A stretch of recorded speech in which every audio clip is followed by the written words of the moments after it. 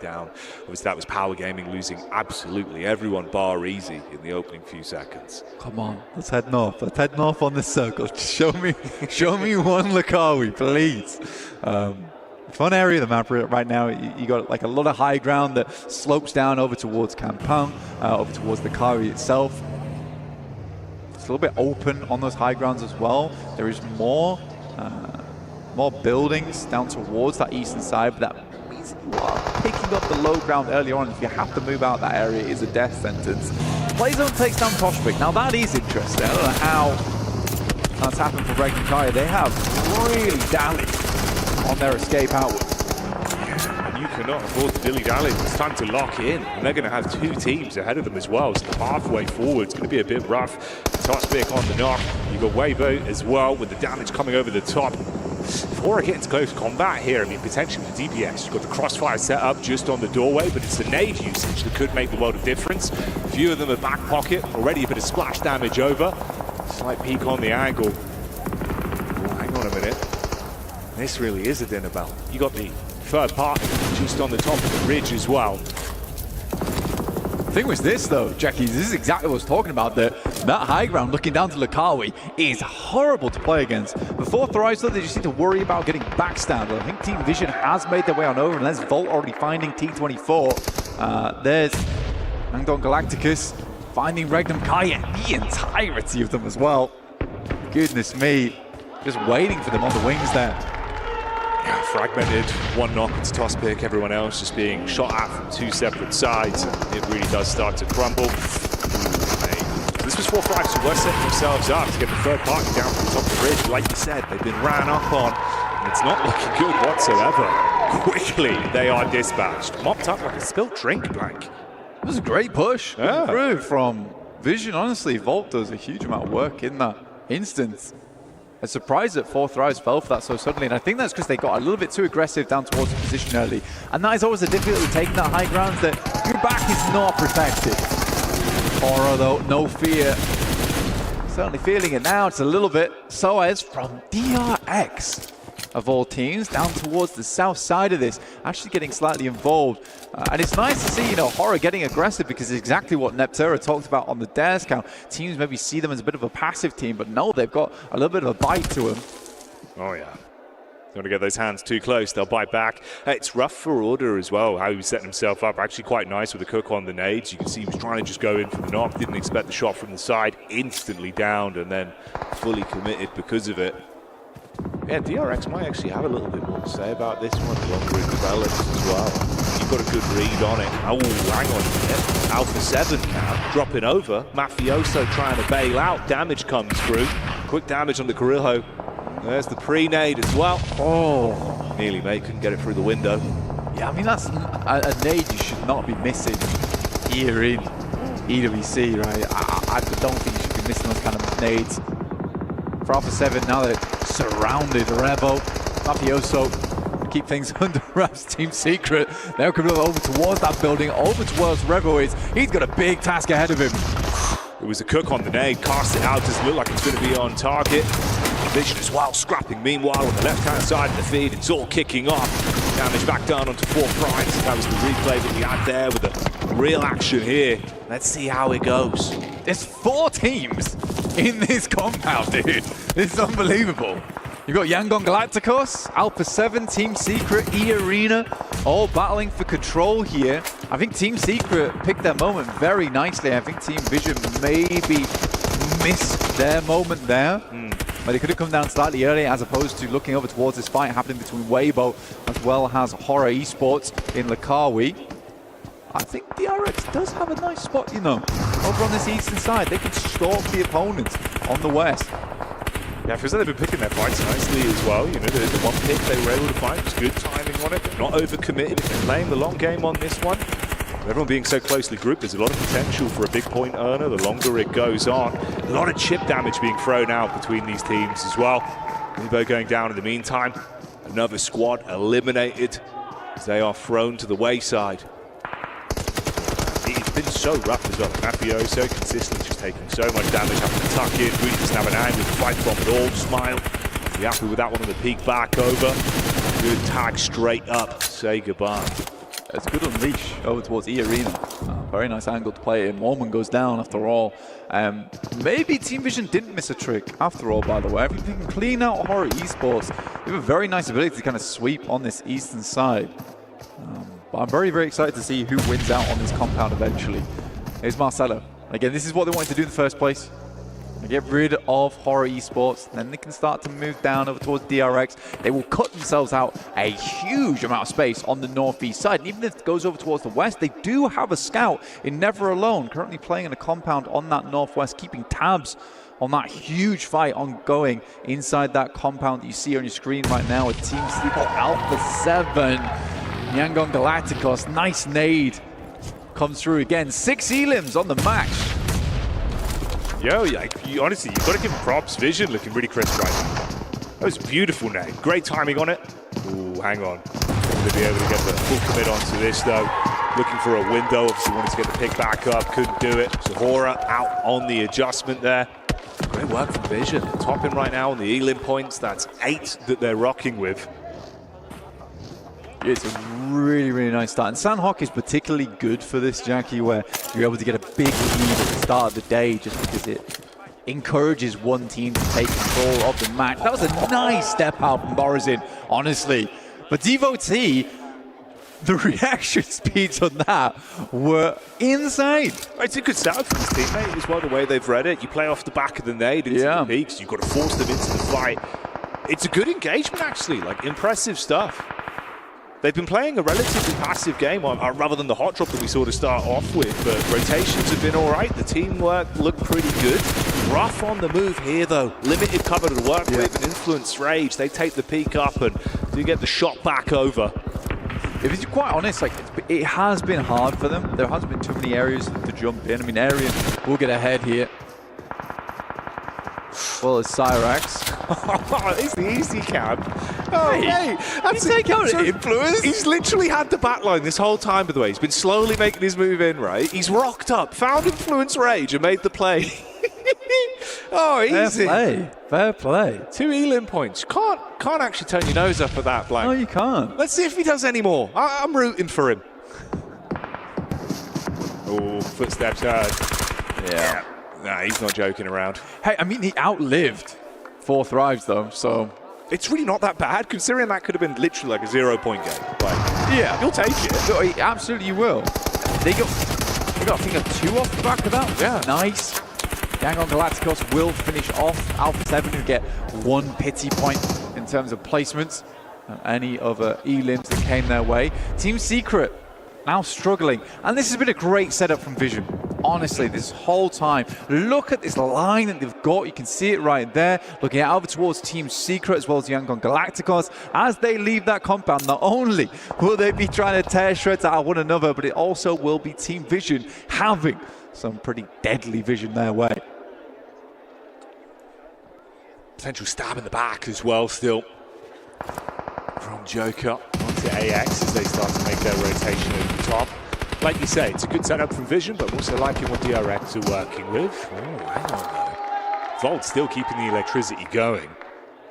More so than anything, right? You're going to have that relatively equal tie right now in the elimination points between both of them. Great game of how they've been keeping themselves involved. It's a nice sprint to at least have an understanding of the rotations in for DRX. Humbin was playing far further out as he's scouting down. Ooh, nade onto the top. Never Alone takes a hefty hit from that one. Got to back up a bit. Team Secret caught in the crossfire as well.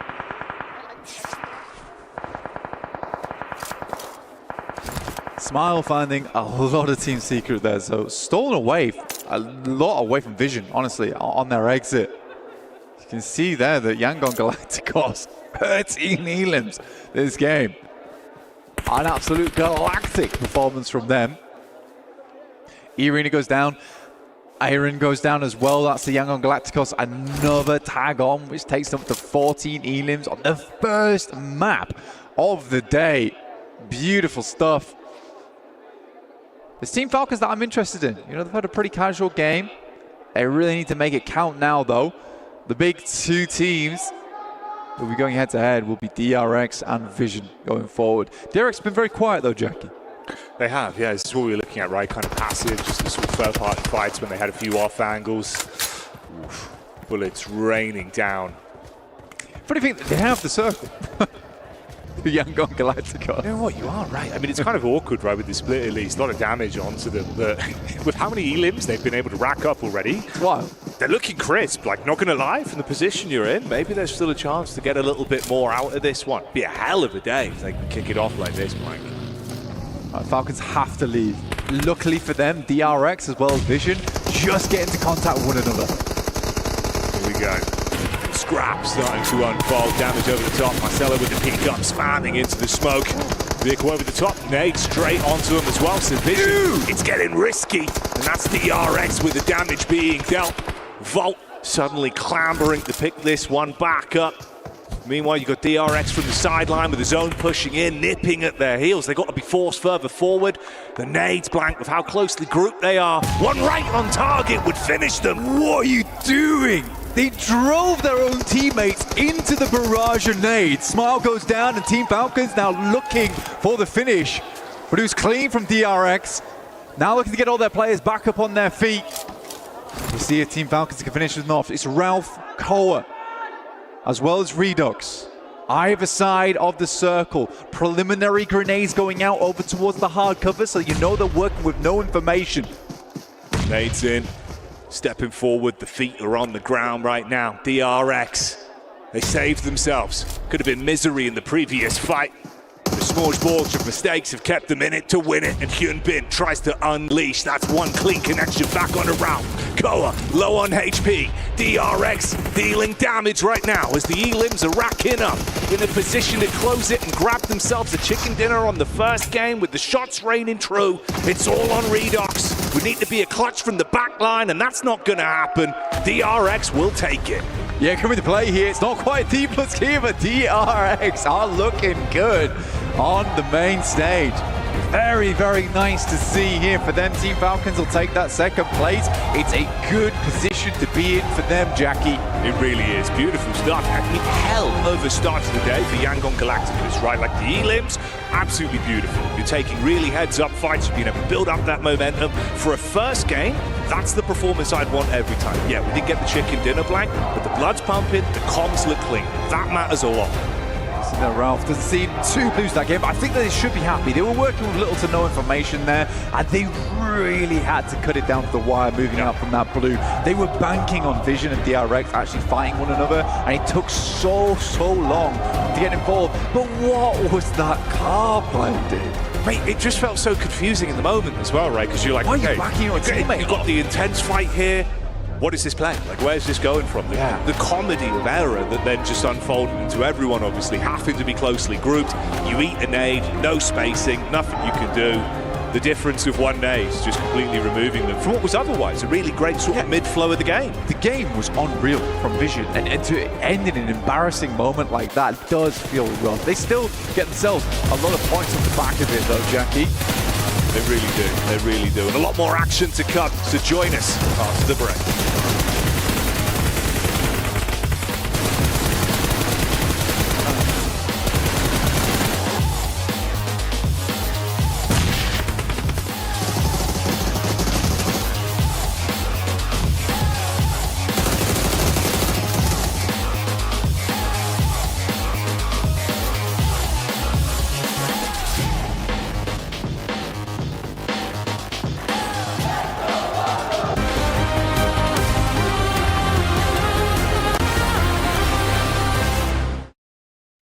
Cybertron's future is near.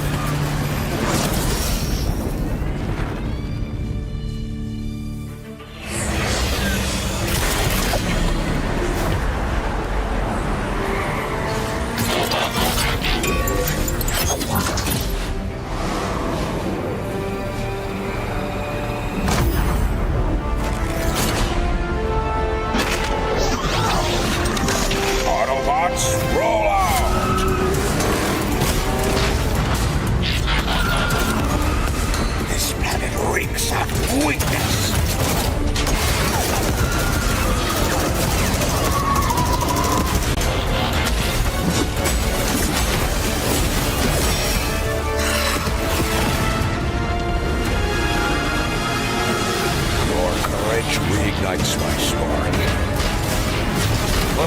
the new lord of Cybertron.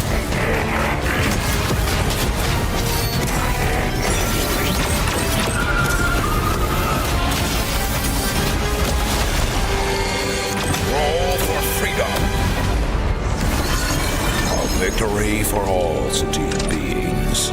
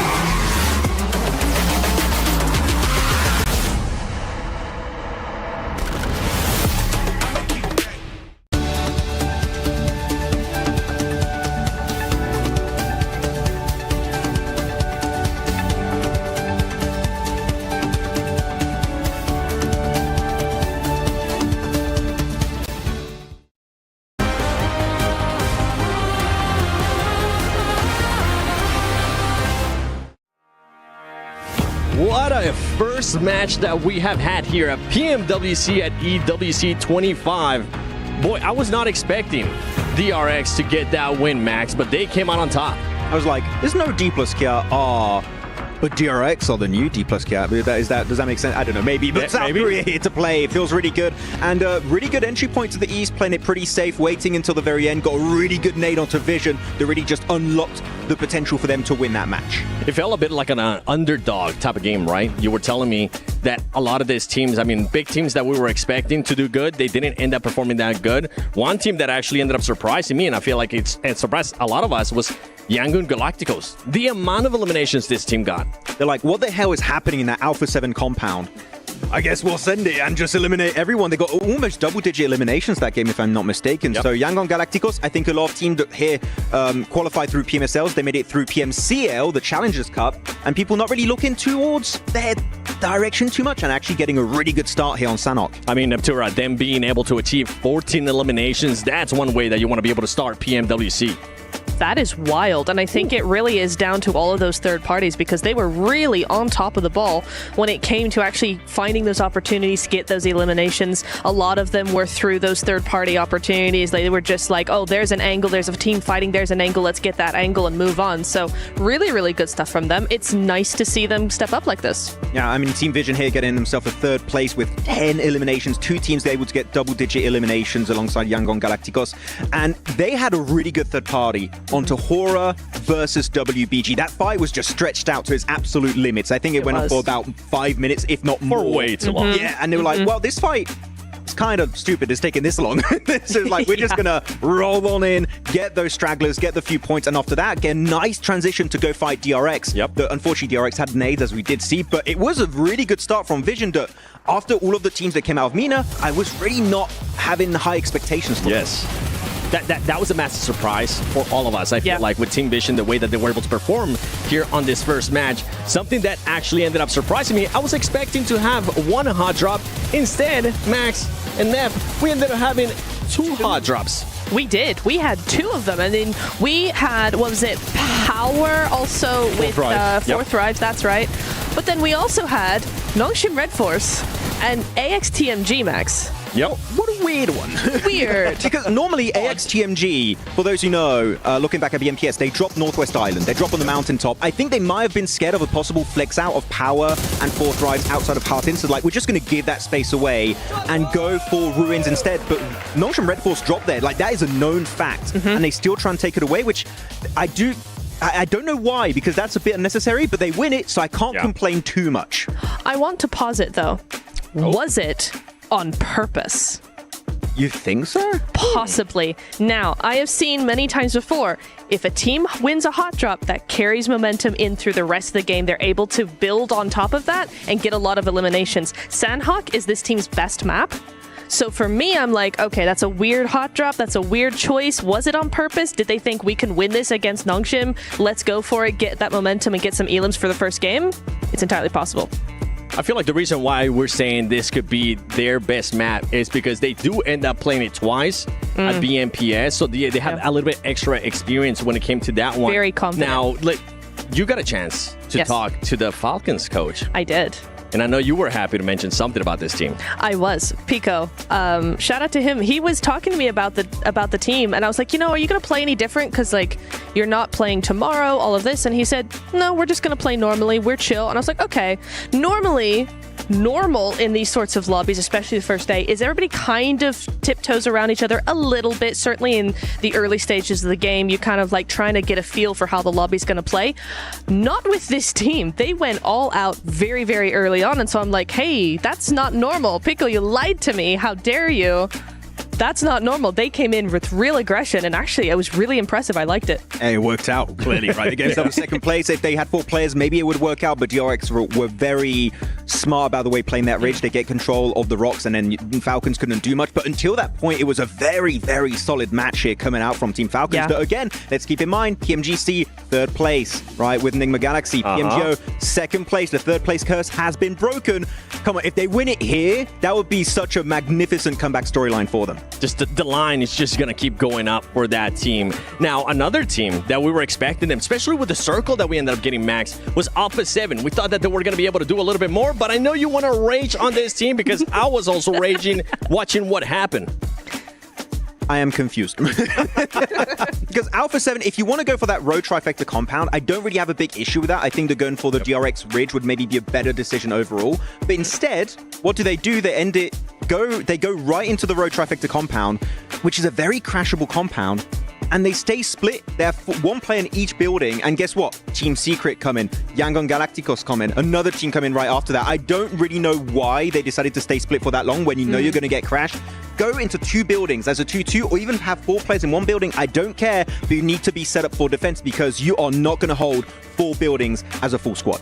No, it's a really, really difficult thing. But those buildings are so hard to play anyway. It's so nadeable, so low ground. It's just hard. So it's kind of like you lose whatever you do, really. It was one of those teams that you expected that team to just stay a little bit compact. It didn't end up happening to them. But don't forget that from July 25th to the 27th and August 1st to the 3rd, log in to Summon Airdrops and collect 2025 airdrop vouchers to enter prize draws for official merchandise, smartphones, BD partner rewards, permanent in-game items, and more. Every participant is guaranteed to win. Additionally, from July 25th to the 31st, vote for your favorite airdrop partner for a chance to receive special gifts from them. Don't miss this year's airdrop carnival and unbox your surprise. I know I'm going to be doing it. Max probably has already done it, and Neptura is going to be doing it too. Now, going back to this game, I mean, one thing that actually ended up surprising me in regards to what you were saying with Falcons is how they were actually able to crash on Fireflux and take control of that southern part. It's crazy, right? I mean, I know Blank and Jackie were talking about it a little bit there, where it's you're not usually able to get up there, let alone silently, especially in vehicles. So it's kind of a bit of a miracle they made it up there to begin with. And then what really impressed me was the follow through. They got the 2 initial knocks, but they didn't leave it there. You saw Raouf actually go into the cave, spot that extra player, and get rid of him. And then later on in that Elim feed, we saw them do it again and pick off that final player. So they followed through with that fight. They didn't catch fall in the cave itself. Yeah. Oh, was it on purpose? I am the bad catch. Was it on purpose? Maybe. He had an entire backstory in that cave where he got spotted out by Raoul. But it was an interesting fight. Cave is always a little bit weird to fight around. Yeah. But it worked out at the end, and Falcons able to just maneuver their way through and make it out. It definitely did. Do you think, I know that was the only Sandhawk that we're going to be playing for today, but going into tomorrow, do you think these teams are going to be able to maybe readjust in regards to the hot drops, Max? If you're talking about AXTMG versus Nongshim Red Force as that one hot drop, I think that I want to see AXTMG give up on it. I do too. Frank, because even though they won? Yeah, because it's a 50-50, right? Yep. If they lost 1 player, guess what? Your chances of making it that far in the game is going to go down drastically. I think you go back to Northwest.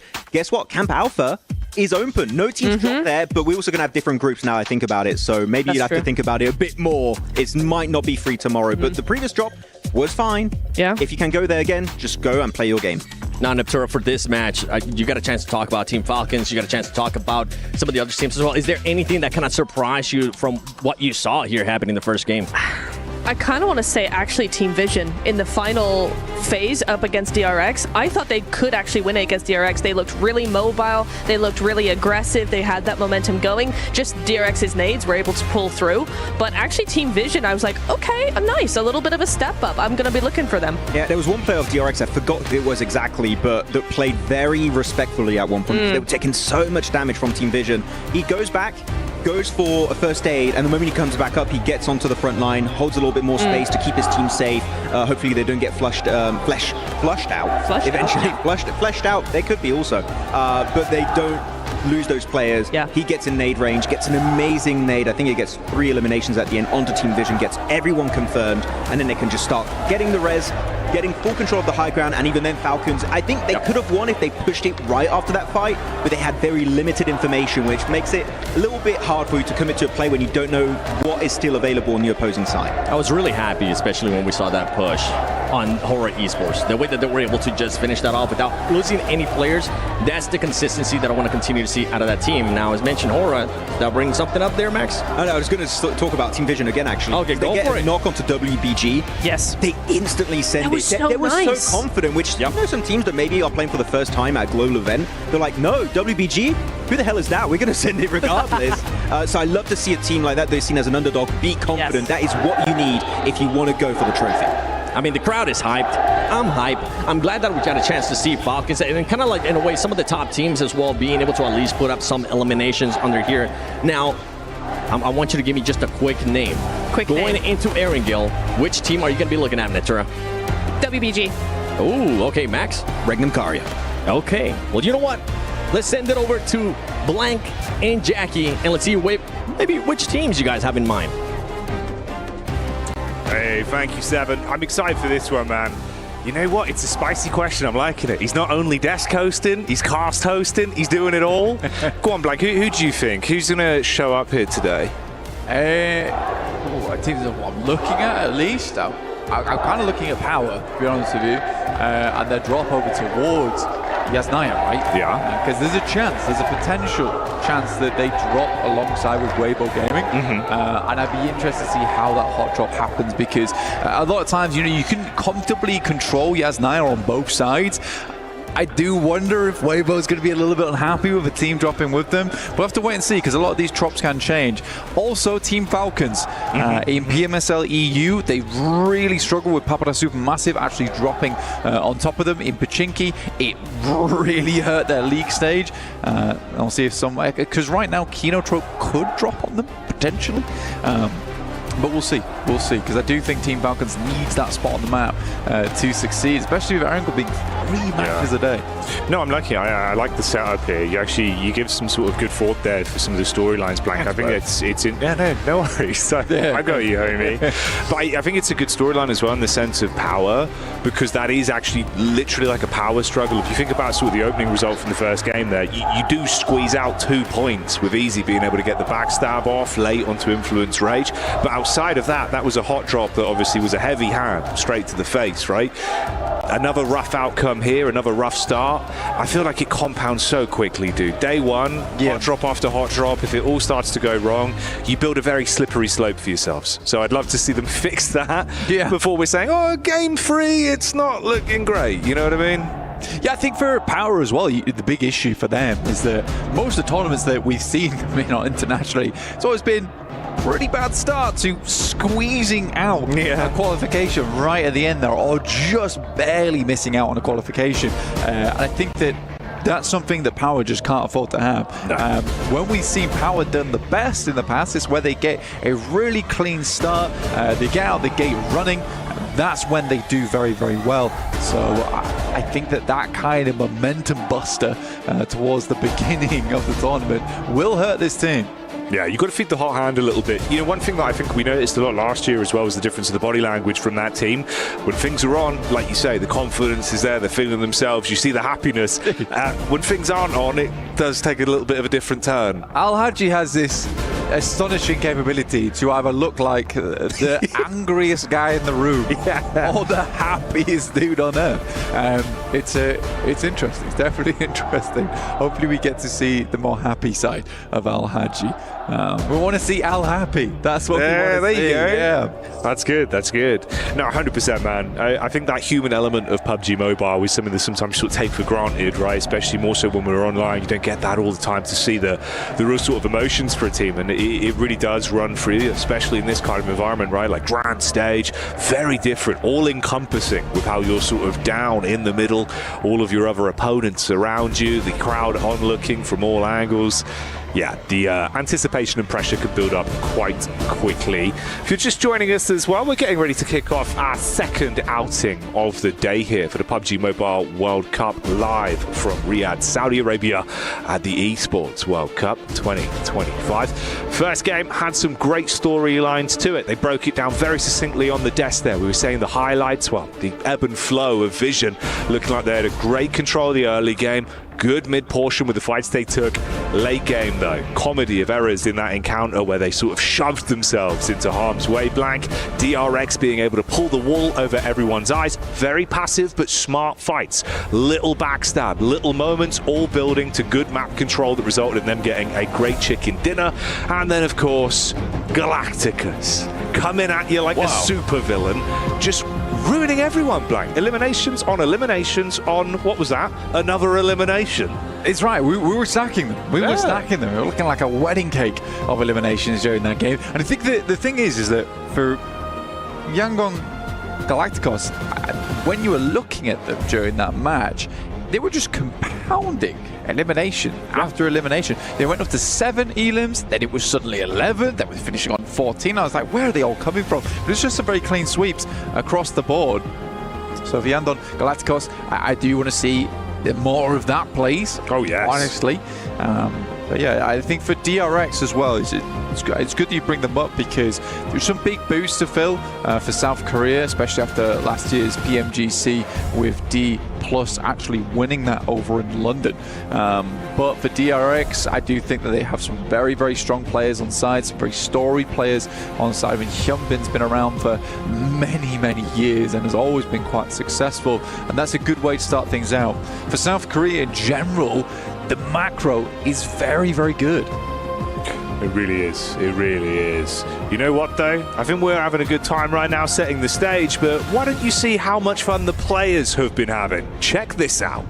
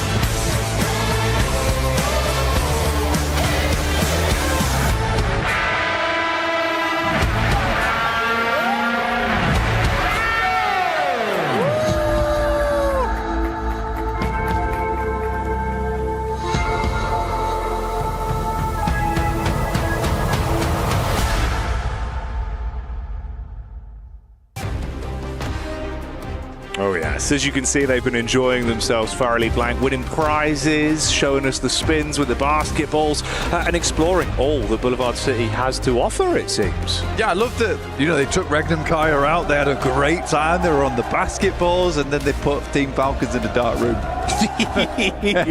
Yeah, that's where they went. They went keep off. them guarded, you know, ready to come back and defend that title.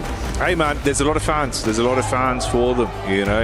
Yeah, the Falcons' nest, they had to roost and wait for them all to blow over. It's cool they've got their own place as well. They can all practice and make sure that they're tipped off and ready to go. And all for the fans that you can see before you. Obviously a large segment here where everyone's getting riled up. He loves doing that. That's what it's like the Wu-Tang, but it's the Falcons, like Bird. It's interesting. Every time that camera's on him, though, He's going for it. He knows. Whoa, whoa, whoa. Yeah. Camera 1, camera 2, I'm on it. Camera 8, yeah, I've got a Falcon for you. Yeah. If you see him in the distance, he's probably doing it. What noise does a Falcon make, Blank? It's like a What's it like glides through the air? Yeah. All right, pretty good. You've owned me there, actually. Obviously, you know, trying to get you to do a bird noise, but I'll take it. It's pretty accurate. That's it walking. Was that its feet? That was it walking. Pretty good, actually. It's kind of realistic. Yeah. Doing my best. Wow. I didn't realise you were such a good Foley artist. Yeah, no, I've got like a tambourine at home, you know, a little snare drum I use as well. Rain stick? Yeah, rain stick's important. Yeah. It was actually me who does a lot of the rain sounds, a lot of the movies. Really? Yeah. Well, little known fact, you might not know this. All of the gun sounds in PUBG Mobile, that was you. That's me. That was actually Blank. He did those with his mouth. Like, kind of impressive, really. It is. It's basically all the gun sounds that you hear is me walloping my lips against quite a hard material. And then I pitch it right down. Yeah. And then bass boost it. You were saying you could do the DBS live, though, right? That's one you just do normally. Yeah. Do the acapella for the DBS. Give me one. Yeah. There you go. That's crazy. Yeah. Wow. It's quite scary. I felt like we'd hot dropped. You know? Yeah. Wow. Look, man. I'm looking to really improve on the S12K at some point. Because we're using the silencer on that thing. I quite like how it sounds, just no bass. Right. Okay. So I think we'll be looking into that one. How did you do the explosive bow? Was that just that takes some time? That one sounded quite intense. That was difficult. I actually had to procure an actual explosive bow. Really? Yeah. I see. Well, that makes far more sense. It was pretty tight timing as well. Yeah, I suppose they wanted it on a Tuesday. It was a Monday. I had to string the bow myself. God. Yeah. Damn. All right. Well, there you go. That was our new segment we're trying out here. Yeah. Facts with Blank. Yeah. On basically instead of arrows, I was just using fireworks. Yeah. Wow. There you go. So, all right. Brilliant. That's what we've gone for. If you enjoyed that, let us know, of course. Check that out. Yeah, check that out. Some more of this. Huzzah indeed. Of course, just waiting to get underway here with our second game. If you're just tuning in and you're wondering why you got some developer commentary going on and you're learning about how all the gun sounds are made in PUBG Mobile, well, don't worry, you haven't tuned into the wrong stream. You are in the right place and at absolutely the right time. And I think definitely, Blank, one of the ways I've described this, mate, is it is the right time for everyone but Alpha 7 in that first game. That just felt like it was so uncomfortable. The fights that they were thrown into, trapped in the compound, looking a bit lost, and they do look a bit deflated, I'm going to be honest. I'll put it. For the rest of the team, maybe I look a little bit deflated, but I don't think I've ever seen Brevo like not looking like that in an international. Fair enough. Yeah. Unfortunately, I suppose the bar, like you got to think about the bar. Even when he won, it was a severe look. It was a pretty we've done it. Yeah, and then hats off to the guy. I saw a small smile and a couple of tears when they won. And that was really heartbreaking. Pretty mint. That was pretty heartbreaking for me as well. It's the most emotion I've ever seen out of Revo. And I was like, damn, this actually does mean a lot to him. It's got through his tough exterior. We got 3 tears out of Revo, which is a big deal. Yeah, it's mad. You don't really think of tears as individually, but no, you don't. Free but for Revo, economy. As soon as that third one formed, I was like, damn, this This is big news. He loves it. He's really happy. But yeah, obviously not happy at the minute. We'll see if they can perk themselves up though. It's going to be a bit of a rough day. The thing is that technically they had the right idea of it. Of where they wanted to play and why they wanted to play there. I think just a lot of other teams also had the same idea. And then Team Secret coming in later to backstab them is just tough. I think it was more just the, it's one of those where for a team like that, we know how they can be when they're at their absolute best. So obviously you kind of look at it with a bit of a different microscope, right? You're painting it with a different brush. So it's when you're looking at it with the fire where they set up, you have the compound to play off, but some of the missed nades, some of the missed timings on the peaks, it just felt a little bit like it's not hitting instantly. You know, they've not woken up. It's all clicked. They're like, right, boys, we're back. Let's do it again. We could be the 2-time. We could run it back. Hyped up off it. It felt more like, okay, we've got to get into this. Like, wake up today. Let's take it bit by bit. And that's kind of what I was wondering is how they'd look here specifically. Because I feel like it's a different caliber, right? It is. You've got so much emotion tied to this event. There is a huge amount of emotion tied to this event. And funnily enough, we actually got a little bit of a surprise interview for you with Team Falcons. I'm going to check in with them, see how they're doing coming to this tournament.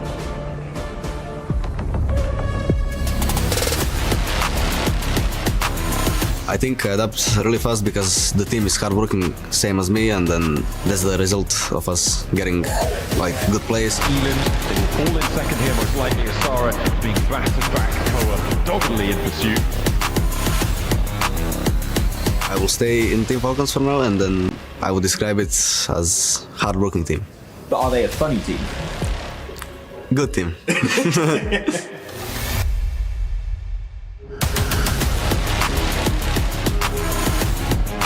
To be honest, I can deal with that easily. I don't have any pressure, even like between the fans or anyone. So I want to be remembered as PMWC champion and MVP. There is a sense of circle that's there for them. Ooh.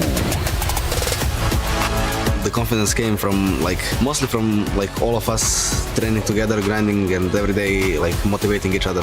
It all depends how my teammates play, because nobody can play alone.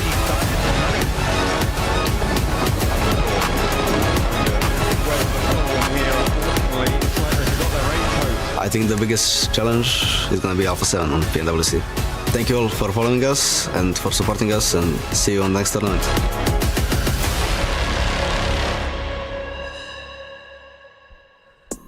Cool, with the Alpha 7 call out right away there. By the way, we are getting ready for the second match of the day, but we just want to take a little bit longer to get a chance to talk to you guys because, I mean, we got 2 hot drops in the first Sandhawk, Max. I wonder if we're going to be getting a little bit more hot drops here going into the first Erangel. Theoretically, 2 could happen, right? We got one in Milta that's going to be Influence Rage versus Power. Power did already fight versus 4 Thrives in Houghton last game. I don't think they want to do 2 back-to-back. They lost versus 4 Thrives, so hopefully they can avoid that one. But the very important one here is going to be Regnum Karia versus AXTMG in Rozhok. You said, Niptura, last game, maybe they want to make a statement, start off hot, have a little bit of momentum. Do you want to hot drop as AXTMG Regnum Karia? Absolutely not. I thought you were going to say just absolutely. I was like, No. are you crazy? As much as I love Nongshim and Regnum Karia, 2 different breeds at cat there, especially on an Erangel, right? Sandhawk, it's all up for debate really anyway. You can drop somewhere, but it doesn't really matter. Erangel, these drops have been decided, have been practiced time and time and time again. It's just the map that is the bread and butter. So you better be really confident that you're going to win if you're going to hot drop Regnum Karia on an Erangel. Especially Rozhok. When I think Rozhok, I think Regnum Karia. That is the first team name that comes to mind. So if you're AXTMG, if you want to go there, you better have a game plan in mind, because that is not going to be an easy hot drop like early on Ruins. I mean, if they're going to go for it, we know that they can win a hot drop. They were able to showcase it, but I want to refresh everybody's memory and just take a look at the match ranking from the first Sandhawk so we see where everybody's currently standing. I mean, DRX coming out hot there with the win, 19 points. Yangon Galacticos, we mentioned it earlier too. Just what a massive surprise for me and Neptura, being able to just collect those 14 eliminations and then you just keep going down that list. You do indeed. And actually, I think there's a lot of teams on the top of that list, 1 game in, but that we didn't really expect to see. As you said, Sandhawk was kind of the underdog game coming into this. I mean, Yangon Galacticos, you've got Team Vision, you've got E-Arena, I think, has got a lot of hype, but not necessarily a lot of sort of backup with that. necessarily. There's a lot of people who don't know who they are, and so I feel like they have actually come into their own. Something to keep in mind too is look how top heavy that first match was. Oh, yeah. Like 6 plays, you go from 10 all the way down to 4, and then you just keep going down 2 and 2. So this is something that a lot of these other teams got to watch out, because if they do have pop-up performances, I mean, we're talking about how insane this lobby is. It showcases. If teams pop off, they definitely pop off in a massive way. Oh, we got so many 0 points. Yo. Look at those. Are those the 4 teams not don't playing look at the today? donuts. No, they are playing today. Please, sir, can you spare some points? We would love some at the bottom of the ranking. But it was, as you said, 7 them very top heavy. Actually, we saw some decent points coming in for Team Secret and E-Arena. I had a very funny chat with all of the SEA talent lineup. And the Indonesian talent, I asked them, do you guys think there's any team from SEA that could win here at PMWC? And they instantly, I'm talking not even a second to think, all said no. They think no. They said E-Arena, maybe they could win, but they said Team Secret no, and the side of Alter Ego no. So that's quite surprising, because they have been favorites in the past, but They have. even the local talent said, it ain't happening, bro. I mean, it does seem like it's going to be just one of those things of we got to be able to get to see more from them before we start putting our faith in them. Well, we've been talking about Sandhog. We wanted just to do a quick little recap there on what happened and just show everybody what's happening in regards to the match ranking. But I think it's time. I think it's time we send it back to Blank and Jackie for the first Erangel.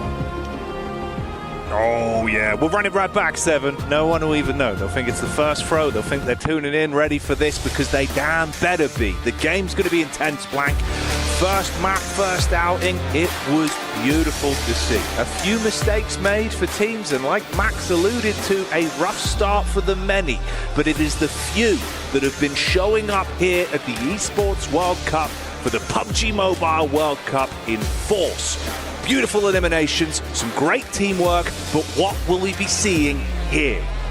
It's exactly what we want to have happen on our stage right now over on Erangel. We're going to send it back over to the old classic. That was good, I like that. You did? Yeah. That was decent. I told you, decent Foley artist. Yeah, man, I got it. Sounds down. But match number 2 out of 18 here right now. This is Group Red versus Yellow. So we'll have the groups shifted up a little bit tomorrow. Look at this, down towards the south side of the map, coming from Primorsk all the way over towards Milta Power. Weibo Gaming down towards Primorsk, a really nice spot to start off in as well, to be honest with you. I think anyone that can start off in Primorsk on this kind of playing path does have a big advantage, especially because you can line this western coast as well, pick up a lot of vehicles, have control over towards Quarry, a massive amount of loot to have over down towards Primorsk. So yeah, very, very good beginning there for Weibo Gaming that have suck over towards Sosnovka. Yeah, quite a wide split for the scout. That's a groin-splitting split. I don't think like what was his name? Jean-Claude Van Damme? No. Yeah, Was it Van Damme? Yeah, with the jeans, Yeah, it was Van Damme, wasn't it? Yeah. That would be the guy. That's what we're watching here. So. The Van Damme split. Van Damme split, you're not wrong. Oh, okay. So obviously we were alluding to this a little bit. We were setting up the fact that Power could have had a bit of a drop on the Weibo, but it's not what we've seen. Instead, it's Influence, Rage that are here, actually getting a bit of their own back for Easy, who had the flank in the first map. Obviously being able to instantly get the damage out. Al-Haji, not ideal. A big man for the team, but not able to deliver on that first encounter. For Dan as well, you have eaten that nade. Ooh. But hey, Dan, just down. And it's unfortunate to see, honestly. I think what typically happens with Aiden is that when Al-Haji goes down, he really struggles. When he's up, he plays kind of centerpiece to that role where you do need him on the off angle to support Al-Haji when he goes to those pretty insane rollouts. But yeah, now just Ragnar and Easy try and make it happen. Got the doolies. Trying to bait on a peak. Wild spray of bullets, but teamwork's there for the close quarters engagement. It's not ideal. And again, literally the same story, bro. This is the worst outcome, right? Just Easy left alone as the solo, if he even makes it out. But everyone's gunning for him. Want to confirm the full wipe on the squad. And that'd be Power Gaming going down as effectively the first full knock. in both of the maps. Elevated angle over the top, looking to dive onto him, will eventually clean up. Took a bit of time to find it, but Easy's gone. You can get the save back onto him there. So power out. Spat out his chewing gum. I'm so happy about it. Success. That's a successful push. They chew down over towards power. I'll tell you that right now for Influence Rage. It was fresh, mate. Yeah, I think honestly on Milter, there was no way that Easy was getting out from there. You're backing it up to where he was. It was just complete open ground. There's a couple of buildings, and they would just isolate his position, located him, targeted him fairly quickly. But it's a quick cleanup over towards Milter as well. It was. Obviously, we were kind of setting this one up with a bit of a breakdown on the split situation there.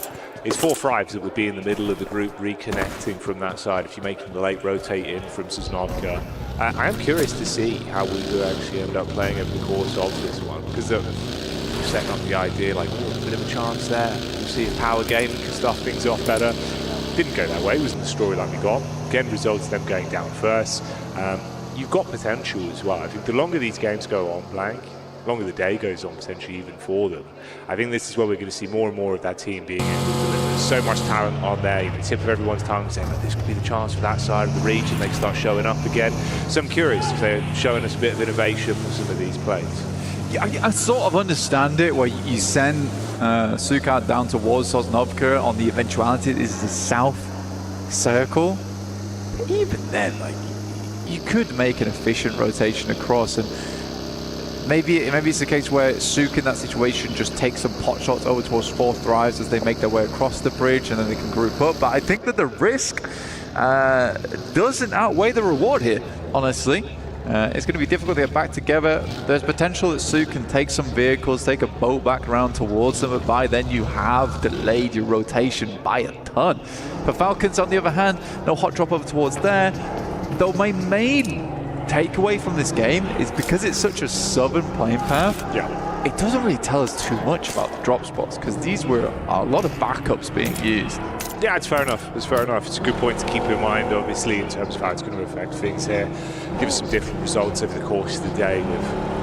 I was stressing going into the next match. They're like, do we want to drop Yasnaya? That's what I'm saying, bro. That's the awkward part. Because obviously, once it kind of is forgivable and it feels a bit rough and you can fix it, the second time it happens, that's when it is instantly like, we're at the halfway point of the day, boys. Like, yeah. It's already creeped up on us, you know? How do you fix this? You have to get the screwdriver and kit out, figure out where the loose screw is.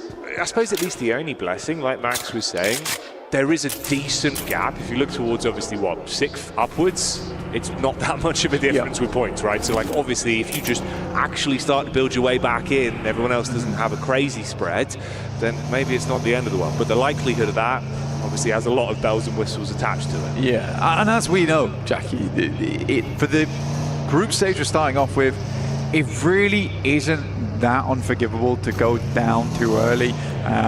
We're going to get 8 teams going through towards straight through, and then we have 8 teams going through to the survival stage, battling it out, right? That's what we want to see here. So there is still a lot of chance for our squads to remain in this one for a long, long time.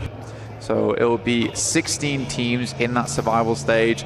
8 of our top teams will be heading straight through towards those finals we'll be playing later. So we won't really see any teams or their keys being crushed until after that survival stage. Yeah, you've got to wait for the spectacle. Like Barney was teasing, when the iris opens, sparks will be flying. So you won't want to miss that as the action develops here. I was kind of hoping a little bit, actually, we would get a run-in between these two with how good Yangon Galacticus looked into the previous matchup with Alpha 7 on the roam over. And it's DRX in the back line, so potential for the rotates in actually being quite spicy when the fights break out. Yangon Galacticos pretty close towards what I would say is a fairly central position. Now roaming around towards gas station, and that side of the map pretty barren over towards the pizza slice that just sits on the northwest side of the map, which is very, very open. You don't really want to play around there. Always do find that cross from shooting range off to that eastern side is a bit more awkward, which is why you're seeing much more teams down towards that southeast around Yasnaya. and staying far enough away from the field. So there's a lot of treacherous zones here that you don't really want to go into. I'm sort of surprised we don't have any teams trying to bank over towards Rozok. I guess for Regnum Karya, they're keeping a player back in wild so he can quickly dash back over towards Rozok if needs be. Yeah, that's fair. It's fair. Let's see though. Let's see what this is going to do in terms of the shift and how the zone rotate will affect things. Blank obviously favors more central overall. Actually not too bad really, especially in terms of the group that you've got there. So DRX still being able to play on the outer edge, everyone else making their move in. Falcons obviously slight adjustment there. Pachinki obviously open entirely as well, so we're regrouping up. It's a late rotate in through the blue for Weebu, and they'll have their focus in on a little bit of a late joining. I think, honestly though, for the circle, pretty rough. You have the entirety of the fields right here on the map, which is just bare open ground, and then the pizza slice that I was talking about earlier, which is on that southwest side of Stalba, where the two roads make that kind of triangle slice. That is fairly open too. So this is pretty tough for a lot of teams to remain, and I would probably bank on at least 2 or 3 teams going down over the course of the next circle, maybe circle and a half. Definitely a lot of potential. Not much cover to play with, limited opportunities for the compound, so fights could be coming your way. Absolutely, you're right.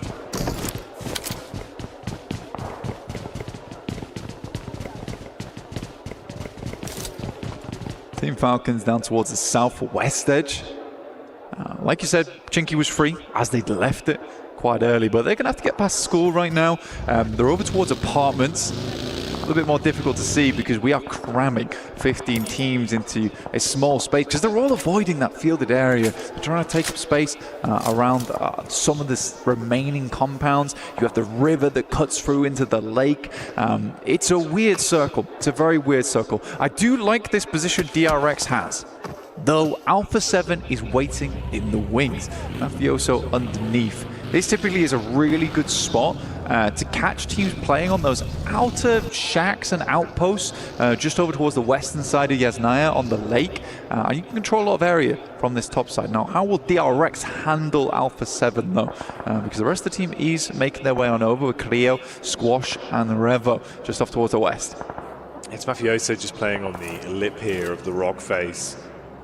He's had the vehicles approaching, the engine giving that away. Just tucks in, has to play on the off angle realistically. If they peek into him, he seems like he's got a good read on the situation at least, but spacing from the teammates relatively far. DRX trying to get a lay of the land, assess if anyone else is coming in from the other side. Didn't actually find him. He pushed up towards the rock face as well on the peak.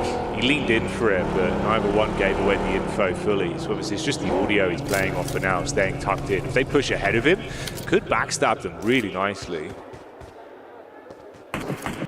They have no idea. They're properly confused on what's occurring. We're going to get our next circle. And it wasn't as treacherous as I thought it was going to be.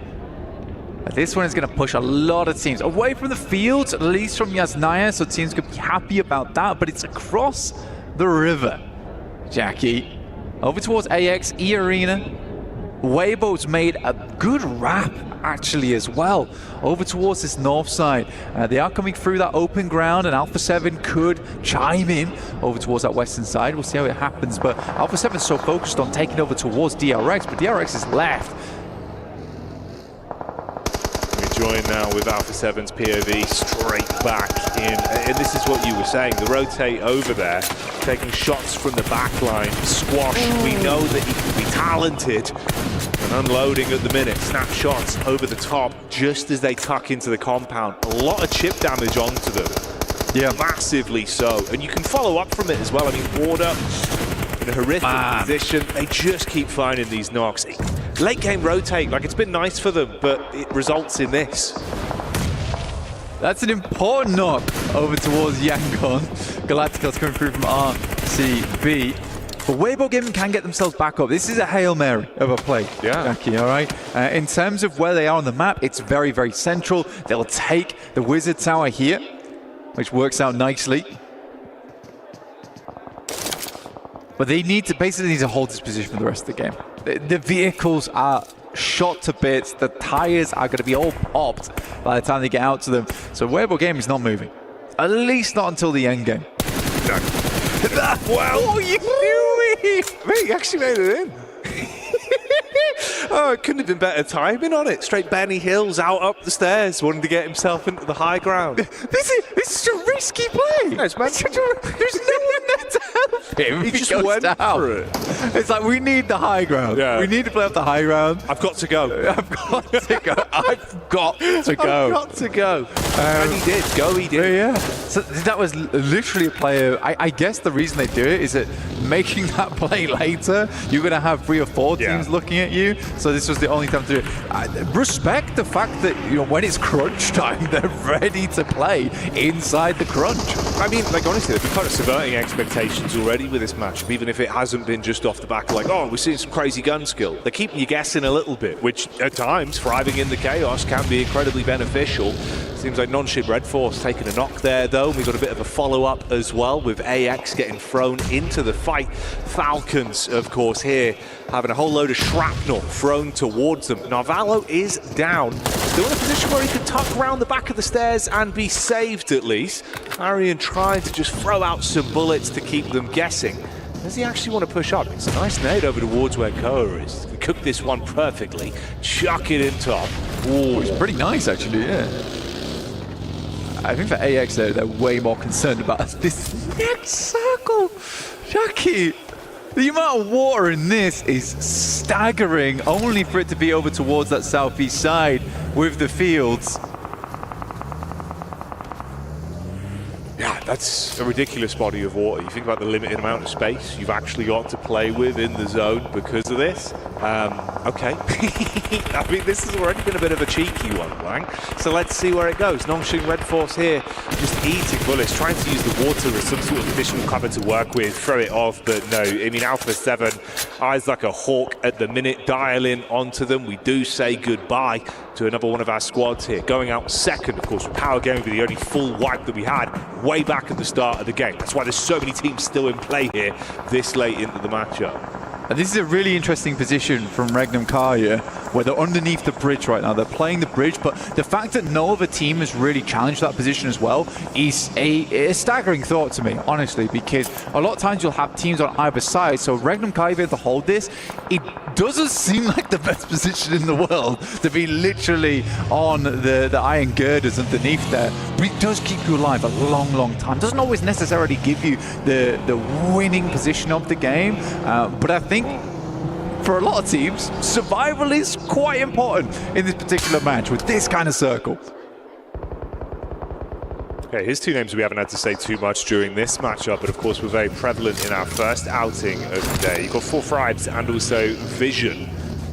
We're both fighting down towards the outskirts. Similar kind of setup here, actually, with some of the teams that could be going head-to-head relatively soon. AX on the force down with E-Arena coming in from the back line.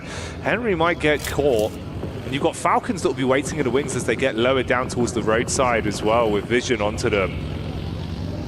Oh dear, Blank. Potential for some interesting little bouts here. It's a wide spread, though, from the arena. So they've got a lot of a lay of the land onto it. They can try and get a bit of vision onto the backside with DRX and Alpha 7.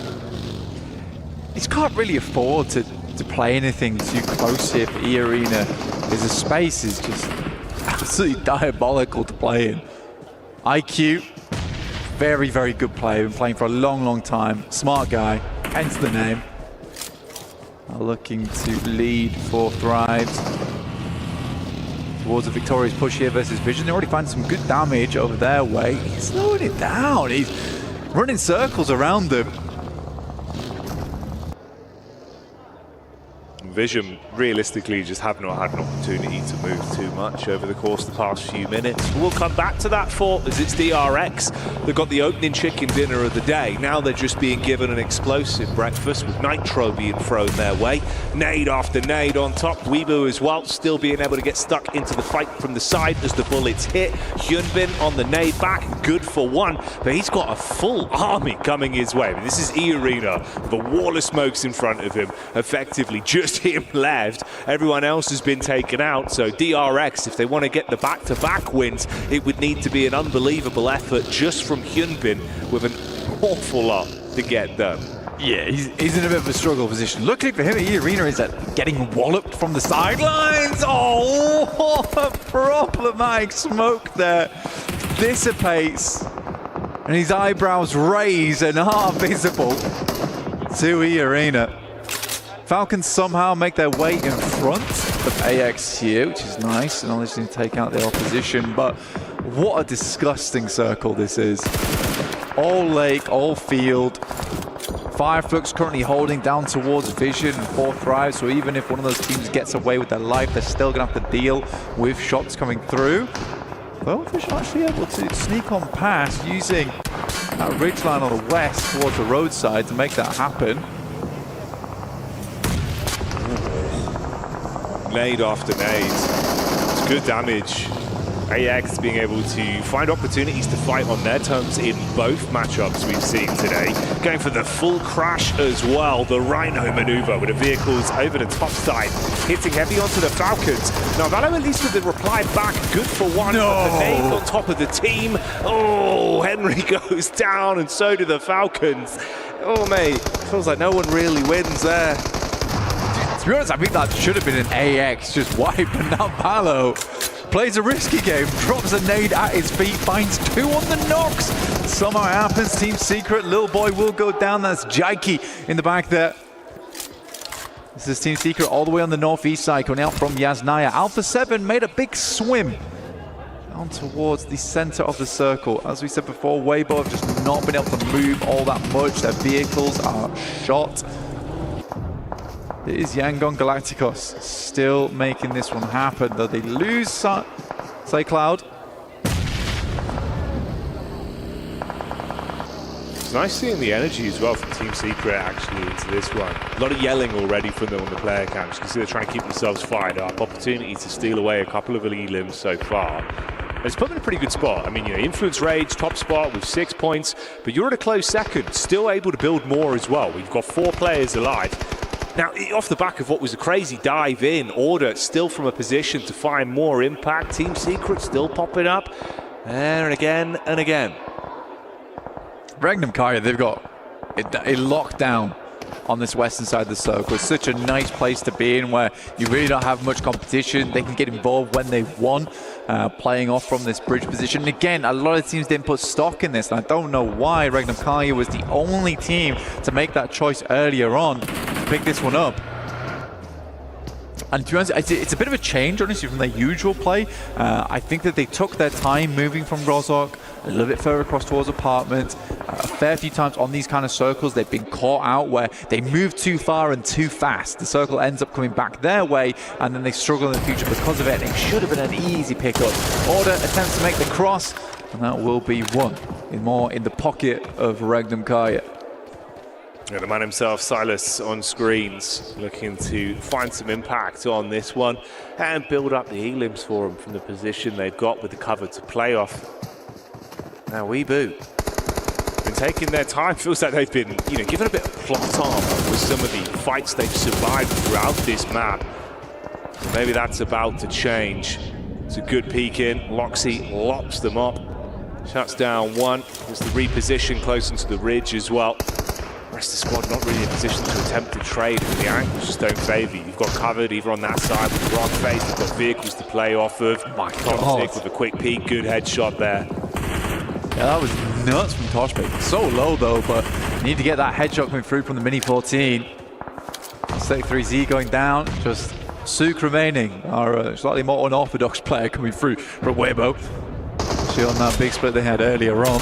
Alpha 7 do make it across, by the way. They got a heavy amount of damage, but managed to make it happen.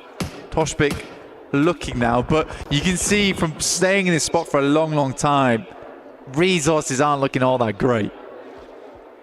Yeah, running low. That's the factor that could come back to bite them the longer this one goes on. I was curious to see if things would keep developing in a good manner for Team Secret as well, as they had a nice little bit of choreography there for a while. They were finding fights where it looked like it was working well. I mean, up to 6 elims, but they've been shot in the back. They do at least still get the knocked player back up, so it's going to be okay to reset from it.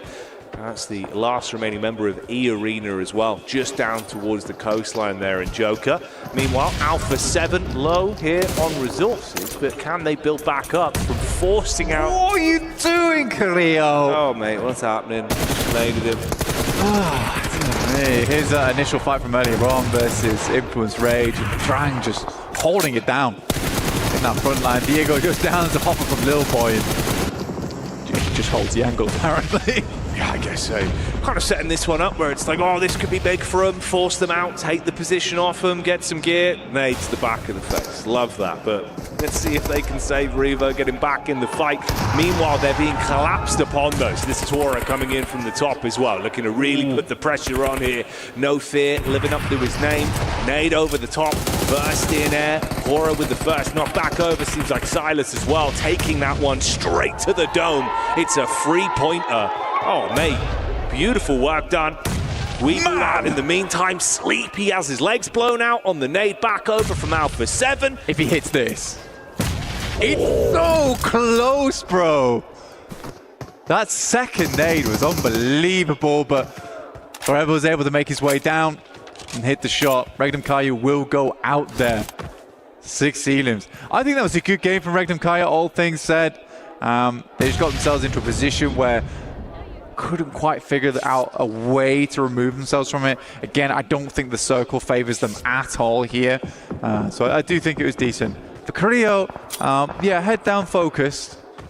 Definitely should feel a little bit guilty about what he just did over towards Revo, who was revving up to get a good nade over towards Regnum Kaya earlier. Yeah, I mean, that's the thing. Like you say, if you can at least recover it individually, then it'll be all right. We can forget about the bad times and the possibility of it maybe being better than it should have been. But we'll go from here.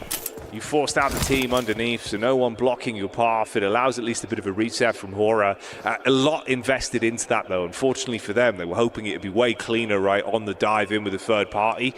You get left with just 2 players. It is going to slow you down. So many nades used as well from them. So back pockets relatively empty, and there's not much to pilfer from what was underneath the bridge. Yeah, this is such a weird circle as well. You do not see this kind of circle for many, many months at a time. It's a very, very odd one. I don't think I've seen the circle end up around here for a long, long, long time.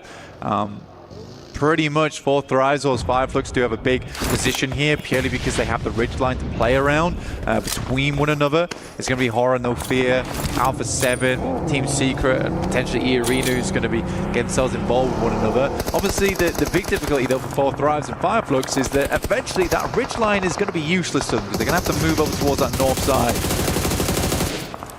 Well, Horror might have just outlived potential expiry date they've had on this one. No Fear, the last to fall, as Revo will get revenge for the damage back over into the previous encounter towards the bridge. And he can save his teammates. You also have 2 of the Alpha 7 squad alive and kicking, trying to play off each other here. Let's see, maybe they can build themselves back in, have a great start into the second game of the day, and show us the reigning champs have a lot of fight left in them. Team Secret though, Blanket, I'm curious to see actually if they could show up on this one. It's been nice from some of the mid-game fights that we saw them taking, and I love how fired up they look. Like instantly into this matchup, they're yelling, they're going for all of the good comms. That's not what you want though. Sideline shot back over, quick trade, headshot onto Revo with a mini 14. It's a nice knock again. They're feeling the pressure from this position. It's bad though. This is the worst time for Revo to be able to find a shot like that. For Alpha 7, they're far into the circle already, but this next one's going to start to push them. And to be honest, in that moment, Team Secret likely wanted to start finding a bit of a foothold in the future. You can see Fireflux here locked into the tiniest ditch available, and the circle is going to continue to push them further inwards. I like the way 4 Thrives is playing this. They've got that lineup, so even if Fireflux are able to send a nade across, they've got way more space to play in, and they are taking advantage of that space as well. So these nades have got to be absolutely sublime from Fireflux. Had a decent amount of them to work with as well, and you can see how they're setting this up. Good comms on it, slightly staggered with the nades going over. Looking to make sure they can commit onto the knock player just a little bit shallow. It's such a substantial distance though. Definitely trying to see if they could force out 4 Thrives members and punish them Oh, this could be good. Perfect timing. Waits for the peek up. Slap back over though, Blank. It's not for free. They're actually able to at least get a quick trade onto him. So good heads-up play. The Bush had a framework made of metal, stopped that buggy in its tracks. The Five looks ruined by that moment. They really just wanted to get across and start taking shots to the 2 players remaining from 4 thrives. In the meantime, though, Madcap will go down, as will Scarface, and it's looking pretty grim right now for Fireflux. Alpha 7 and Carrillo, as well as Revo, I mean, that is a dynamic duo and a half, and they could make something work out of this game. Potentially so. There's always a chance. There really is. Fortunately for 4 thrives, now it's just 1 that has to thrive. That's all that's left for them. And like you say, a bit of a split there. 2 teams in terms of the battle of attrition that do have 3 players alive, but limited resources to play with, and the cover really isn't there for most of these squads. So closing the gap between one another, it's risky. It's all or nothing. You've got to peek in, off your teammates' contact, and commit to those elims. You can't mess around on this one. And Secret looking very agitated, obviously aware of the Alpha 7 position, knowing it's do or die on the peak. For Team Secret, the lucky thing for them is that they have a lot of hard cover in front of them, and those rocks, as well as the tree line. This is wild from 4 thrives, but they knew where Ketch was, and they're just looking for 3rd place. It's a smart maneuver. They're going to confirm points. I actually like a team that does that, that takes it into their own. What? Okay, goodbye Team Secret. That's how that goes, mate. The damage over the top with an aid, and the absolute aggression from Alpha 7 that throws us back into a head-to-head 1 versus 2. Revo looking to let it rip on the shots over the top, and there you go. Alpha 7, your reigning champions. They might have struggled on the first game, but they're back. They mean business, and they take that one home. I mean, that's an apology and a half from Carrillo. I'm going to win the game for you. I'm going to win the game for you. Trust me, trust me. Yeah, I don't know what happened there. I mean, I was praising 4 thrives for the fact that they knew where Ketch was, and they were like, we're going to just secure a 3rd place. We'll leave Noki behind, and then he can try and go for a 2nd or a 1st if he's lucky. And in that moment, I think Team Secret gets so flustered, they just get torn to pieces. But there was so much opportunity, in my opinion. It's 2 guys from Alpha 7. They're more putting presence and everything behind those rocks.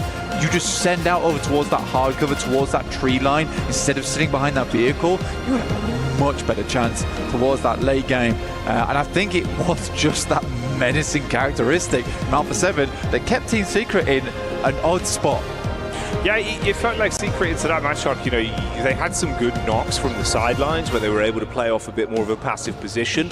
But by the end... Talking about the grenade! Yeah, I know. He's just giving it. He's just giving it. Yeah. I mean, it is ironic, right? That was the only outcome. Like, you gotta just win it. If you just win it, doesn't matter. We'll be fine. And that's what he does. That's what Alpha 7 do. And you are going to wait until we're back in a few moments' time. We'll see you in a sec.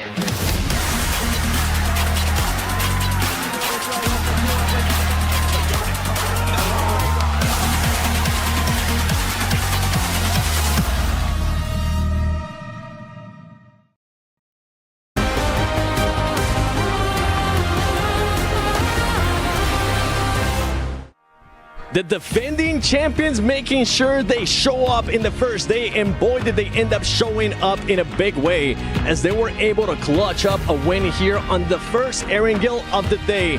Max, I'm going to be sending it to you right away, and I'm going to be calling you out because you kind of did a bit of a reverse curse on them. You were saying this team is just going to get absolutely eliminated with the rotation that they were doing with that swim play.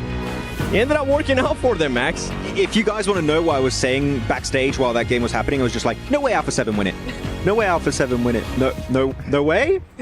Right? Like, I really thought there's no way in hell that swim across Yasnaya Lake was going to work out because you had Influence Rage still behind them. You still had Arena, and they lost 2 players because of the rotation. But then the best bromance in PUBG Mobile Esports happened in Revo and Carrillo constantly healing each other and just creating space and winning as a duo against full squads. What was that? I got a little bit more. If you didn't think that swim was the right play, right? I felt completely different to that. What do you want to see from that team in regards to different in regards to just that play? You don't want to see them swim, then what do you want to see? So I do like the idea to swim across and get access to that ridge. I think that's a good idea. The timing was a bit off. I would like to see them defend the northern side against E-Arena and Influence, because if they eliminate those 2 teams, maybe they survive as a 4-man team and actually make it to the ridge and have an easier time to get that chicken dinner, maybe even get more eliminations. So I think that clearing the backside was lacking here and could have made that play even easier to execute. Yeah, I think so as well, but we did have WBG as well in the back there, which added problems to any of the rotations. I mean, it was kind of the lesser of 2 evils, really, because WBG, A7 had a really good position in the beginning of that kind of late phase. That compound was phenomenal for them, controlled a lot of that northern ground. WBG coming in, they were like, not on our watch, you're not. But actually, with A7 swimming across, WBG were actually able to turn the tide and go, actually, not on our watch. Yeah. We're going to take you out. So it was a little bit of a back and forth there. One thing that ended up helping out Alpha 7 was that Regnum Karia was there in a way to stop any WBG push. And I feel like that was the turning point. And then on top of that, Max, or Neptura, we did end up seeing a bit of a third party by Hora Esports, which we weren't too happy about. It's a little overextending, wasn't it? They went, oh, we have an opportunity, go for it. Wait, no, nades, help. I do like the idea of third partying, but you got such an open, flat terrain between their position of Regnum and their own little gas station that you can just play it very passive, wait for them to push out and just nade it, Molotov the position. I don't really care how you want to do it. I think you want to hold that spot to then go fight into 4th rise. But looking at the match rankings here, 20-point bomb here, dropped by Alpha 7 here on their second match on Erangel. Really, really good game, and again, as a duo here, so doing a statement at the very start of the tournament. Another team, too. 4th Thrives Esports, one of the dark horses, at least for me. 15 points, and 9 of those coming in from eliminations. It's really nice to see. I think we've seen actually a really good game for them. I liked the position because typically we see them do a lot of third party. Certainly in Sandhawk, the name of the game for them was that third party initiative. But here they actually played it as a 4-man squad in a field, playing for position, playing the position in zone as well. And I think it was actually really nice difference to see from them. We've seen a lot of Pakistani teams making globals like I8, now we get 4th Thrives. Do we all agree that this is the best chance we have of a Pakistani team winning a global? Because this team is looking amazing. 100%. I fully agree. I think we're also seeing one of the best players ever from Pakistan in Falak. Oh, yeah. The 1-second nade specialist, you know. He's been having some great times at KMSL CSA. They're going on to the second page. DRX not quite able to follow through with their initial chicken dinner over on Stanok and getting 0 point the bubble here on Erangel. That's not good. There towards the second page, one team that didn't get any placement points, but did end up getting some elimination points. AXTMG, Natura. Yes, they did. I actually really liked how they played that against Falcons. The initial fight over onto Falcons in the guard tower, they tried it, saw that it wasn't going to go through, and they went, okay, cool, we're going to back off. Awesome, love that. Then Falcons actually took a position that was down on under a ridge a little bit, and I think it was really interesting that AXTMG actually took that and went, we're going to approach this as a third party. They did not full send, they didn't do anything, they used the ridge to scout around, to kind of run around the ridge, throw some nades. Once they got like a double knock, then they just full sent in. That is more like a third-party play than an actual 4v4 confrontation. So I thought that was actually really interesting because that is AXTMG's strength. And then no survivors. And then no survivors remain in that like wasteland of that fight. But I think actually there was another option available for AXTMG. I wish they would have opened up their third eye for a second and just like saw that option, which is maybe third-partying Vision versus 4thrives and the southern side could have been a decent play. You go onto that bridge east of Rozhok, play it passive, you don't have to fight Falcons, because guess what? Even if they do win versus Falcons, later on you're going to have to cross Regnum Karya and WBG and Hora. So I think it would have been a good fight to claim a position at that point. Before the chicken dinner, no way was going to happen after a big fight versus Falcons in that specific spot. Well, with what I'm seeing so far from AXTMG, I feel like we got to go into Dr. Suleiman Al-Habib hot takes, because my hot takes is, with what I'm seeing from AXTMG, I feel like they might end up going to the grand finals, and I'm hoping it continues on. Max, do you have any hot takes? I'm not sure if it's a hot take. I think it is, personally. I think hot drops have no place in a global tournament like this. Agreed, especially after day one. Nep?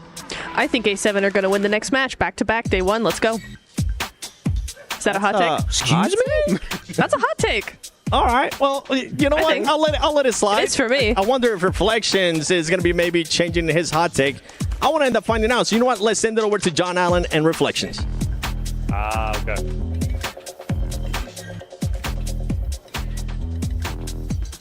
And welcome, ladies and gentlemen, to the Kadia Esports Arena. Things are kicking off quite nicely when it comes to PMWC. Alpha 7 coming off a tremendous win. We got to be watching out for them, the returning champions. But since we're 2 maps deep, I think it's now a perfect time to do our Dr. Suleiman Al-Habib's hot take, because things are starting to get spicy. I'm Taylor Reflections Noble, joined by John. And what are we seeing so far, man? Because Alpha 7, that win was huge. That was absolutely brilliant. 2 players against so many full force squads. They held their nerve when it mattered most, and they came out on top. Let's get into these hot takes, though, all right? And I'm going to kick things off nice and strong. Maxman is going to say Team Spirit instead of Team Secret at least 10 times today. Guaranteed. That TS abbreviation, that's tricky. It is tricky. That's why we're casters. He's not. I do question, though, why is Maxman getting so much hate? He was tied up, thrown on the couch before the pre-show, and then now you are also bullying him yourself. What's going on, man? Hey, look, the man needs to stay humble, otherwise he'll predict teams more and more, and we all know that we do not want that to happen. Humility. I think we all could use a little bit of humility. Alpha 7, though, I was actually coming out the gates before that win. I was going to say my hot take was they're not making it, or they're going to the survival stage. They're not just going all the way through to the finals. I got to change that. So now I'm going with Revo. I think he's going to get 50 eliminations, but can he surpass it? We'll find out. Let's head back over to the casters. Hello guys, we're back. You know what my hot take is that we're all really uncreative, and I agree with Reflections. We've got to stop bullying Max. Here's my hot take. I love Maxman so much. That's such a cold take. Everyone knows you love Maxman. Yeah, but you know, what else am I going to say? You're freezing right now. You're freezing cold. Look, I just want Max to know. You're -5. Max, you're amazing. All right, Stop this it. is specifically for you, Max. I'm talking Stop to you right now. fanboying right now. He's so cool, though. The style, the grace, the way that he fills up the place when he walks in the building, Maxman. King of the nades, Maxman. But you know what? Let's talk about another team that delivers almost at the same caliber of Maxman. Alpha 7, that was a hell of a comeback from them. It was a good show up. Yeah. Man. I was worried. I was saying, like, game 1, right, looked kind of sluggish. Everyone looked sad on camera A. Least now, kind of happy on camera A. Reminiscing about the misplay with the nade, but in a positive light. All blown over, all still mates. I just threw a bit too short, you know? It's fine, we won. My finger was a little bit sweaty, I'm sorry. Yeah, it's all right. Yeah. But he did clutch it, came home big with it, hit the straight slick 3-pointer. Everyone's living. Although, how's it going to go from here? Obviously for us, third game of the day, last game of the day for us, only the halfway point. You recap some of the things we're seeing, right? Again, global trends on this one. Point differential, not that crazy. Mid-portion cap, right? We still got a good half of the lobby that can get a bit of a shift on in this matchup. Power gaming, though, not looking great, Blank. I'll be real, and that's a shame. They're unshimmied right now. Yeah. It's bad. It's bad. And again, there are some teams here that are looking just as clean as the Mr. 7WG himself, but others, they're just not doing so hot. And I think that's going to be the base of this whole cast. It's going to be really nice to everyone and everyone. Yeah, it's super friendly. Yeah, we're just super chill cast. It's nice. As we head in towards our third match of the day. There was a big point that we wanted to bring up, which was on that first Erangel that we saw there. It was a very southern playing path. Yeah. Forced a lot of teams to head over towards some of the backup drops that they had. Now, I do want to see something that's a little bit more central, even a vertical playing path would be pretty happy with. I want to see a clear-cut decider of where teams going to be playing, because it is not unlikely that you have a day where all of these playing paths are really awkward towards the side of the map, or not allowing you to swing far off towards the west or the eastern side because of where they're situated over 3 matches today. And not only is that difficult for us to get a read on the players and the teams and where they're dropping, but it is really tough for the teams who are going to go home tonight and put a lot of that analytical prep that you see the caliber from Neptura, for instance. No, it's true, dude. It's true. I think it's one of those, Blank. We're already at this point today. We're seeing some squads that are being able to thrive with more passive gameplay, some of the heads-up reads where, again, actually a good callback, like Natura was saying, right? Like the idea of kind of getting over the hump early, where you go in, maybe force yourself into some aggressive hot drops just to see if it gets the blood pumping. Obviously, that I think the term is from Moneyball, Blank. It's feed the hot hand. It's one of those that makes a lot of sense in this kind of environment because, obviously, other side of the coin, you see what's happening with Power. It ain't working right now. Yeah. It feels like they're cooling off. Colder than those takes about Maxman. Other side of the coin, you had DRX there that bided their time into an explosive finish. That's nice. It's going to amp you up. Sure, game 2 wasn't as great, but then what happens? Alpha 7 starts saying, let's play a bit more aggressive. Let's actually take fights. One of them was very aggressive. Extremely so. Yeah. I think that, for a lot of our teams, they're just going for things at the moment. And there's little to lose here. We've already discussed it in the case that no one's going out right now. You're either going through to the main tournament or you're heading through to that survival stage where 16 teams will be taking part. So the 24 teams will be going through. Right now is the best place to be when it comes to experimentation as we head into our match number 3 of the day. It is Erangel. We're going to have one more Erangel after this one, followed by 2 Miramars over on those Dusty Dunes, and it'll be Reflections as well as John taking you through that one. But for now, let's get right into this third match. And look at that play path. Yes! It's far more central, mate. This is what we were hoping for. Obviously, last time around threw us off a little bit with some of the hot drops we were expecting and some of the rotates we were seeing. So the secondary drops were called out. Things should be a little bit more cleanly cut here, and we'll see if there is overlap.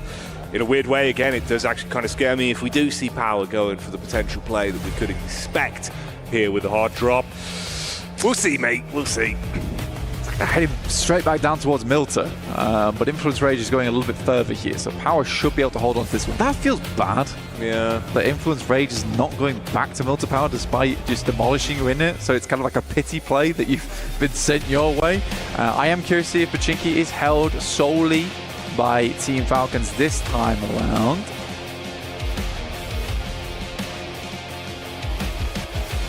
I like the fact, again, actually, we do get sort of the distance there from Team Secret. We do seem to be playing this far slower wick of a game. Let it burn late into the night, don't want that one to burn quickly. Yeah.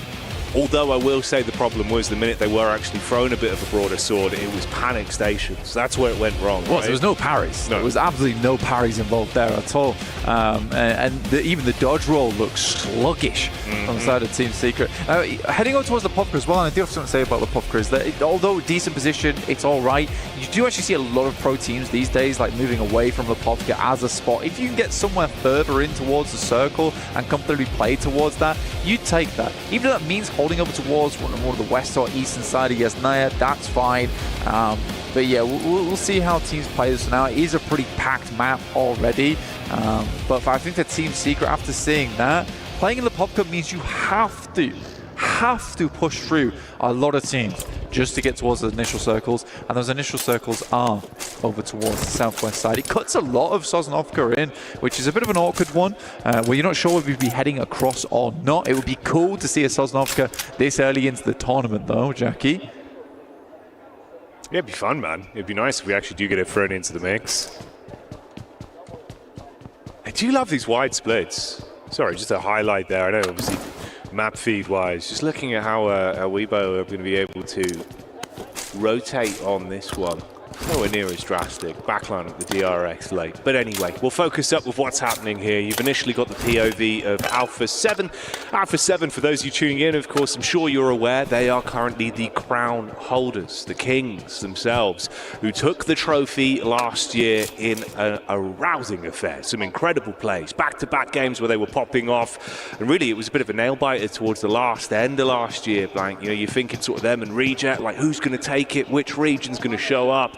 Coming into this one, I was a bit worried with the result in the first game. Glad to see a massive show up, even with it just being a duo that had to get so much done. Some diligent PUBG Mobile shown from them the previous outing.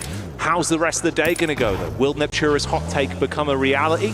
A back-to-back chicken dinner for them would instantly be the landslide of, all right, maybe it is going to happen again. Like, that's the sort of hype you want on a day one.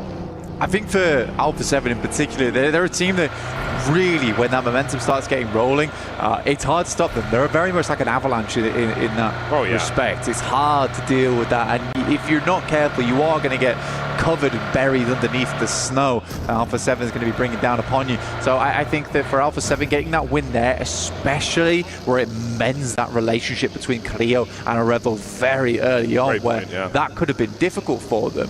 But that makes you feel really good, you know, because instantly, instead of having what would have been a little bit of an annoyance, right? It's a bit frustrating. Now you have a bit more of that brotherly bond once again been stricken there in that map, which is cool. It's very cool to see, and I think that would help them. And I don't think Neptune is far off from the mark. I do think for Alpha 7, this game could easily be a good one.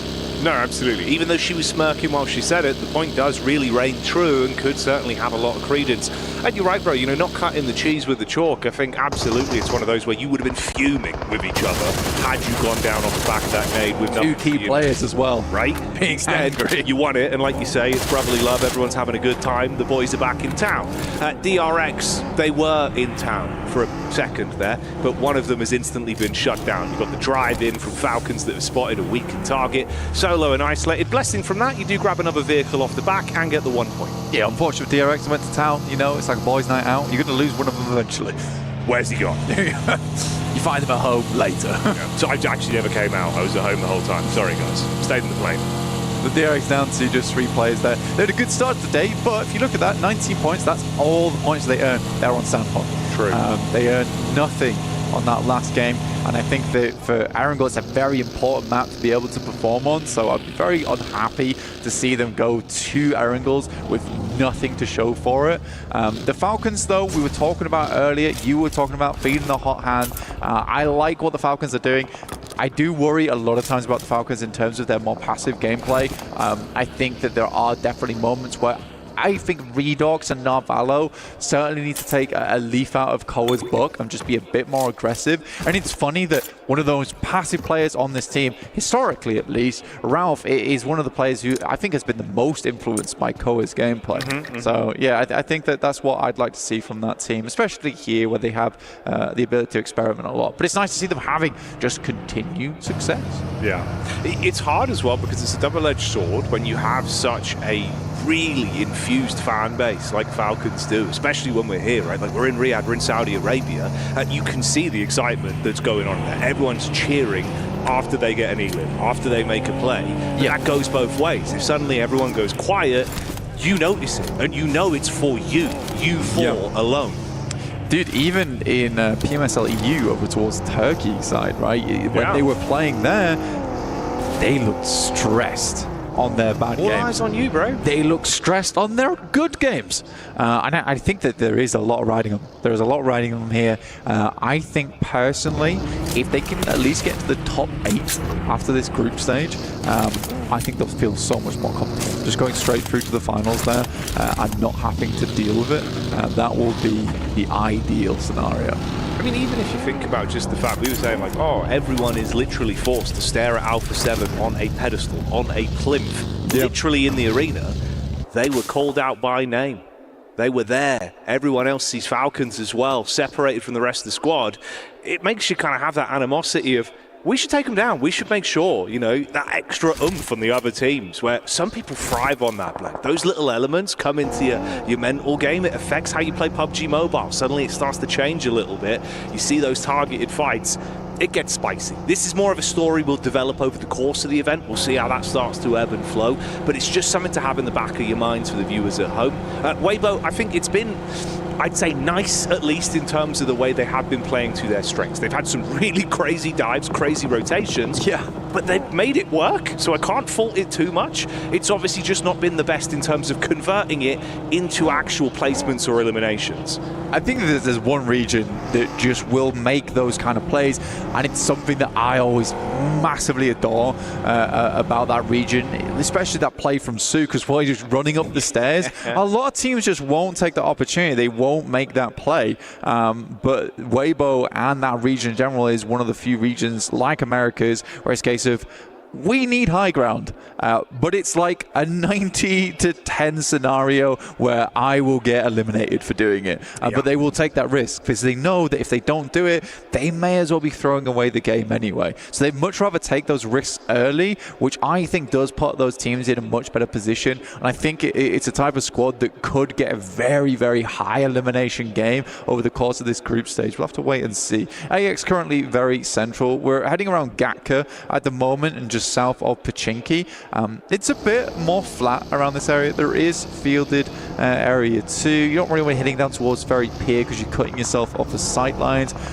There's a fair amount of water in this one. We were worried that it was going to go down to Sosnovka. It didn't do that, so a lot of teams can now consider coming back up. Power, I think it's reasonable to head towards Sosnovka. It was one of the few plays they had in the back pocket on the happenstance we did go down towards that part of the map. They would have had a fantastic position.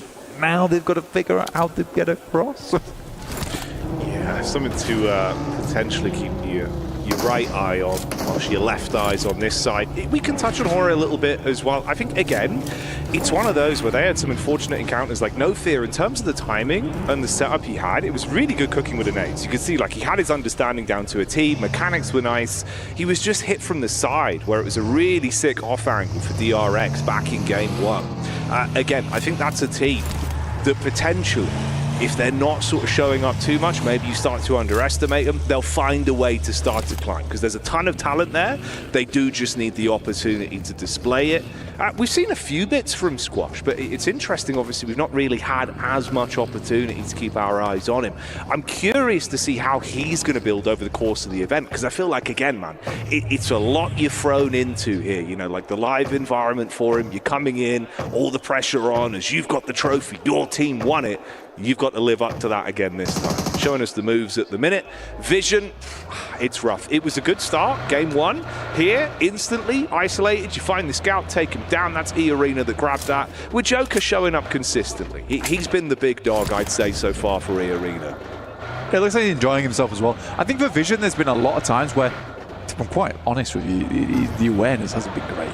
That's fair. Hasn't been great in terms of where they're playing. I mean, we even saw that from, I believe it was E-Arena again on the last Erangel, where they were on a split over towards the top side. They're able to just move in there and immediately isolate them. So I think for Vision, that is something that needs to definitely be improved, which is just the overall awareness around the map in terms of that scouting, because teams will be taking opportunities actually anywhere they can find them. These are the best teams in the world coming to the PMWC, the PUBG Mobile World Cup. Right, this is not an easy stage. It is not an easy stage to play it.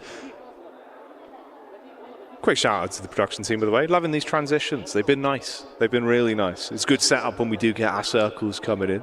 Pat on the back. You guys are killing it. Everyone is. It's been a good day so far. And of course, this is the halfway point. It's why it really starts to matter. We get a feel for how things are looking, the lay of the land, as we develop into the later portion of today's games with the zone on the move.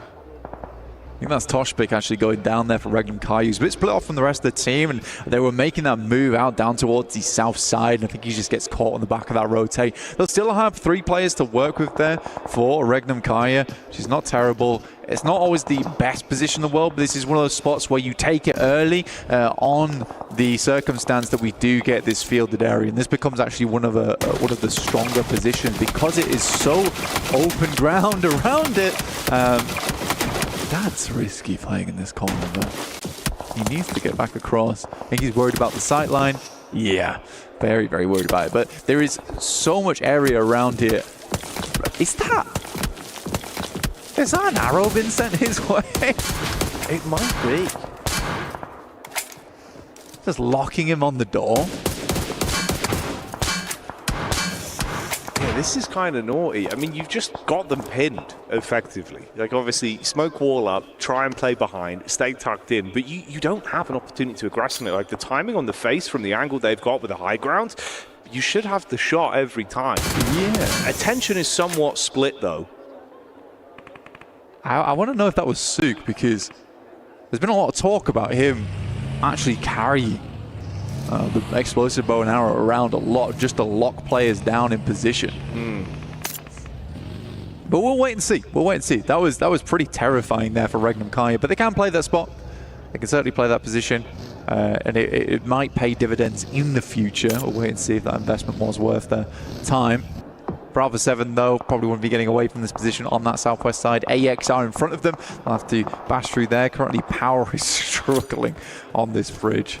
The amount of times I've seen Falak on this girder, on top of the bridge, is a lot. It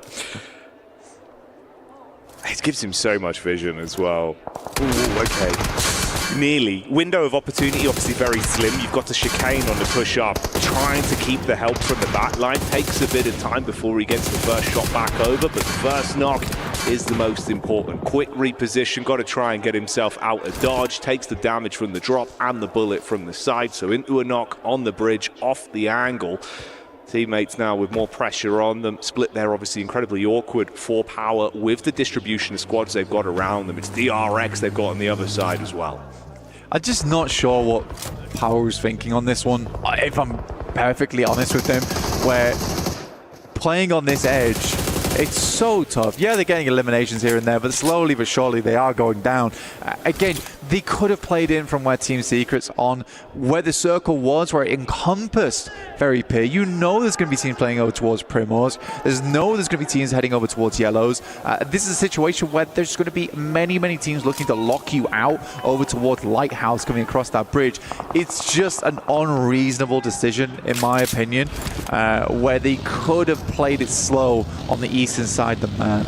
The only other thing I can think of, and I mentioned it earlier, is just that they were hoping, gambling for a Sosnovka finish. They would have been the first there, but I don't know, man. I don't know. Yeah, the odds certainly not in their favour if that was the gambit they were going for this time around. He was unlucky as well with the timing. Nearly got the pop off on the hill to keep himself alive, but Fainan going down because of it. And then Al Haji, you know, you are a sitting duck, effectively. That's the real sort of top and bottom of it. He's just trapped in the coastline. Play zone being the additional squad that will take him down from the back. So again, Power Gaming, I think that's free for free on first squads to fall, other than obviously actually easy. Yeah, he survived as a solo, got those 2 points in the first game, but it's been rough. You're losing at least 3 players in the opening sort of, 2 to 3 minutes of each game now, minimum. It's rough. It's really rough, and there needs to be a big change towards the end of the day.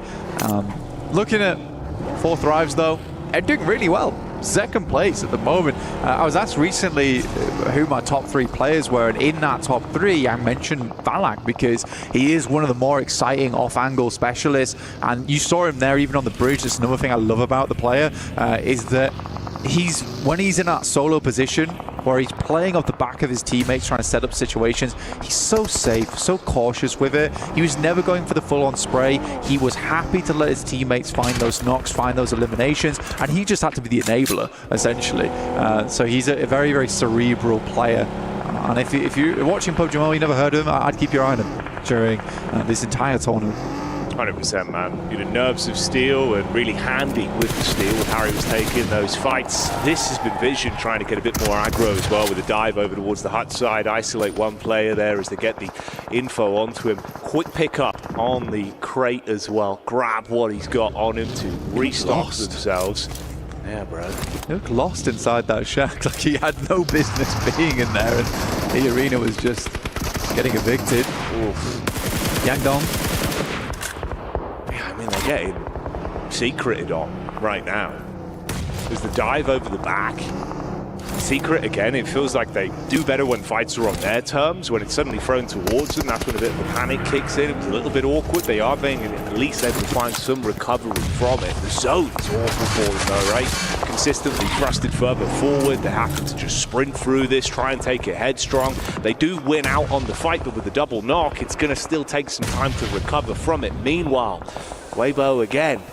They always show up when you least expect it, and nades are raining. Why are they on the eastern side of the map right now?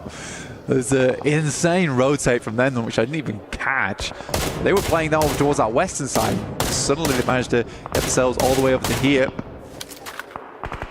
Just wrapped around, and Fireflux do find them. I think they were looking for a holdout as well over towards Fireflux, but losing Suk is not ideal. Matt Cap's been an awesome addition over towards Fireflux as well. Been finding a lot of success for the team. Where Ketch is no longer as potent as he maybe was in the past, Matt Cap has been pretty phenomenal at basically bringing him back up to level. Like, both of them combined make a pretty fearsome duo. There's been some fierce picks as well that we're seeing from the sideline there from Hora, still being able to keep themselves in a good spot in terms of the eliminations they're finding, where it's not an overcommit. So nice shots, again delivering. Fireflux, it's interesting how much we've actually seen them really being in focal points of fights that have a lot of reverberations for the outcome of the game, but it never feels like it really gives them the oomph they need. They're always on the, the wrong side of the coin. Yeah, that's the 100. Bruised by the nade. That wasn't a coin, that was a grenade. Yeah, it was. That was dirty. Heading through M79, trying to lay down some smoke in the meantime. It's not going to be. Solus does hit the deck though. So does Scarface, and this is looking more and more rough. So very good shots coming through from Regnum Kaya, by the way, from that position they were talking about before. They're currently holding over towards that north side.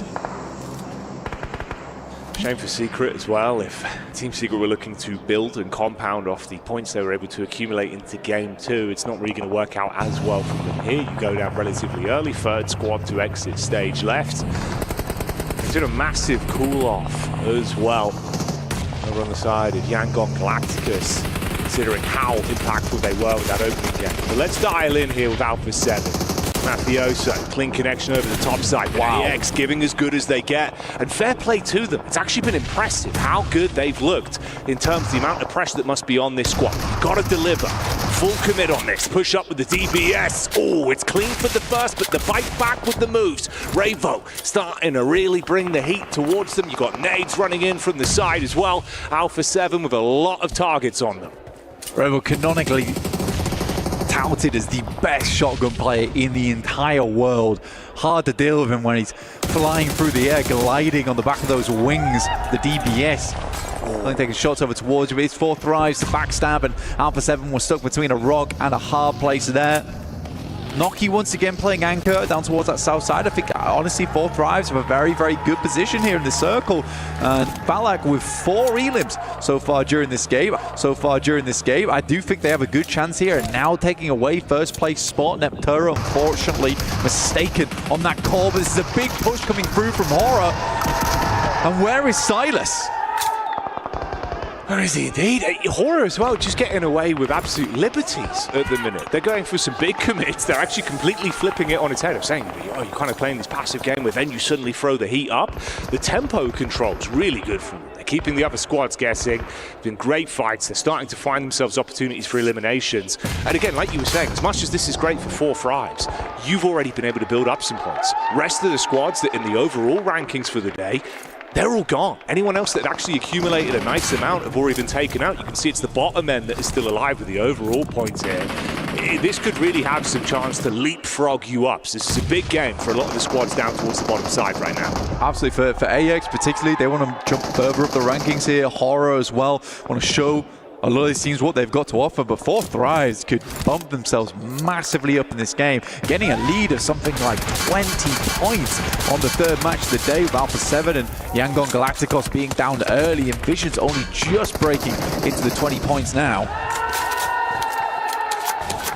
Laura's still going. I mean, that's Vision being completely removed, blinded by the power of Hora Esports again here. No fear living up to his name.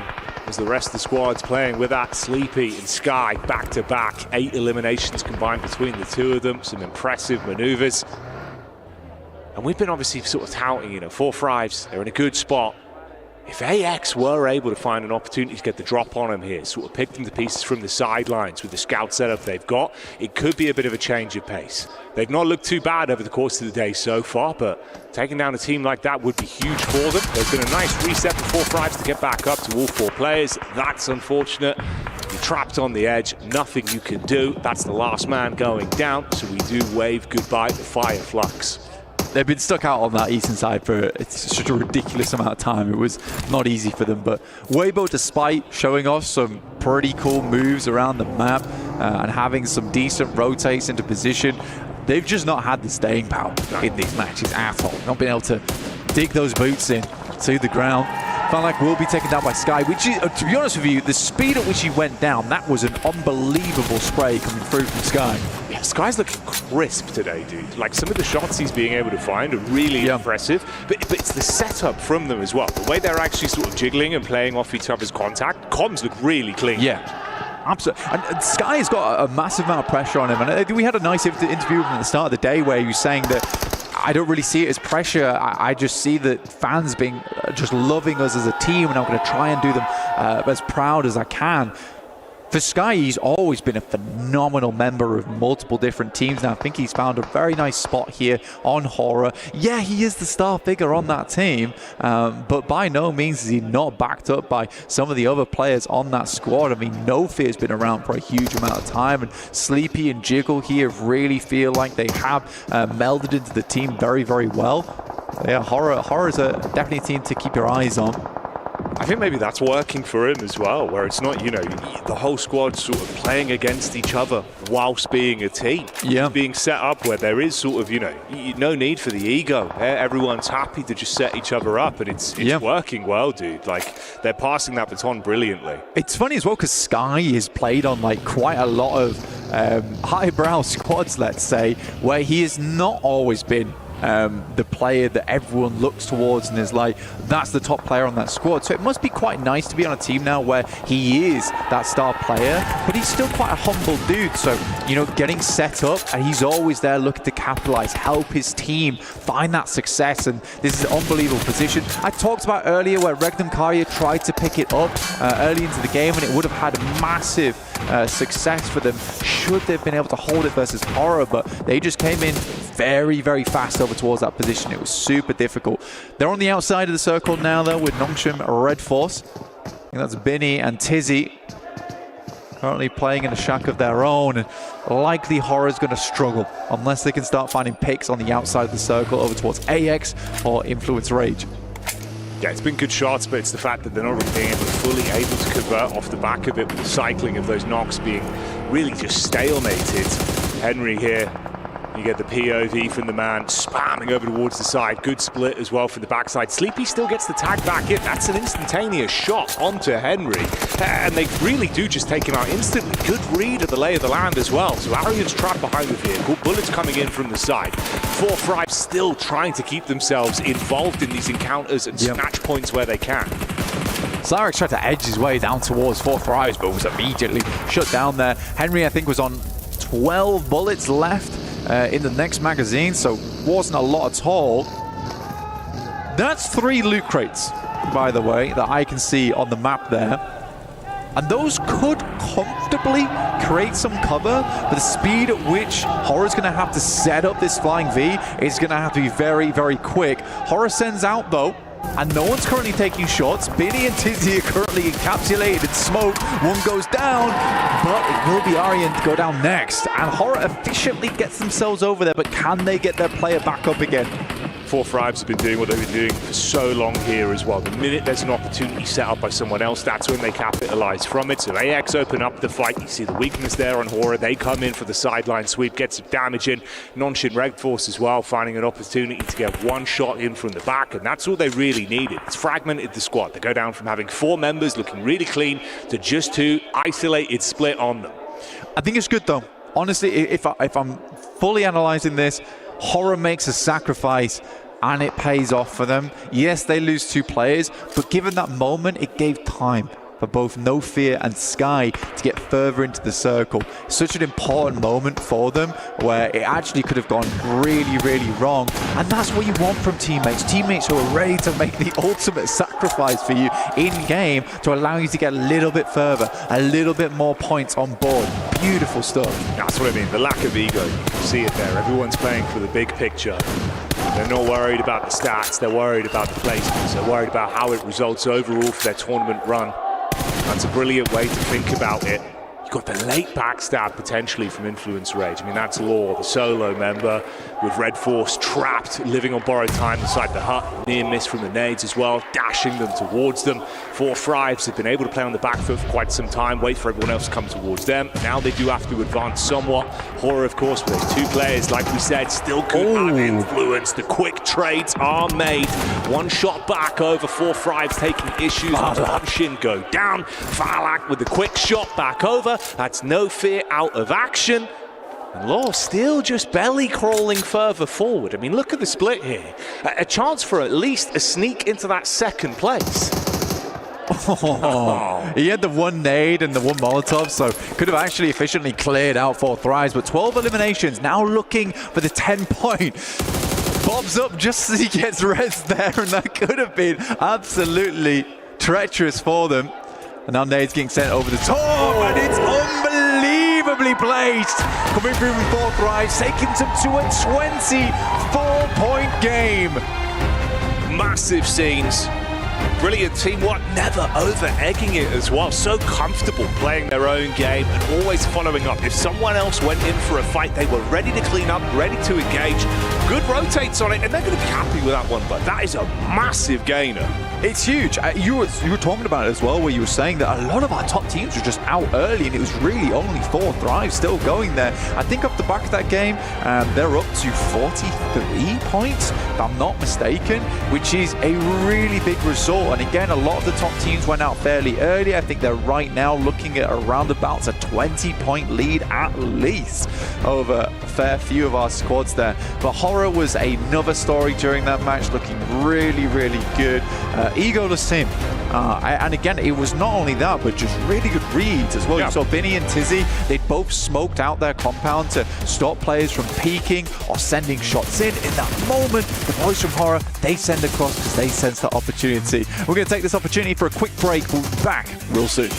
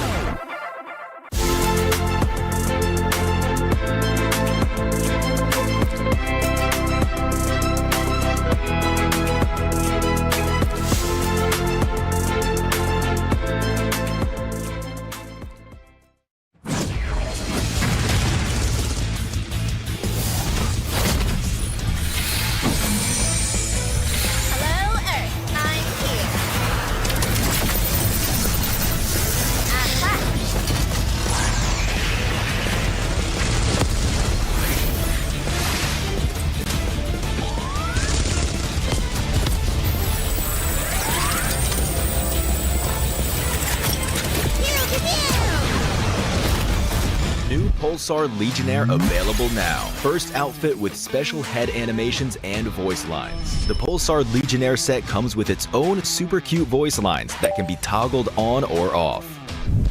What happened? here. It also features the upgradable Hyperion ship DSR and Jet Reaver glider with special animations. Experience parachuting like never before. That's not all. Even more rewards await.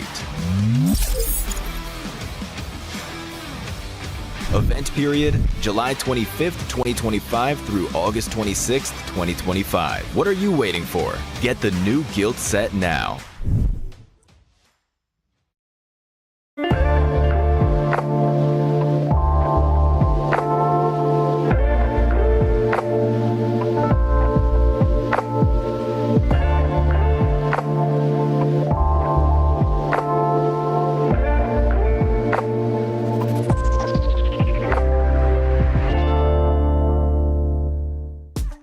We start off our day in the Kadia Players Lounge, where they come for rest, relaxation, and refueling. And we have this gorgeous Kadia photo booth, of which we have a replica of none other than the key itself. I'm going to take this one with me. Across from us, we have a reaction royale, where players can test out all of their fantastic reaction speeds. Doc C, by the way, from Nongqing Red Force, is only at 15th place. I don't know about you, but I think he could do a little bit better than that. We also have a lovely viewing station for all of our esports players to enjoy and bask in some lovely, lovely PUBG Mobile. But what would a player's lounge be without a refueling station filled with caffeine, juices, healthy snacks, and maybe some of the unhealthy ones too? Speaking of which, I kind of want a snack of my own. Sorry guys, squeezing through. Thank you very much. Iced coffee, my favorite. We then head on over into none other than the Heroes Club, where we end our tour. The Heroes Club is exclusively reserved for EWC victors of the past, last year, but also the ones still to come. Only time will tell which one of our PUBG Mobile teams will have the glorious pleasure of joining us in there.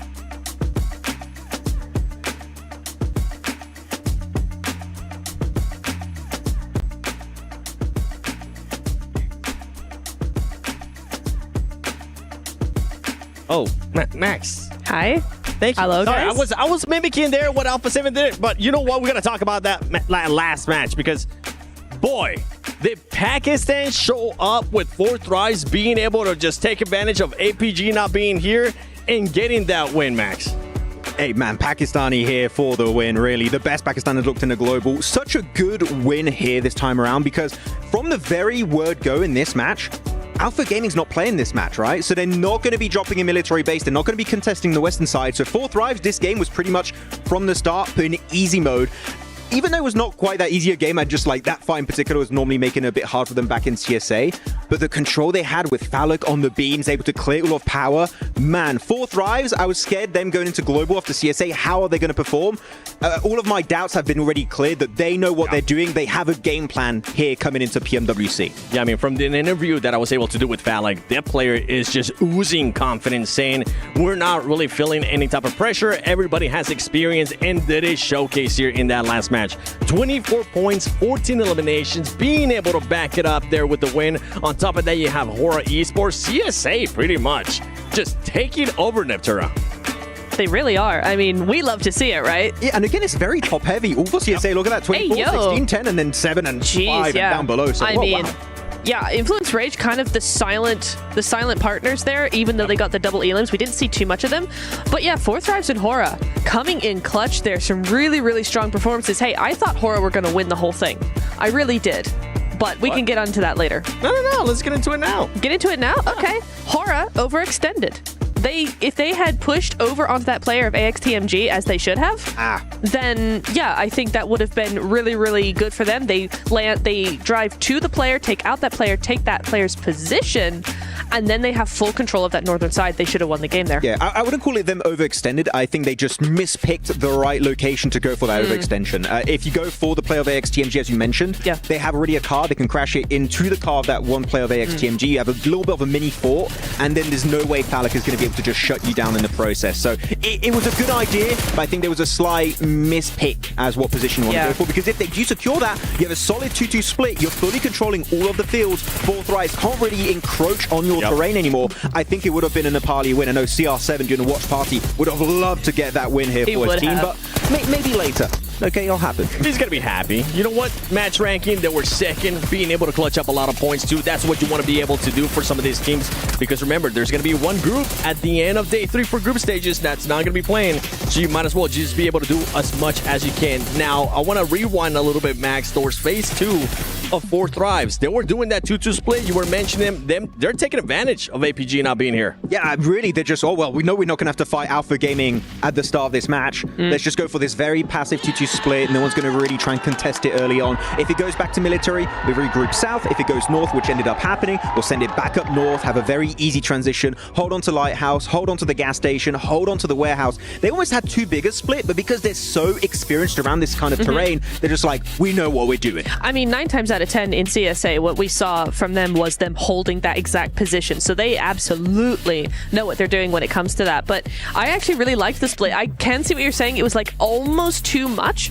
but I think the control they had, the control that they garnered from actually doing that, made sure that they had so much info, they knew exactly how to play the next few phases. Yeah, I mean, talking about the next plays they did after, I think you want to talk about their third party on Alpha 7 and XTMG, because that was a beautiful play from 4 Thrives.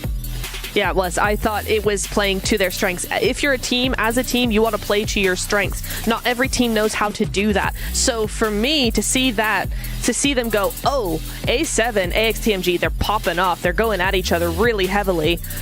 We need to third party that, use that our strength, and then to not overdo it and not go over to AXTMG. Just take A7 and go, okay, we're done. We're going to go back. Really, really well thought out from them. I mean, one player that absolutely popped off for 4 Thrives, and I mentioned it. I'm glad I mentioned it right before. I was like, the best player of Pakistan ever, Falak, popping off with 7 eliminations, 1,000 damage. Okay. Okay. He's cooking. More than that. Jantasho. Oh, yeah, that's got big time. We'll have to learn how to say in Pakistani. We might need to need it for Falak in particular. Yeah. In the chat, tell us. We'll need a little more help, guys. But 7 eliminations, playing early on as the gatekeeper of the bridge, on the beams, trying to eliminate all of power. Luckily enough, he did get rezzed by one of his teammates who was able to play until the late game, but he was not giving up any angles. If he saw you, chances are you're living for 5 seconds maximum. Falak is being ruthless here in PMWC, and we're just 3 games in. He's off to a great start. Absolute eagle eye, right? And the thing is that this is usually what you want to see out of your star player, Neptune, right? You want him to be able to put up stats just like that. You absolutely do. I think it was a really, really good thing coming in from him. You know, we were talking to him. He was very confident, as you said. That confidence is starting to show. It's not being the overconfident. It's just really confident. And his team is backing him up like a champ. I mean, they have got that synergy down. So it's really, really exciting to see them coming out of here. Yeah, I mean, you say they're confident, but they're also very respectful of this lobby. You talked about the third party with Alpha 7 and XTMG. They take Alpha 7, eliminate them. XTMG, that's maybe a bit too much. You know what? We're just going to take it back. And a lot of teams might have just fully committed and pushed in like, oh yeah, we're just feeling pretty good after eliminating Alpha 7. No, they go back. We have a strong position. We're going to play it safe. I like when a team can be both respectful and aggressive. That is the true mark of a champion in my eyes. One team that I do got to give a shout out to that you just mentioned was AXTMG. This team is not shying away from fighting top dogs. That was the big question mark. Is AXTMG, with the lack of global experience that they have, are they going to be crumbling? Is everybody just going to be stepping over them? That's not the case so far. No. They're willing to take those fights, and they're willing to take them quick too. And one thing that we saw is whenever they go into close range, it can actually go their way too. It can absolutely go their way. My big concern with them was their speed. I thought that they are actually a very slow team compared to the rest of the lobby, and that actually they've stepped up massively. They've seen that, oh, this is where our weak point is. This is where we could fall down and get overrun. They have stepped up massively in that regard. So really, really nice show from them. Yeah, you were scared about the rotates. I was a little bit more scared about their DBS game because you know, as a region that hasn't played globally for a long time, he has the special invite team. I was like, is your DBS and S12K game on point? And I was talking to Ocean Sharma. He said, it's good, but I was like, is it good enough? Well, clearly it has been good enough for some of the fights, like in Ruins on Sanok, for example. So that's a doubt that's kind of gone away for XTMG. Seems like they can back it up. And I do also enjoy how they played this game. They knew they weren't going to win this match. Yes. After that encounter with Alpha 7, we're not going to win this. We're going to play it passive. Let's try and aim for top 3 with a few eliminations. That is really nice to see when a team understands we're not taking this. Let's just gather as many points as humanly possible. And that's the player, right? Just gather as many points as you can. But let's take a look at the overall as we're halfway what a through lead. day 1. 4 Thrives, 43 points. For Esports, 25. Four thrives, chill. I'm cleaning my glasses just to make sure I'm reading that right, and it is. That is a healthy lead for Four Thrives. It's what you want to see in the group stage, right? When you know you have a day off at some point over the next 2 days, right? It's either tomorrow or the last day. You want to get as many points as possible today. Yeah, I mean, I'm looking at DRX in particular. If we're going to go on a negative quickly on the first page, they got 10 placement points. They have 1 chicken dinner. Quick math, that means 0.0 points back-to-back on Erangel. This is the map you have the most every day, DRX, okay? You are the Korean team. You have the Korean champions here, normally of D plus Kia. You're replacing them at PMWC, kinda. We need to see more, and unfortunately, outside of Sanok, nothing's been happening as you go to the second page here. Quite a few SEA teams in E-Arena in particular. When we're talking about teams that we need to see more out of, one that just pops into my head right away is Weibo Gaming. The hype that this team had, I was on that hype train too. Right now, they're just not being able to put up any points in Terra. I think it's just kind of odd, but I do wonder if maybe, I mean, day number 1 is all about kind of adapting, so maybe we're going to see some better rotations, but also they've just not really been in play at all. Sook didn't find a bow yet. That's right. Oh, that's right. You'll find it. Yeah. Okay, all right. Well, you know what? I can't wait. Let's send that over to Barton because I want to see what's going to be happening here in Erangel in the next match. Welcome back to the Qiddiya Arena, where we are halfway through our first day of the group stage. But don't worry if you're only just joining us, because I'm here to break down everything if you might have missed it. Game 1, we had Sandhawk, and we opened up with a bang because AXTMG hot dropped right next to Nongshim Red Force. AXTMG came out on top in that fight, but ultimately at the end of the map, it was indeed DRX that went up against Team Falcons in a 4v3. DRX came out on top in that fight and managed to secure the first chicken dinner of the competition and 19 points. Next up, we had Erangel. Erangel kicked off from the start. Team Secret were looking strong, holding the east side of the circle and ultimately not letting anyone come in behind them. However, it was Alpha 7 who had one thing on their mind, and that was survival, with the duo of Carrillo and Revos reviving each other constantly throughout that entire map and ultimately defeating Team Secret in the final fight and securing 20 points for them. Map number 3 started off a bit slower, a bit cleaner, because it was indeed a lot of people switching up their drops, as I am lowered down in the stage. And Four Thrives have to have an honorable mention for having such an impressive day, taking out Alpha 7 as well and managing to secure their first chicken dinner with 14 eliminations. What a first day we are through so far, but we're only halfway, 3 more maps to go. So let's hear some energy in the arena, because we're going to go into our next map very soon. There it is. We are halfway through. That's the important talking point. Halfway through today's maps, number 4 of 6. We hop back into Erangel, as Neptura said at the beginning of the show. That should be the bread and butter for multiple teams. However, it hasn't been. But we do have some top dogs at the top, Alpha 7 being one of them, looking to make it straight into the finals. Four Thrives, though. John, going all the way, it seems. We talked about a point threshold. You're thinking it's around 80. Four Thrives have already reached that. They have certainly outperformed on today's games, right? 2 matches in, they are over 40 points there. That is half of the way to that metric, right? If you're looking at previous tournaments that have been played with a 12-map set, it is around the 80-point mark that you will see for 8th place on 24 teams. They've done half of the work that they need to do over these next few matches. It means that over the next 9 matches, they're looking, over the next 9 matches, they are going to need to look to put 40 more points on to feel nice and safe. Yeah. That is a pretty low average. I would say so. We see some big games, but we were talking about it. Consistency is key, not only here, but also in life. Let me not get too deep already. It's my first global event here, but I will say 6 points or so, you're saying, I think is where you want to be. But granted, that's, of course, not counting the first 3 games. We've got some teams towards the bottom. Now, we'll talk about them over time. Power's been struggling, right? Nongshim Red Force have also been eliminated quite early throughout multiple games, and they're not the only ones, but I do want to say the race for top 8 to make it into finals is still very, very close. We've got to keep our eye on from Team Secret and above, and of course the home favorite Team Falcons in 9th looking to make their way up. Yeah, absolutely. It is still very much all to play for at this stage. Because of Four Thrives taking so many points from the lobby, that increases the volatility of the rest of the tables. It means that they're going to be closer to one another. It means that position jumps are going to be easier, or rather more difficult to fend off for the teams who have already got those top 8 spots. And it's going to be really exciting to see how that unfolds. I think that the most interesting team I saw on that table there towards the bottom was Regnum Kaya. This is disappointing for the reigning PMGO champs coming into this one. They need to step up. They need to step up fairly quickly. I have no doubt in my mind that they can do it. The question is, will they bring it to bear today? That's the question. We got a nice zone. Liking it, potentially setting up for a bridge zone. I love bridge zones. More importantly, I love military, but most likely going over to mainland. But I do want to focus in as we've got 2 teams, maybe about to skirmish out over on military. Of course, talk about Fireflux, and you got Team Secrets, most likely going to be running into each other. They could have a truce. Maybe they say, hey, you go over to the right side bridge, we'll take over to left, and we'll just go our own way. But if I'm Team Secret, I've been on fire today. I'm not going to be intimidated by anybody. And you want to talk about being on fire? Fireflux is quite literally there in the top 3 running. So I'm looking at them to potentially be one of the front runners in the engagement. But who knows? We'll see how it ends up unfolding. What else do we see?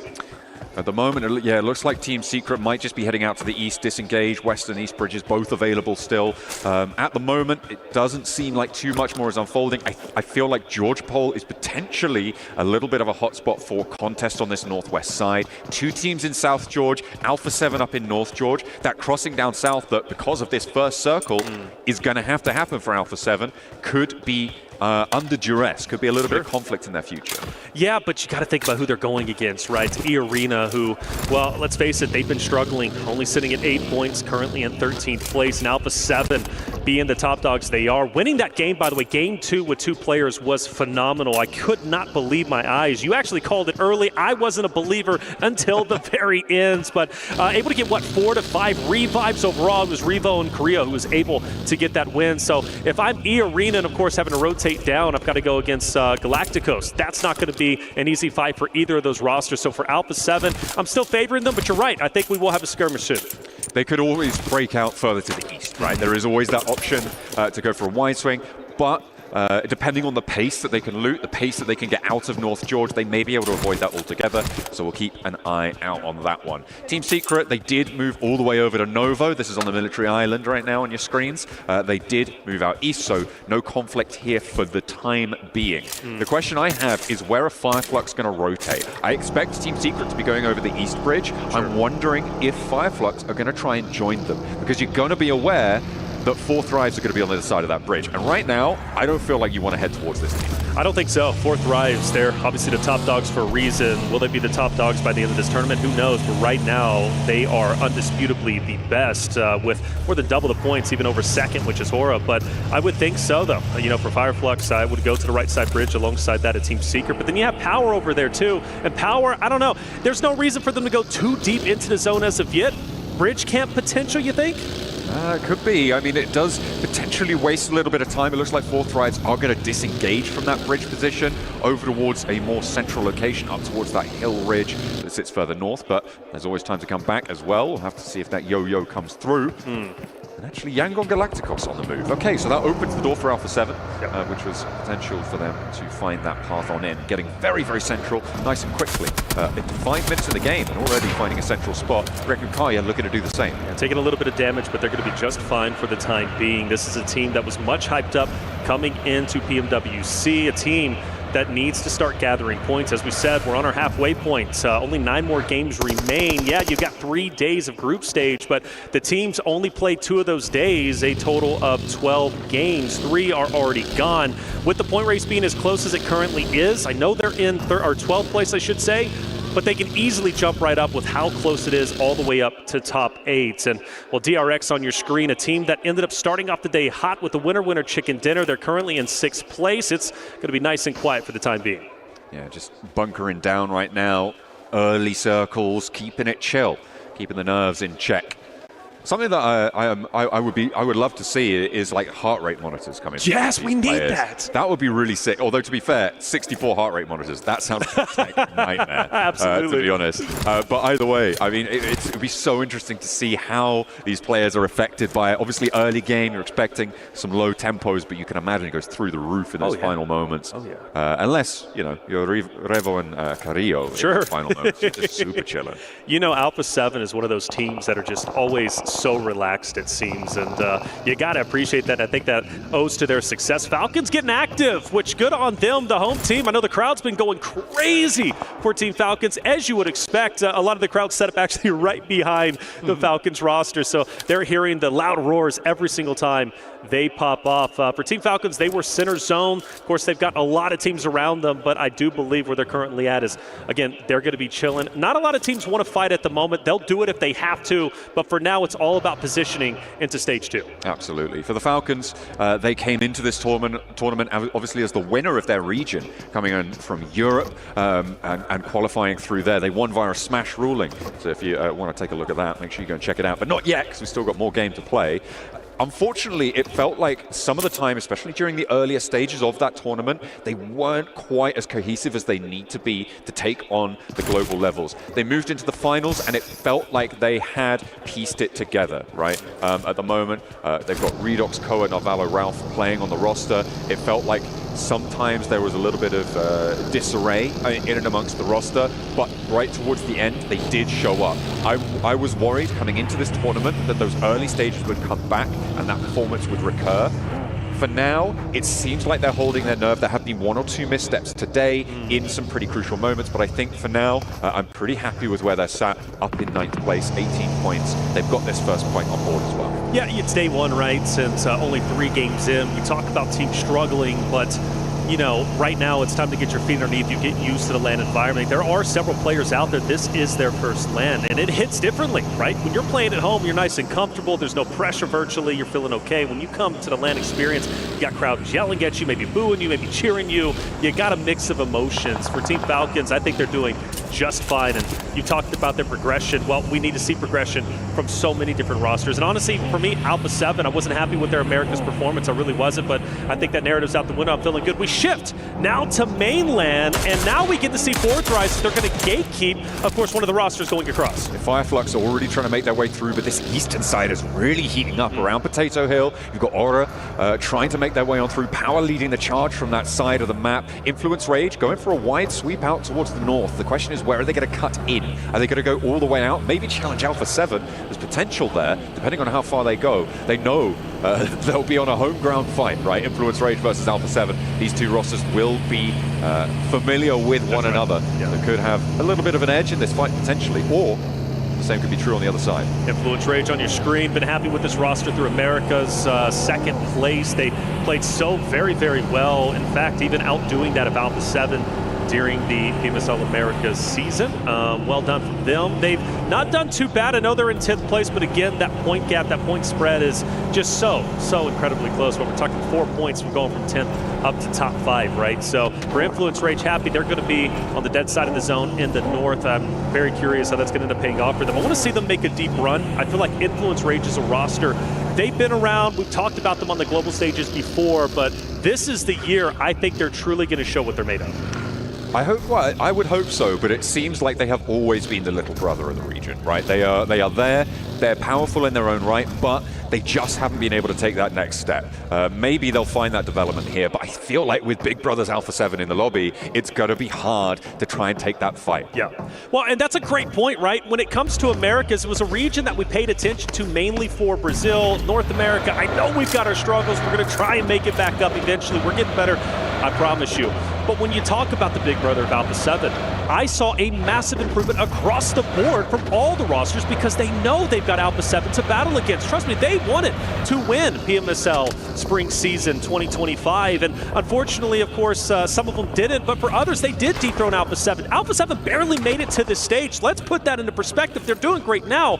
But I really do think Alpha 7's performance, them winning last year at EWC, truly made the other rosters say, I've got to step it up. You talk about little brother, they're looking to be the big brother now. Absolutely. Try and have a little bit of Regnal combat going on through. Take that throne away from Alpha 7. We'll be making sure to keep up to date to find who will be able to take that top spot. But is it even going to matter, right? Because at the end of the day, it's about that global interaction. Sure, you can increase the quality of those lobbies, but then how does that playstyle move into the current stage of gameplay? And with the experience that Alpha 7 has at this level, right? I think that is going to be a massive, massive hurdle to overcome for the teams looking to catch up.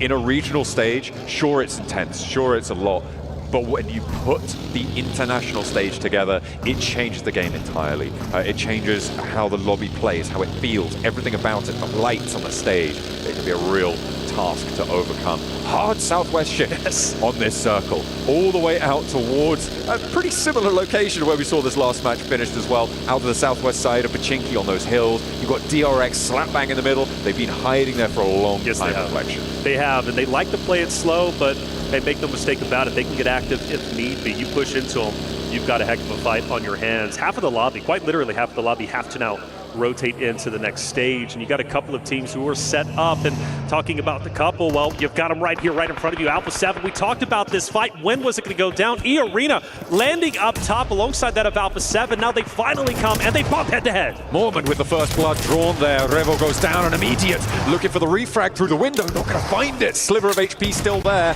and now with a nade cooking, it's Alpha 7 who are biting the dust more so than ever. Joker went down earlier, but now it's 3 players alive, and Alpha 7 can't find the fights. Tourniquet goes up the stairs, and immediately with the pump action around the corner, Alpha 7 coming apart of the seams. Alpha 7, they're falling apart. Carrillo, can he be the hero? Can he be the one to save the day? They're already in shambles. He would be the only one leaving this engagement. Influence Rage, mind you, they might come in for the third party. This fight needs to be finished up, but Carrillo throws a Molotov, and it's going to at least drop one from the arena. Carrillo going for it off angle, taking damage, but he has no choice but to push forward, and he's making the most of it. Alpha 7 refusing to lose. Not yet. They will not go quietly. An Influence Rage on the south side looking to guard this one out. Carrillo, though, could slip through the cracks as a solo. It's a lot easier to go unnoticed, but unfortunately, the firefight around him has drawn the attention of their regional teammates, and they will have to move through it. Carrillo, I don't expect them to be getting too much further, but he could leave north side, try and get in amongst it.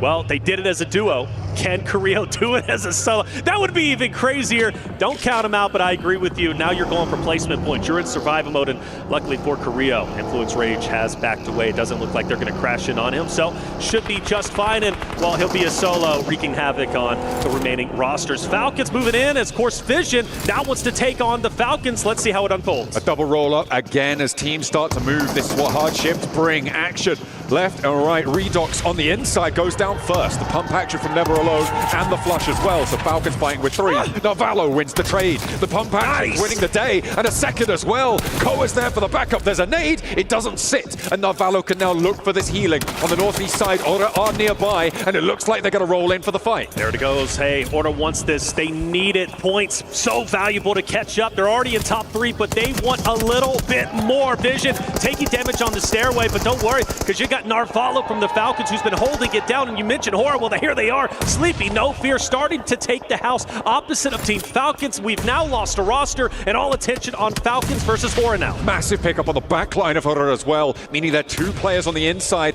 Losing that off angle is huge. It draws the attention out that way, and a knock on the forefront as well. Falcons are splitting the difference here on the fight beautifully as they will look for more.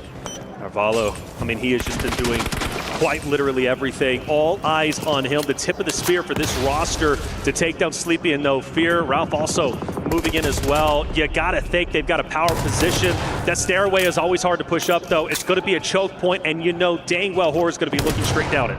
Immediately finding these flushes as well. They beautifully split the attention. An off angle, a third party coming through from Power as they sweep through the backline, and it is going to be turning tail and running the story for Horror now in the rest of this match. 2 players alive. Sleepy's not long for this one. The point gets stolen though, and it goes over to Power. So now it's Jiggle Sky. They're going to go in and dip. They're going to get within zone. They're going to play the survival game like Alpha 7's Carrillo, but I'd rather have 2 than 1. Either way, that's how it ended up unfolding. Power Esports, who's had such a struggle throughout our tournaments. Not one of the first teams out, mind you, so maybe good news for them. We talk about at the halfway point, 9 more games remaining. I'm hoping Power is able to turn things around in this Erangel. We didn't really talk about it too much with all the fighting going on, but the circle shift was another hard southwest side shift, which means that Falcons had to move fast and early. Unfortunately, they weren't in the best of shapes to do it, as Horror do finally bite the dust. It means that Falcons are going to have to crash in a suboptimal situation to the north side. Same story going to be true for Power, as they have now wasted a little bit of time, I think it's safe to say, on this northeast side. So Fallic, he's going to be the scout, kind of breaking away from 4 Thrives, who are going to be just up to the northeast of where he's currently at, and maybe calling out Solus, who I believe is down, if I'm not mistaken. We do have a bit of a crash, though. Falcons continuing to get into engagements, and this time it doesn't work out. Regnum Kaya, the ones to receive that in the ditch, in the divot. It's going to go down for the Falcons, and I don't think that their lone player is going to get to, hang on a minute, take it back. Koa with a drive-by onto Romeo, hits him with a run around, and we'll be able to survive a moment or two longer. But really no safe ground in this central area. These hillsides are littered with caltrops. Yeah, for Galacticos, we obviously tuned in with them just a little bit, but they got teams all around them, including Power, but Power is not having a good time. Galacticos are taking them down left and right. Falcons also eliminated some heavy dogs already out. Yeah, that was the final player, Koa, going down. He was not able to find any respite in the middle. And now, with 4 teams or so looking to try and hold it out, seems like Regnum Kaya want to extend their influence. A nade over towards Easy connects, and that is going to be a beautiful opener. 2 players now standing for Power, as there's teams behind them also looking to put pressure on. Rolling on out, Regnum Kaya not going to let Easy go down, and the 2-2 roll around will be good for it. However, there is a sideline that they need to be worried about. Get the cover in. Wild low as well. The vehicle's going up in smoke, and Loxy's down all of a sudden. Yeah, he's down, and I believe that was a third party from DRX way off in the distance, getting some shots out. And well, we got Team Secret also trying to survive. I mean, you got so many teams in shambles, and when you gotta go to these shacks, I call them the Death Shack, you're in a lot of trouble. But the teams have spread out quite a bit. I'm actually surprised we've lost so many rosters and players at this stage of the game. This open field situation, this open hillside that sits to the north of it, these 2 hard southwest shifts followed by a northeast shift, may be giving a little bit of pause for a breather, but still, those 2 hard shifts that we saw in a row have really changed the tune here in the lobby. It's forced teams to take fights where they wouldn't have wanted to otherwise, and now at 18.5 minutes in, we're down to 10 teams, and a lot of those teams not looking healthy. Take a peek at Fireflux racing against Papa Blue. Influence Rage just above them. Talk about Fireflux landing over on Military. Would they have a bit of a skirmish with 4 Thrives on the Western Bridge? That doesn't end up happening, so they're still alive. Now down to, of course, just a handful of teams. Circle closing in. Another shift about to begin. Excuse me, as Fireflux starts to get active a little bit. Luckily, they got on the vehicles. The question is, can Influence Rage, do they get aggressive? Obviously, they have to move. Do they set position up to the right-hand side to cut off Fireflux's rotation? Be tricky here for both of these teams on the southwest side, and Fireflux are first to move. For the moment, Influence Rage still holding in their compound near Quarry, and they're going to have to try and go in a little bit later. So Fireflux, where are they going to opt to crash in? They've already sent 2 players towards this Regnum Kaya stronghold. I don't know how that's going to go for them. We know that there's third-party angles on there. They're already getting lit up. Scarface with a slow roll around the side, but the vehicle takes him down. It's Regnum Kaya and Nongshim Red Force on the crossfire. Now the 2 remaining players of Fireflux going to try and send Long over to the north side. A straight cut through the circle on the western flank. And in the meantime, in the wake of that rotation, Influence Rage push in from the west. Yeah, they're coming in, and they're going to be coming in hard. It's going to be a big push from them. Regnum Kaya needs to watch out, of course, as Influence Rage, a dominant team. Fireflux, I cannot believe that they're still alive in this moment. It's so unfortunate they lost 2 of their players, so now they've got to go at it. And well, Influence Rage actually looked to be crashing in on Korea, who's been a solo for the longest time. He has been alive, and he's going to keep trying as 4 Thrives go down as well. In the meantime, Korea with his full send straight towards Fireflux. 2 players alive, but he goes too slow. No hop out to be seen, and Ketch finds a duck sitting in his sightlines. That's it. And Fireflux, luckily for them, they will be dead center of the current zone. That's great, but also could potentially make you a target. You've got Galacticus, who's going to be just onto your left. Got DRX as well. Influence Rage, of course, are going to be moving in. We'll be keeping our eye out for Fireflux, and of course, at the moment. And also Team Power, man, I gotta say, for Team Power's perspective, just still struggling. I thought for a good moment they were gonna have a great game based on their positioning on the north, but just got too rough for them. They weren't quite able to convert here. Fireflux do finally go down. The last two of Regnum Kaya sidle on in, but Silas needs a little hand here from Wild, as they only have 2 players to go. Yangon Galacticos on the northwest edge also can put pressure onto this location, but they're being a little bit slow with it. They're more concerned about Influence Rage on the west side, who have been, again, very slow, very tepid in their rotational pace here on the west edge. As things start to slow down just a little bit, shots are ringing out, but nobody really at risk of going down except for Lil Boy. I'd say Galacticos trying to take him down. They will do so. The rest of the Influence Rage roster, I guess, a little bit separated. Lil Boy maybe being a scout, can't get away. And that's so unfortunate because they had such a strong position on this side of the map, and now they've got to recover and make a decision. Do we go for revenge, or do we just continue to play the dead zone, get in there, and maybe watch our backs? Because, of course, you know, Red Force, they're going to be moving in just behind them potentially, but I think that's an oversight, leaving Lil Boy out by his own. But they're going in, they're crashing. They may have expected Yangon Galacticos to go further forwards, in which case the Lil Boy would have been in prime location to take those backstab shots when Influence Rage need to move up north. They overinvest potentially on that angle, and Yangon Galacticos have excellent wherewithal to be able to read that and take down that player at the back. Very, very cautious, but it works out well for them. And now they can be the ones to put the pressure on Influence Rage as they take a fight on 2 fronts. You can see on the minimap this vice grip that now sits around this Influence Rage position. So they got to make a decision. Push forward, push back. Staying where you're currently at could be a death trap.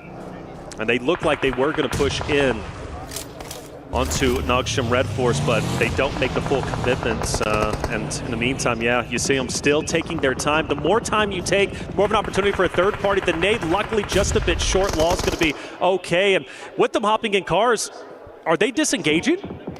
Well, they saw Silas rolling up, and I was watching Silas just there, and he randomly decided to send towards Yangon Galacticos. He did get a lot of info on their location, but he took a lot of damage in the process. He's slow rolling behind the vehicle, looking for a time to pop that first aid, but he didn't put the handbrake on here, and it is just going to keep rolling away from him. Oh, the nade. So close, Silas. Down, unfortunately. Tough break for him. We focus now on DRX. Reginald just up ahead. DRX has had such a great day. This fight should be no different, you would have to assume anyways. For Reginald, Kara, they got to obviously make a bit of an impact here. For Influence Rage, by the way, standing strong, taking down the team opposite of them, of course, Nogshim Red Force. That's going to be a great opportunity now to gain a couple more points, move up. Granted, only 2 players, but still, with that gap being the top 8, so close to them already breaking into top 8, I think this game could be very valuable. Absolutely, they do have 2 players alive, losing Diego in that fight. They will be playing on from that southwest side. Yangon Galacticos disengaged because of this crazy play from Silas, so a little bit of a breath of life potentially into this Influence Rage position. Ooh, Weibo though, find the pickoff onto Lorazin, and on the back lines, that's going to leave Influence Rage on just 1 player remaining now, and that is going to make things real tough for them. DRX, again, been fairly quiet throughout this. They're up to 3 elims, but they have all 4 players alive. They're playing on this long side of the hill. They're going to start to be able to move up. It's Yangon Galacticos, DRX, these 2 opposing positions, and Weibo on the southeast side as well. Already on 6 elims, by the way.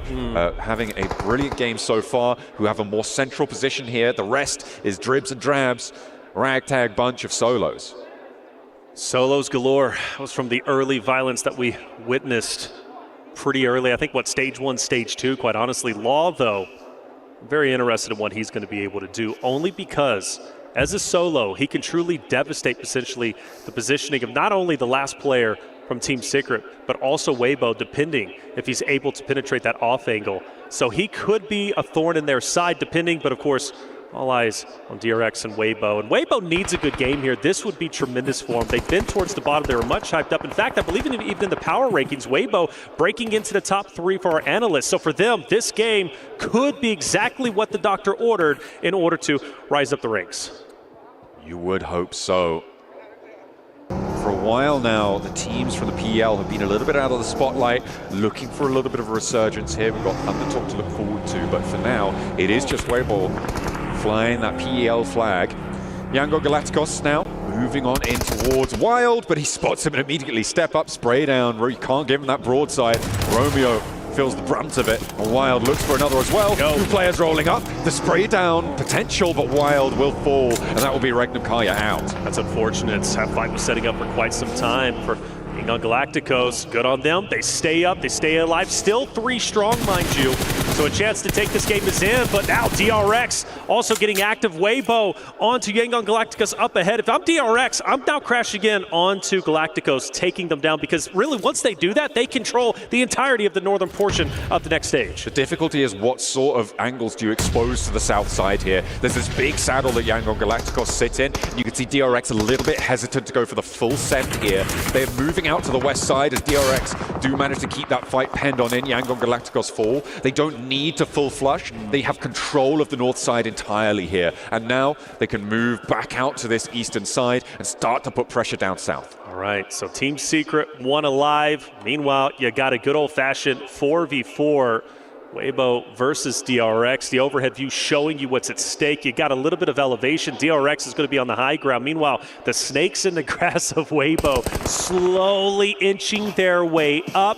The question is, once they apex that hill, is Weibo going to mow them down? It's all on the smokes here in these final moments as Team Secret losing their final play. Well, hang on a minute. Take it back. Sorry, hang on a minute.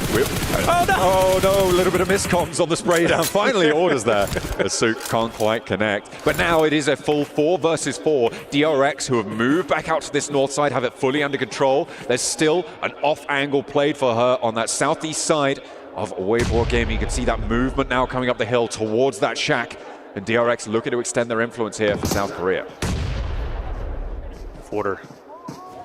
You can't. I was going to say if you can get an off angle extend to the left, but it's a bit too tricky. A lot of utility was used from DRX a little bit earlier to take down Galacticos. I'm sure that they wish they at least saved a little bit of it so they can have this utility to apex that hill onto Weibo just up ahead. But at least the good news from DRX at the moment, nobody from Weibo really has like a tremendous off angle. Maybe suck over onto the left-hand side. But aside from that, like DRX with their wolf pack, it's going to be tough because Weibo's going to get up. They're going to shoot one. DRX is going to be able to focus fire everything onto 33Z, Order, or Zuck just onto the left-hand side. So honestly, in this position, I think I have to favor DRX. It's all going to be up to the smoke play, right? Sure. You can really change the tide of a fight like this, especially on such a weirdly rolling terrain position. If you can create a smoke separation, you have a huge advantage, and you're talking about these off angles. Those can be assuaged with good smoke play, right? So it depends how you're able to target it. It also depends how much utility you've got left in these final moments. You can see that for Weibo Gaming, they've been through the ringer. They've got 9 elims already, but certainly on 33Z, there's no smokes, only 1 nade here. He's the tip of the spear, too. With his forward position, he's most likely going to be the one to attack first. And you need the rest of the rosters out there to help him out from Weibo. Order's going to throw out a smoke. We're now repositioning. He's going to take the lower end for 33Z. He's got a little nade going past him, but he's going to be just fine. Weibo now also in a buggy. They're getting active. I don't know. DRC better be ready for it. Excuse me, DRX. Better be ready for this engagement. Weibo, they're starting to get sneaky. Playing on in the smoke, he drops that, sits in the backseat of the buggy, can get that little higher ground angle to look for the peaks, but DRX should know this is what's happening. And immediately these nades respond! DRX read it beautifully. They're like, what's that smoke doing there? What's that buggy doing there? Well, I think we know what we got to do. 3 pins pulled and 1 player falls. 33Z now looking to try and get an answer here. This res is going to be so difficult, Reflections. I don't think they're going to get it. There's no way. Do you fully commit for that? Because you have to assume DRX is going to capitalize off of it. They're taking it slow, but once those smoke dissipate, they're going to get active, and DRX takes down yet another one. Another one will fall, and this should be the ending that DRX is looking for. This is beautifully played by DRX, immediately capitalizing on that knock into the smoke. These smokes bloom on the top of the hill. They create sightline channels that they can play through. There's a res coming through for Weibo, and they do manage to get 3 players back up in an action, but Scissors forward now. 33Z spotted, gets the knock. Is there an answer? Order looks for it, and they do find the challenge that they were looking for. Hurt is there as well, looking for that backup. In a 3 versus 2 though, DRX still have the numbers. DRX has the numbers, but do they have the wherewithal to figure out where Weibo is going to be up to? It seems like the forces are falling, and I think this is finally going to be the end, albeit a miracle play. DRX closing the vice grip, pushing forward. Weibo falls, and it will in fact be DRX taking game number 4 on Erangel. Lying in wait, they move through the hills, a coordinated approach, a brilliant read onto Order as buggy rotation, looking for vision, and they will be able to find that knot, open up the bidding on that final engagement. Not enough utility from Weibo to be able to survive that final fight. They've got plenty of points though on the match, and they will be nearly level with DRX to find that one. 16 points for Weibo, and DRX up on 18, so a fairly minimal Elim chicken dinner. Hey, whether it's minimal or not, that's 2 winner-winner chicken dinners of the 4 that we've seen today, which shows DRX has the proven ability to take games when it matters most and win, which is going to be so critical during the finals. DRX, all eyes on them today, and well, they look to catch up to the likes of 4 Thrives, Alpha 7. In fact, they could have very well taken second place after this game alone. Weibo are no slouches to take that 1v1 and win it. DRX on top. Absolutely, a little bit of revitalization coming through for Weibo from the bottom of the tables, able to put a big dent in the necessary gameplay to find it. Well, let's take a breather after that one as DRX are able to take the 4th chicken dinner of the day.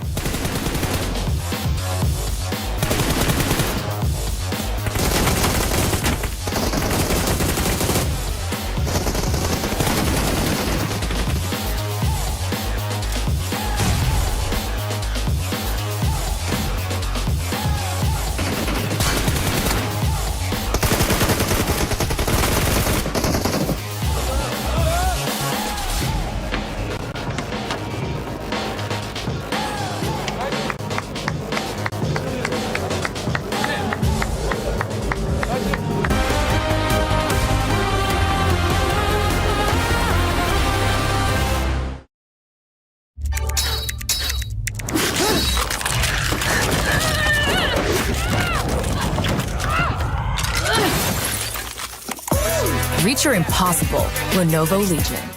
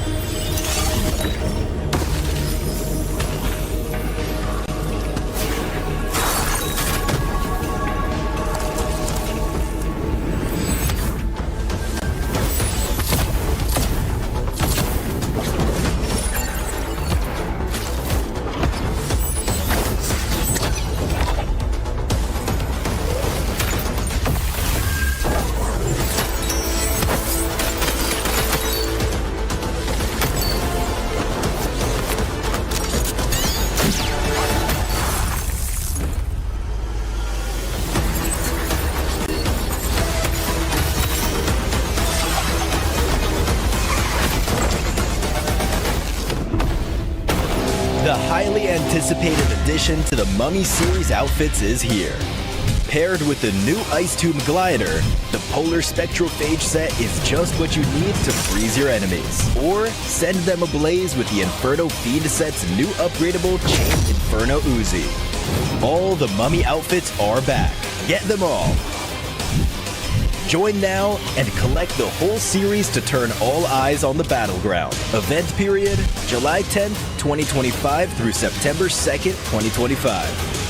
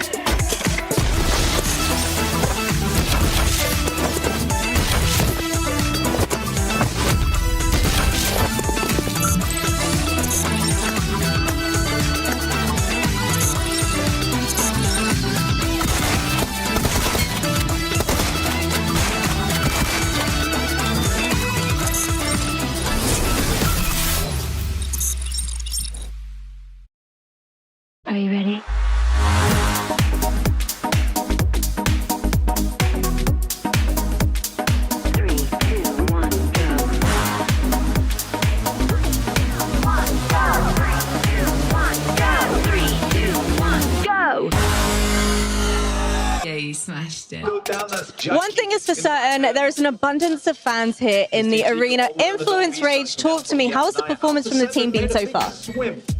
I think we can do better. Yeah, we can do better. Well, you're currently sat in the area of the crowd where all of the Team Falcons fans are. Is it a little bit scary for you? Yes, I am. Well, is there anything you want to say to the Influence Rage team right now? They need your support. Let's go, Inf. I believe. Let's go. You believe in Influence Rage? Yeah. Yeah, they can do it. Let's find out whether or not they can. Well, it wasn't Influence Rage that got the win, but it was DRX being able to get the... It wasn't the back-to-back. It was the two-time winners of day one of PMWC at EWC 25. A big surprise, honestly. I was not expecting any teams to be able to get 2 chicken dinners in the first day. They were able to do it, Max. Yeah, it was a back, break, to back. It just took a little break in the middle of that one. But a really good execution from them, playing it relatively safe on their side. Same for WBG. There was a lot of circle luck involved, I would have to say. A lot of teams that really didn't have to fight too hard for it compared to like an Influence Rage. They were just like, we just got to try and do something. Same for Yangon Galacticos. So you had 2 options. Teams just like fighting to just survive, and teams just like, we're big chilling today. And they were. Well, we've been wanting to talk about DRX. Another team that we've been wanting to talk about has been none other than Weibo. So let's go to the SMB head-to-head, DRX versus Weibo Gaming. And I mean, look at the damage that these 2 teams were able to put up, Natura. Wow, that is actually a lot of damage, considering we didn't see anything from Weibo in that first half of the game at all. Like, completely silent from them. At all, yes. But I think it was just a really interesting game for them because they stacked up really, really close together. I think they were almost all in one shack, which is very risky, but it did work out. And then as soon as there was space around them to actually move and play, they actually spread out. They took control. They had a 3-1 split with an anchor in the field just to make sure things were moving smoothly.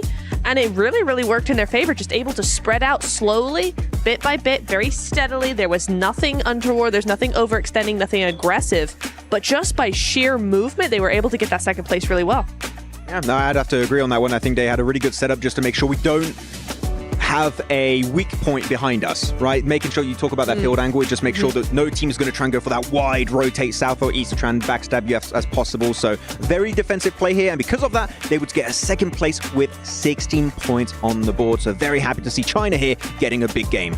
And I'm pretty sure V2K is still going to be telling his team, we need to do better. Even though they ended up in 4th place there with those 9 points, one team that did end up doing better that I'm happy to see here in the first page, Max, is Regnum Karya Esports with 8 points, 6 of them coming from eliminations. Yeah, actually a very, very big fight in the center versus, I think it was Fireflux. It's like, we're both from Turkey, guys. Let's be homies. Like, no. There's no peace between us right now. We have to fight for this position. A very good send onto Fireflux because you might say, well, the high ground position is just flat. Actually, you do have a slight dip, and you just need to make sure you clear that area first, and then you just zone teams away, which they were trying to do. It wasn't a game-winning position. It was a position where you could get a ticket to a good top 5 position, which I think they understood that. We're not going to win this match. Let's just try and go as fast as we can and get a few eliminations, especially. Yeah, I will say, though, as well, is that Regnum Karya in that 5th place, but the top 4 teams were all edge teams. That was something that I noticed in this game in particular. Everybody kind of just crashed to the center, except a few teams, and it was those teams that ended up getting that top 4 spot, at least in points-wise, at least in that match ranking, right? So this game was very heavily sided onto those teams that actually held off from that original fight and just kept it to the edge, kept that quiet space until the end game. I mean, there was one team that you wanted to point out, too, in regards to Team Secret. They had a 1-2 split for the longest time. Yeah, they did. They really... I'm surprised they survived as long as they did, because, like, you had a one player off into the hills right in the middle of where all that action was happening. And then you had the 2 off into the field just like hanging off, just checking out, making sure they got that placement. I'm surprised that worked as long as they did, because I think they got like top 6, top 7 out of that. The game plan there is similar to what happened for Regnum Karya. We know we're not winning this game. Let's just play very split. Whoever survives. Yeah. So it's like a mini battle royale in the battle royale for your own team. And they do have at least 2 players survive until the very end. And as you said, like maybe a top 6 position, get a few points here and there. Yeah. So they knew this game was kind of a ride-off. They were able to claim at least a few points. So it's not a non-game for them to at least get something of value out of it. But you can even see as the replays here. DRX, the moment they start getting eliminations on WBG, they just claim so much control that WBG just fell like a house of cards instantly. Yeah, I like that quickness, right? We always talk about seeing these teams being able to react. Boy, did they end up reacting quick. And even if we rewind it a little bit more towards the beginning of the match, a big surprise that we saw was Alpha 7 fully send it to E Arena. E Arena, though, they were able to defend it pretty good. And Alpha 7, ultimately, Career just coming out on top. Cario is like, that smoke means nothing. I can see right through it. Like, he had laser eyes. I don't know what happened to Cario. He got like LASIK surgery or something because he's got 10 out of 10 vision on both eyes. Yeah.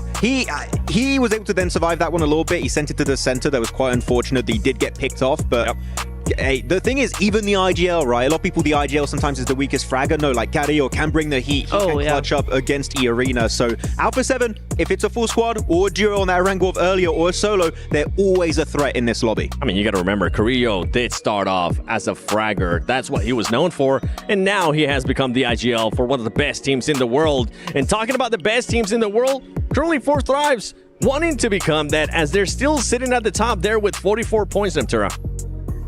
I'm just looking, and actually, they are on top. You are exactly right. I can confirm. But what I'm looking at is actually DRX moving in. We had a big gap before this game, and DRX have managed to just smash right through that, double their placement points with that extra win. And now they are kind of threatening 4 Thrives' position at this point in time. I will say though, just over halfway point, Max, none of our power rankings are looking particularly accurate at this point. Yeah, as of right now, our prediction game is very off, which I would say is on brand. Pretty bad. So, you know, I wouldn't talk about it too much. But Yangon Galacticos, I was not really expecting much, but they are such an aggressive, oppressive team going into this. They're not scared of going for fights, which I like to see, because a lot of times you see underdogs just being a little bit too scared in lobbies like this. Like, we don't want to fight, we purely want to get placement points. No, Yangon Galacticos, if they see a team that have a very clear weakness, they will not be scared to go for that engagement on that position. So Yangon Galacticos, seeing them be this confident early on, is a very good setup for what's coming next. I mean, and they showed it right away. They showed it from the start. Yeah. One thing, though, for everybody currently watching at home, from July 25th to the 27th and August 1st to the 3rd, log in to summon airdrops and collect 2025 airdrop vouchers to enter prize draws for official merchandise, smartphones, BD partner rewards, permanent in-game items, and more. Every participant is guaranteed to win. Additionally, from July 25th to the 31st, vote for your favorite airdrop partner for a chance to receive a special gift from them. I'm going to be doing it. Max is going to be doing it. Neptura is going to be doing it. Don't miss this year's airdrop carnival and unbox your surprise, because we're all going to be doing it, and I can't wait to see what surprises we're going to be unboxing, especially when we go to Miramar. And I kind of want you to go with the Dr. Suleiman Al-Habib hot take. Are we going to be getting any hot drops, Max? Well, there's actually a lot of teams dropping in El Pozo, so I would say yes. El Pozo hot drop specifically is going to be happening. El Pozo? Okay. All right. Neptura? Yes. To answer your question? Okay. Right on. Yes. What a hot take. Wow. Yes. My other hot take was that Miramar is hot. Spicy. It's going to be spicy. Should we just ban her from the I think we should just... I'm going to ban myself at this point. Yeah, they're not good. No. Now, at one point, going back to that last match, though, I think you mentioned something in regards to 4 Thrives, Neptura. Is there anything you wanted to mention about them? Because it was a lackluster match considering that big gap that they had. I think they were just too hesitant in that last game. They didn't know where to go. Honestly, they didn't have many options left to them. Maybe with Miramar being a bigger space, they'll be able to actually have those more options in a tricky zone, but we need to see a little bit more proactiveness from them. They did have a surprise though, Max. Fireflux came in from military base, and I think that they were not expecting that. Actually, they didn't even really encounter each other, but they know this typically the pressure might rotate. There's going to be Fireflux. There was power earlier, so they're not being also completely careless because Alpha Gaming's not here. They're like, they might be a team, let's be a little bit respectful, but Alpha Gaming's going to be the real competition when they do encounter Group Green eventually later on down the line. But they were very cautious, but I do have to fully echo what you were saying here, Neptura, on this game. Very hesitant. I don't care if you go for a good or bad play decision. Commit to it as a full team. Your odds of being successful are way higher if you just send it on a big play. And you know what? Your sheer fragging power that we know 4 Thrives have might be enough to just tear down any team they go up against. Well, I think the team that we were all looking for them to actually go after was going to be Weibo. And if that would have happened, if they would have came out on top of that fight, guess what? It would have been a top 2 guaranteed. But you know what? I'm excited to see what's going to be happening here in Miramar. Let's send it over to Reflections and John Allen. The tables keep on turning, and we will not stop. We're 1 and 2 more revolutions going around Miramar for 2 times, 2 laps of the desert to see us out of the first day of games here with our first 2 groups on play. We've seen some miraculous turnarounds from these matches. DRX holding their nerve on the northeast side. We've seen Alpha 7 holding the riverbanks right now. But what will the desert have in store for us? That's the question, isn't it? It's going to be a really good time as DRX take over second place after a tremendous win. They've won 2 out of the 4 games today. Question is, what can they do for the first time on Miramar? A map where teams start to wake up, more specifically from the Americas region. Influence Rage do very, very well on Miramar. Alpha 7 as well. I've seen them drop 20-plus elimination games on Miramar. That would be insanity if they do it here. But top 8 is what they're shooting for. Currently, top 6, still very healthy. But you want to finish off day strong. You want to finish off, in top 8. Doing so will then set you up very nicely going into your next group stage matches. We've got a pretty standard playing path, which means we shouldn't see too many crazy drops. Yeah, we are going to be fairly fair on the start of this Miramar here in terms of achieving that top 8 towards the end of this tournament, right? Well, the first league stage, rather, of this tournament. You're going to be looking, as we said, during that last match, probably around that 80-point margin, which sits you at 6 2/3 point average if you're doing specific exact math. Sure. So if you're looking to get above that, you want to be putting up 7-8 points average, right? To feel a little bit more comfortable when it comes towards those later games, if you're able to keep that up. So over these first 4 matches, you're going to be looking up towards the mid-30s right now to be looking a little bit more healthy. Obviously, 32 points would be really nice, but not too many teams have been able to break that 30-point barrier just yet. However, it is always more dramatic, the curve of the point scoring going over this one. A pretty dramatic circle shift as well, coming on through all the way down to the south side here. I said standard. Well, it's not going to be. We go all the way down low to the south, which for all those rosters who are still up in the air, right, going to their original POI, their landing POI, now have to rotate towards the south, which, of course, you know there's going to be a lot of competition going your way. And so, for Hora Alpha 7, maybe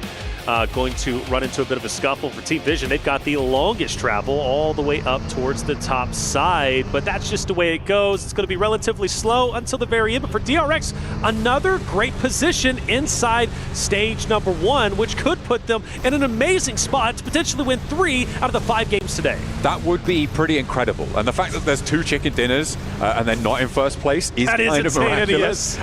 But, you know, that's just how Fourth Thrives like to play it. And Fourth Thrives didn't have a great game last time around. So DRX certainly have stiff competition, letting themselves down on those non-winning games, right? And when we talk about averages, you really have to look at these lower performing games. And for DRX, that is what is currently dragging them down. They would be miles ahead of the field. Doing miles for your benefit, of course. You know, I appreciate your freedom units, baby. Absolutely. But they would be absolutely streets ahead of everybody else in this lobby if they could bring up those averages. I always give this comparison, right? You can look to earn 12 more points in 1 match, or you can look to earn 1 more point in 12 matches. And it is if you could do that every single time consistently, that will build up to the same result. Sure, you can look for those 18 elim chicken dinners. Yes. Or you can look to put 2 more points on average every single game. And those are the small differences that really start to bring up these averages that can really power you through these tournament stages. It goes back to that consistency conversation, right?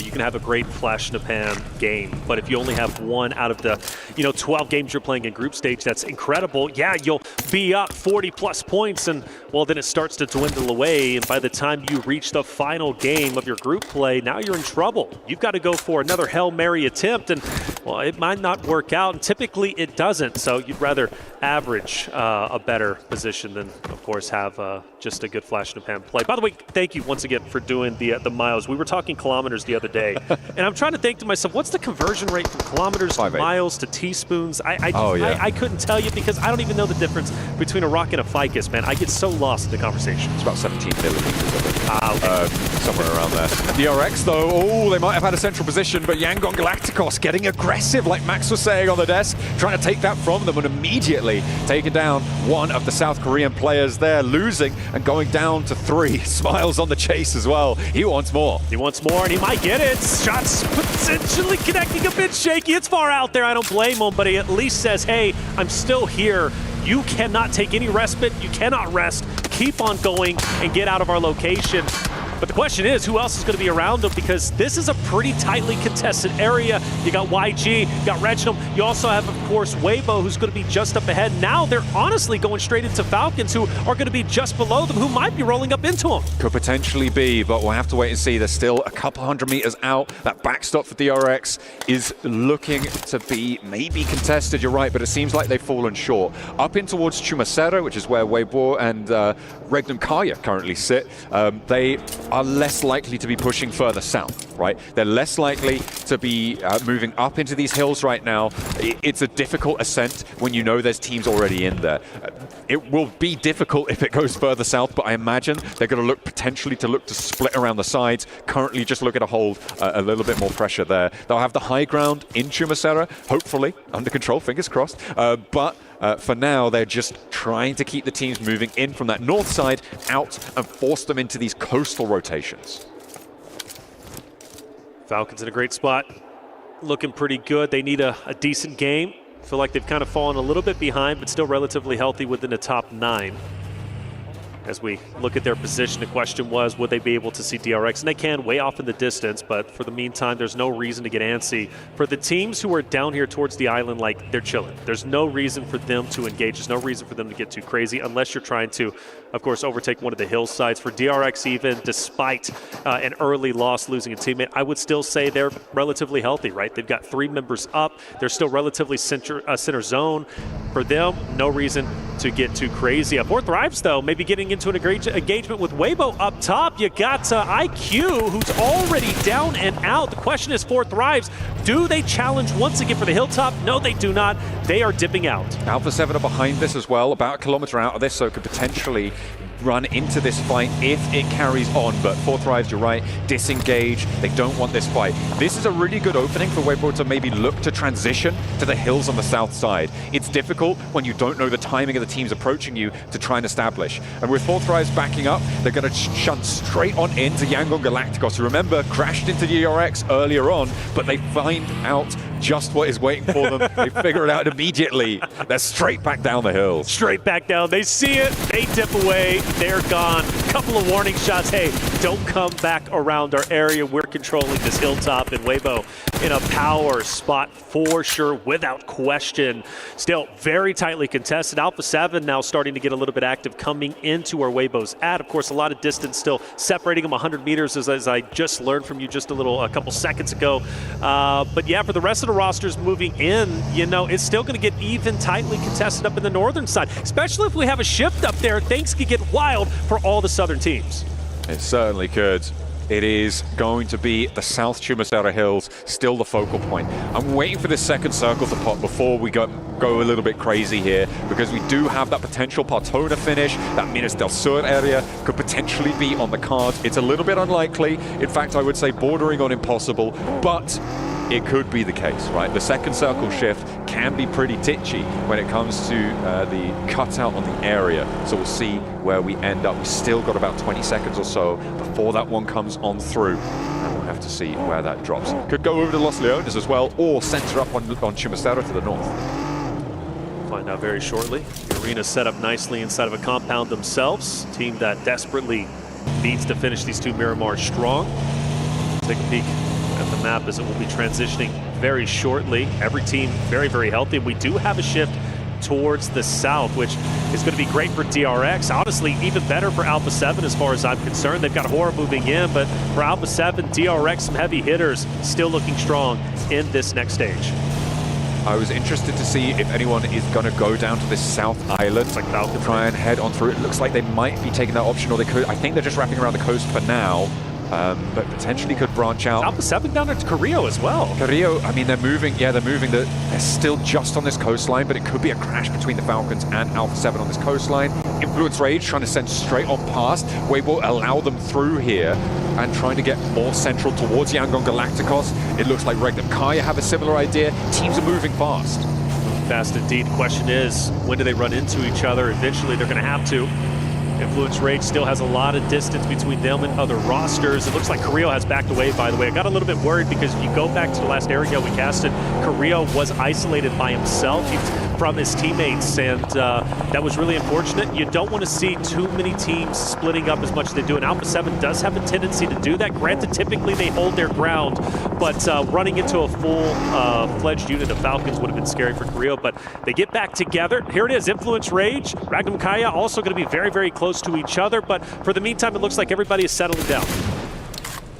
Loxy defending this new roll-up position for Regnum Kaya, all four of them in the same spot. They're going to look to start to extend their influence over the compound, establish some sight lines. Silas now repositioning on the vehicle, and it looks like they just want to get on the inside of this warehouse. Holding out these sight lines is going to be good news, but actually breaking out back, that's interesting. They're going to try and put pressure to the teams moving in behind them as everybody's still on this mad dash. Falcons, Alpha 7, still safe from one another for the time being, right next door to each other on the tables as well. We'll see if they can conclude it. AXTMG moving in from the east side slow with Team Secret on their south edge. Yeah, Team Secret's right next to them. I'm sure this fight is eventually going to conclude as soon as they get closer and closer into the next stage, which therefore opens up a potential for a third party. But for Team Secret, trying to stay as close to the edge they possibly can to avoid any potential shots from AXTMG, which surely are going to be coming through. As far as AXTMG go, where do they really go? I mean, there's not a lot of real estate inside of this next stage. They're going to have to fight, and I think, if I'm not mistaken, they're going to have to either go through Team Secret eventually, or, I don't know, maybe Fireflux, who's just up ahead of them. There's also the option of holding and playing for the next circle. The bridge that sits between the South Island and the mainland can play around that a little bit. It does force you into isolation. Team Secret, look at what Team Secret are doing right now. On our minimap, we're looking at Team Secret right now because they've just broken down south side to Partona. You can see that rotation led by Xerus on that south edge. They're looking to try and ruin the day for Falcons potentially here. You do have that bridge approach that you can take further into the circle. It pushes further away and keeps that Via de Mar bridge in the circle as well. Alpha 7 wants more in the center, but this is getting messy now. Very messy indeed, and Team Secret, all eyes on them because this is such a unique play, something I personally wasn't expecting, and they do have a bit of a piece of the next zone if they do go up towards that left side bridge, as you mentioned, and could be the bridge trolls themselves. We focus in on Influence Rage, who is opposite of E Arena, and also Falcons, who's been standing up against DRX. DRX taking a couple of shots, but they're going to be just fine, you would have to assume anyways. I'd say that, get out of the car,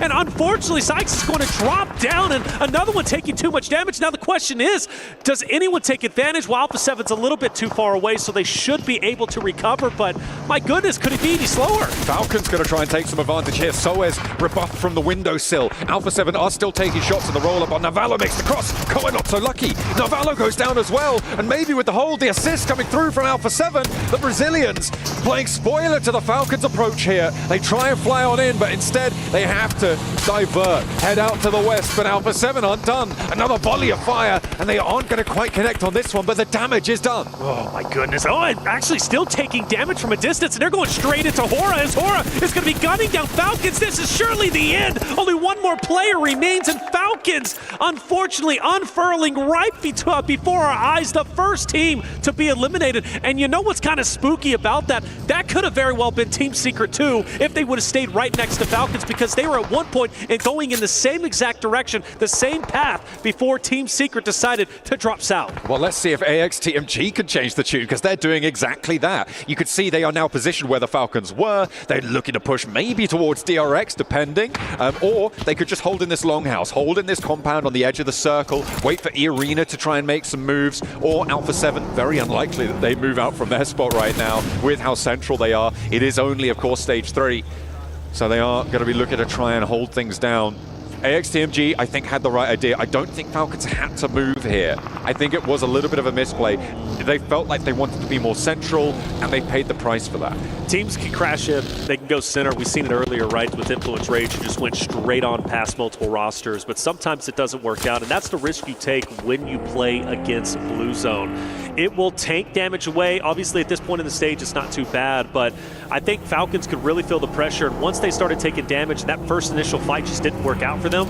They just went haywire. They weren't thinking things through, and everything went blank. And, well, once they pushed in, they were done. Hora takes them out. It's really unfortunate because Falcons have played so well today. Still in a great spot, though. Don't get me wrong, top 9.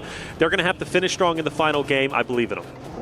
Power now with 3 players forward, 1 on the backstop, looking to push past Fireflux on the east edge. Another shift out west means that they will have to get a shift on after this circle. But they have to conclude first. Power could potentially divert, but they've got Influence Rage to the south, Regnum Kaya at the front. It is really a cage match right now. Any team could look to try and disengage it, though, on those edge positions.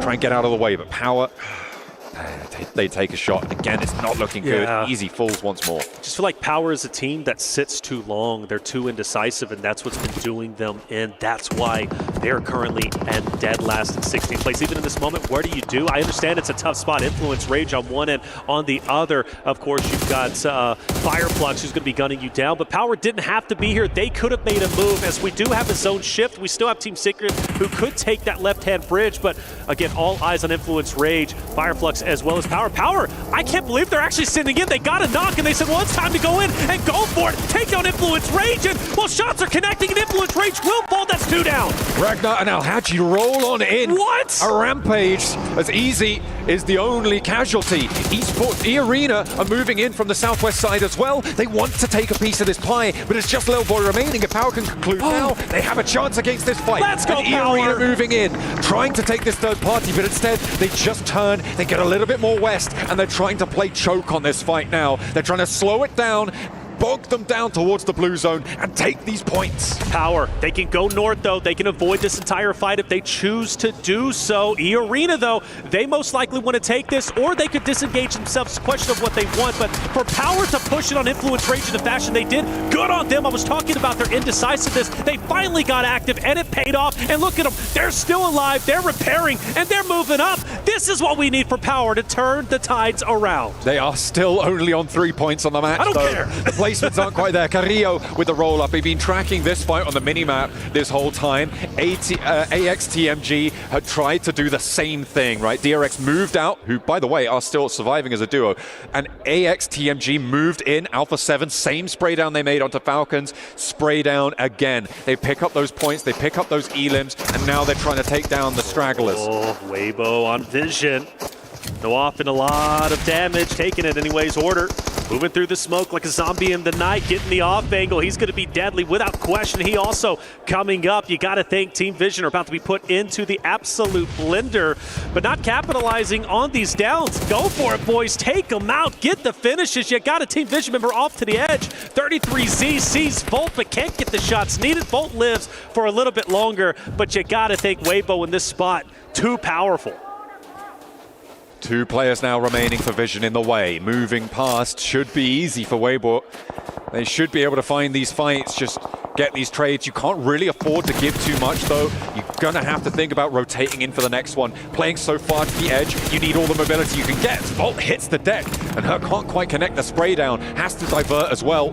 Somehow Never Alone and Volt are surviving this. This is a lot longer than I expected from them. Yeah, finally, he's found. And alone. Fortunately alone, all up to his own devices, up at a distance.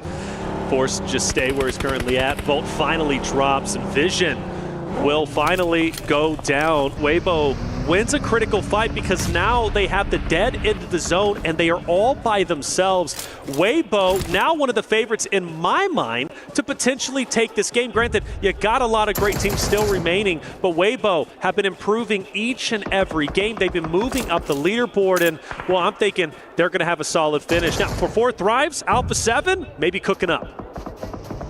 Could potentially be a chance for them to move on in. Oh, E-Arena too.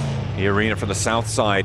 It is a shift up towards the north edge. Team Secret, by the way, still going. They rotate out to that south side. Has managed to play well. They have all 4 players. They had a player as a backstop, but they can rotate and regroup. Alpha 7 now in for a scrap. South side will need to leave this position, but they need to fight this out first. Mafioso on the top floor has the backup for the players downstairs, and Tiny K can't quite get any retribution here. Now just 2 players alive for E-Arena. They're not going to take this fight. They know they don't have the time. They just deliver another 2 eliminations to Alpha 7 and say, okay, that's good enough. We're going to go ahead and dip out. For Alpha 7, they'll take that all day, every day. And for E-Arena, well, they're still running into some struggles as, fortunately, Terry is going to fall. 4 Thrives will take them. Now, the question is, for 4 Thrives, do they have the wherewithal to potentially cut off Alpha 7's rotation? That is a possibility. It is definitely a chance here, but they do need to, again, hold their backstop. I think that they're going to be a little bit more chill with it. Alpha 7 looking to try and push through. They may be trying to backfill and sweep out to the east side. It's a pretty difficult progress no matter where you go, but for Carrillo, he's opening up the bidding, allowing his team to move forwards, dropping some smokes, expending that utility to allow them a bit more mobility here. The circle isn't going to be on them for another couple of seconds, so they've got a little bit of time to play with. You can see they're moving up towards that roadside. They've already cleared out all the teams who tried to backfill on that western edge with AX TMG, with Falcons, all trying to make that rotate. They know there's going to be a little bit of a vacuum there, so they know they can be a little bit more maybe risky with that position, with that angle. We set up the storyline very early in the day for Team Secret. Going south, a good rotation we saw could have happened if they chose to stay neck and neck with Team Falcons. They would have been eliminated. They are still alive and actually thriving as far as I'm concerned. They've had a wonderful day. We'll see if it can continue to get even better. They are tied currently with Galactico in 3rd place, and they've got all the compounds they need in their current location. Now, Joker, he's been a solo for a long time. Carrillo's had him in his line of sights, and you can tell Alpha 7 gets a little bit spooked because they were trying to push up onto the compound of 4 Thrives. Granted, that would have been a risky push, but what kept them in check was Joker from E-Arena, who continues to be a thorn in the side of Alpha 7. Nades keep on going through. AXTMG, eat 2, a big nade on the overarm there. And that is nasty to have found those elims earlier on the replay. Alpha 7 doing a lot of work to find the punishment over towards the west side, rotate up along that coastal road. Falak with the down shots over towards Mafioso, can't quite connect, only sees the buggy. Needs to be worried about the further tiered up high ground though. He will retreat. Nice and sensible there from Falak. Yeah, without a doubt, Falak. It's easy, right, at times to get tunnel vision and just continue to fire down and lose your line of sight. Keep your head on a swivel, though. He absolutely does that. For DRX, I don't know how this fight even ended up unfolding. It's kind of awkward at the moment, but I tell you what, for the solo of AXTMG, he's given it to the duo of DRX just up ahead. And, well, at this point, right, if you're a solo, you're going for survivability. You're going for any points you can. Basoa says enough is enough. I want to get the finish, but I'm not able to get it, actually. Devo T gets to clean up and somehow, some way, still swimming, still staying alive, and takes down DRX by himself. He will have the assist of Team Secret. Off on the way there were those off-angle shots coming on through. A huge amount of suppression being delivered over that way. Really does help him out. But finally DRX full, so 2nd place out. He's behind us, Joker. He's behind. He's got the nade. Got the cook. Oh! Too long on the cook there, and now the nade position's given away. He doesn't have another one. He's got a Molotov, but will need the spray downs as Team Secret finally starts to eat lead. They don't look at him. Joker could take down the entirety of the Alpha 7 roster. It would be so hard to do. But if Joker gets active, if he can push up with Revo down, Joker, like I said, the thorn in the side of Alpha 7. We've been setting it up, but can he get it? He's going to take down 1. Now you got to focus on the 2. It's going to be over to your right side. He's going to reposition. Not a lot of health, but still for Alpha 7. Takes down, I believe, 1 member. They'll recover, but for 4 Thrives, they smell blood in the water, and they're going for it. The Sharks are out here, but 4 Thrives have a hell of a task to achieve there. Falak immediately sprayed down. The UMP keeps them safe. The breakout wide for 4 Thrives wants to keep them going, but 2 players now knocked, and they just can't hurdle the distance here with just Noki left remaining. He's tumbling down the cliffside as Alpha 7 get back to their feet. They lost Revo to that off-angle spray down, and that is a big blow to be dealt, but they've still got some life in them. 4 Thrives, can they stay alive? That's the question. They're already in shambles. Carrillo onto Power, and Power's now out. Alpha 7 is this team that miraculously finds ways to get back into the fight with infinite reses, it seems. They just know how to keep together. They are sticking to it, sticking to their guns. And with 8 elims on this game, Weibo, Regnum Kaya, Nongshim Red Force, the 4-player teams in this one, it feels like they've got a good chance. They are sticking to this edge-style play. I know Seven was talking a lot about how he's expecting them to try and stick to that over the course of this tournament. It looks like it's working out for them here on Miramar. All right, so Alpha 7 have effectively won the Hilltop. I can't believe you still got the one solo from AXTMG in the water. I don't know how much of an impact he's going to have, but at least against DRX, he was the Grim Reaper and took them down. 4 Thrives currently in first place, but with only a solo remaining, he's most likely not going to be able to do much. So this gives the opportunity for a lot of the teams who are towards the bottom end of the standings now to finish strong and potentially break into top 8. What they'll be looking for here. On the north side, I'm looking at Weibo trying to get, again, another consistent game, get those points earnings going. Obviously, starting the day a little bit weak, but that second place in the last match may be looking to convert into a first place here. On that northern side, they are fairly alone, fairly isolated, as the final player from AXTMG gets spotted, and Mafioso won't let that one go. Rest in peace, man. He lived a long time, did his absolute best. It was fun watching him do his best. Michael Phelps out there, but tell you what, for DRX again, taking him out, that's tough. Team Secret still alive, by the way. They haven't done much, which I'm quite surprised with, and they've been now currently gatekeeped by Hora, who I do not believe is going to allow Team Secret to rotate out. So I believe Hora going to take them down relatively shortly. I think Team Secret is going to be out. And Hora then has a pretty good amount of real estate on this left side of the stage. What? That was from Alpha 7. Huh? What? That's the all the way on the other side of the circle there. Yeah, what the heck? Towards Weibo. Unlikely that this gets flushed out, but Weibo, they're going to be slowed down by this. The circle has moved away from them, and Alpha 7 are a lot closer to it, so a really big pickup here. The Mini 14 for Mafioso is doing bits. So you got levels to this, right? You got Team Secret who's being gatekept by Hora. You got that Hora who has, really Alpha 7 has infinite line of sights and is also looking down. For Team Secret, good on them. They actually make an attempt, and No Fear is dropped low, going closer and closer to the edge of zone to try and commit for an off angle. I don't know if this was intentional. Maybe he fell down, but Jaiki wants to take it to him, and, well, No Fear's wisely going to go ahead and back away, but that would have been really awkward. And for Weibo, they're setting up for an off angle themselves. They found that res. They are back as 4, not taking off angle shots. They want to sweep through, control this roadside. I don't expect them to crash down here. I don't think that they want to. What they want is to pick up the pieces of this fight, find these third-party fights, find those elims and try and steal them away. Mafioso spotted by Order in the meantime, but they've got a fight in their own town to deal with. No Fear still just going for it with the shotgun, despite being on fire. Will not quite connect on it and will get flushed away. Order getting picked apart in the meantime, but Frankie goes down, leaving 1 player for Team Secret. Regnum Kaya and Nongshin Red Bulls in the meantime on the east side. They're also in a fight, and Utility's starting to come down from, I believe, somebody else off in the distance. Silas, who has so much to gain and earn from PMWC right before your eyes, taking on the entirety of the world up ahead, but the shots aren't hitting. He's fully exposed, and all it takes for Benny to just swing to the right-hand side to take him down. A nade potentially that opened up the door to take down Silas. It's thrown. Swing left, my boy. Take him down. Fully commit to it. Don't let him get the reses, but Alpha 7 up top are going to take everybody out anyways. He has to stick to this monster truck right now. It's a slow-moving castle for him, right? As it stands, it just keeps rolling. It keeps him safe as Regnum Kaya fall before him. Benny now can just chill behind this one. I wonder if Alpha 7 expect there to still be a player behind this monster truck. We'll have to wait and see if they've got that scouting info. But now we're down to 4 teams alive. Benny's still going, and he's going towards the circle.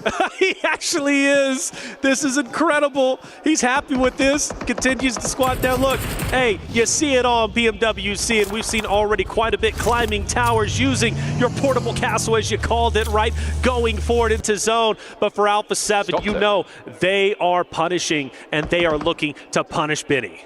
He hopped in, he tapped the brake there into the monster truck, so he's stopped dead. Sook gets spotted. That is a big pickup for Alpha 7 because they're going to need to descend soon, and Weibo had that ridgeline. It would have been broadside if they went for a flat rotate, but they found that opener. The res needs to come through fast for Weibo.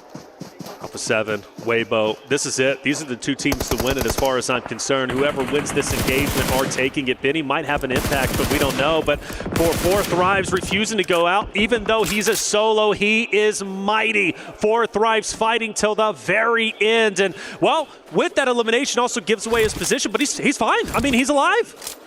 Why did Weibo not capitalize? I mean, they were all going down, right? They tried to cross the road. It felt messy from Weibo. That is unfortunate. Not what we wanted from them. Up the top now, Alpha 7 have 2 solos to deal with. The circle will close dead center on this one. We're into stage 9, into nearly the 29th minute now. But Benny I just wonder if he's safe from Alpha 7, not because of his position, but because of the knowledge that they have or don't have. It's weird for him, right? Because you got 2 solos, and well, now we're traveling. Look at it, Naki's out. 4 thrives. He says, man, I got to dip a little bit. But there is still a world Alpha 7 doesn't win this if things get weird. And Benny is holding on tight to what he's got. And does Alpha 7 know Benny has left this monster truck? This is the thing. I don't think they do. The 2-player crash that they just did felt like they were rolling onto a solo. They'll know it's 2 solos alive. They'll know where Noki is from the gunfight. It felt like Carrillo and Squash thought that he was in that ditch amongst those vehicles. He was not. And now they're confused. They are, because they're fully focused on 4 thrives Naki.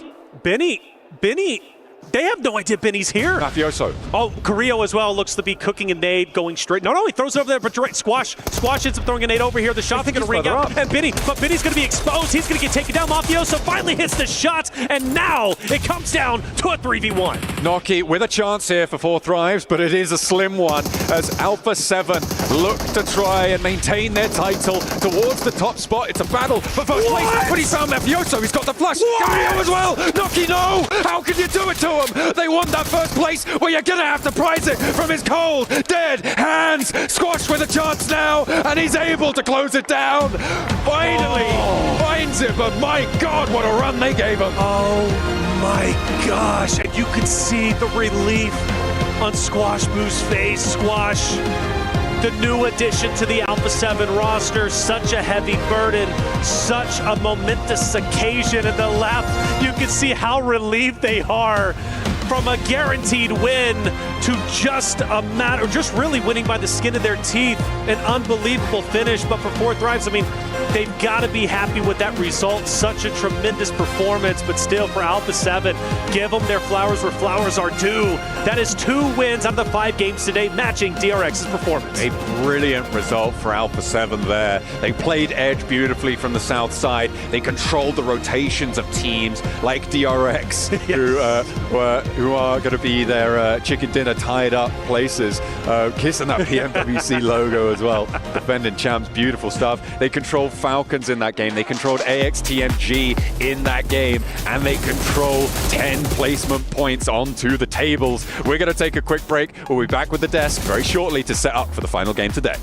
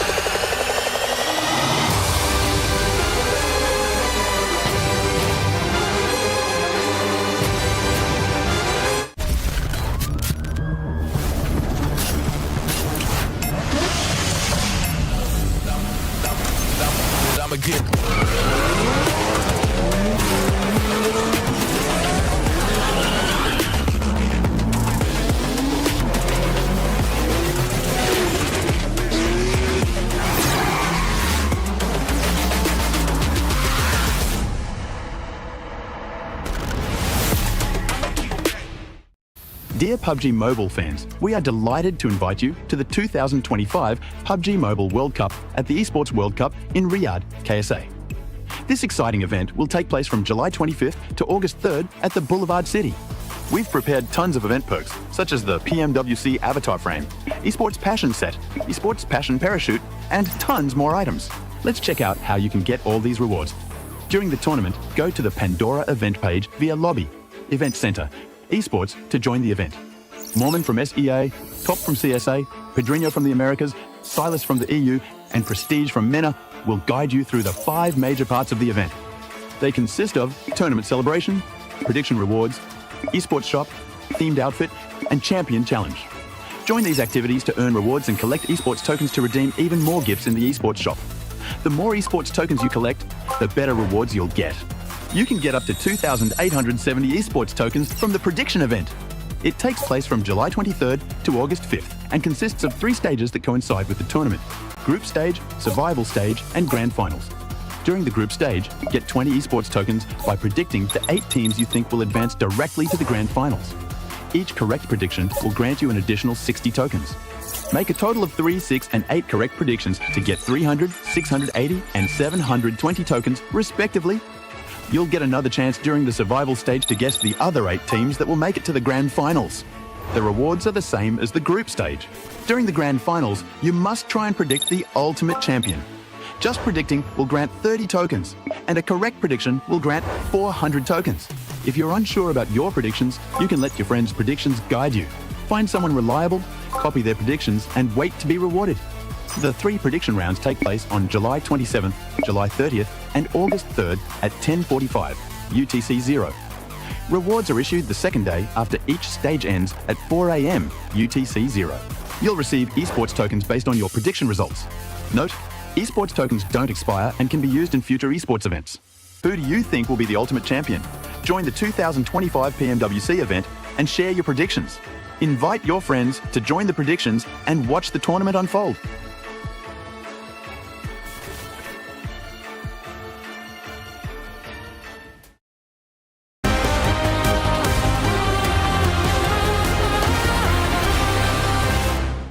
Yeah!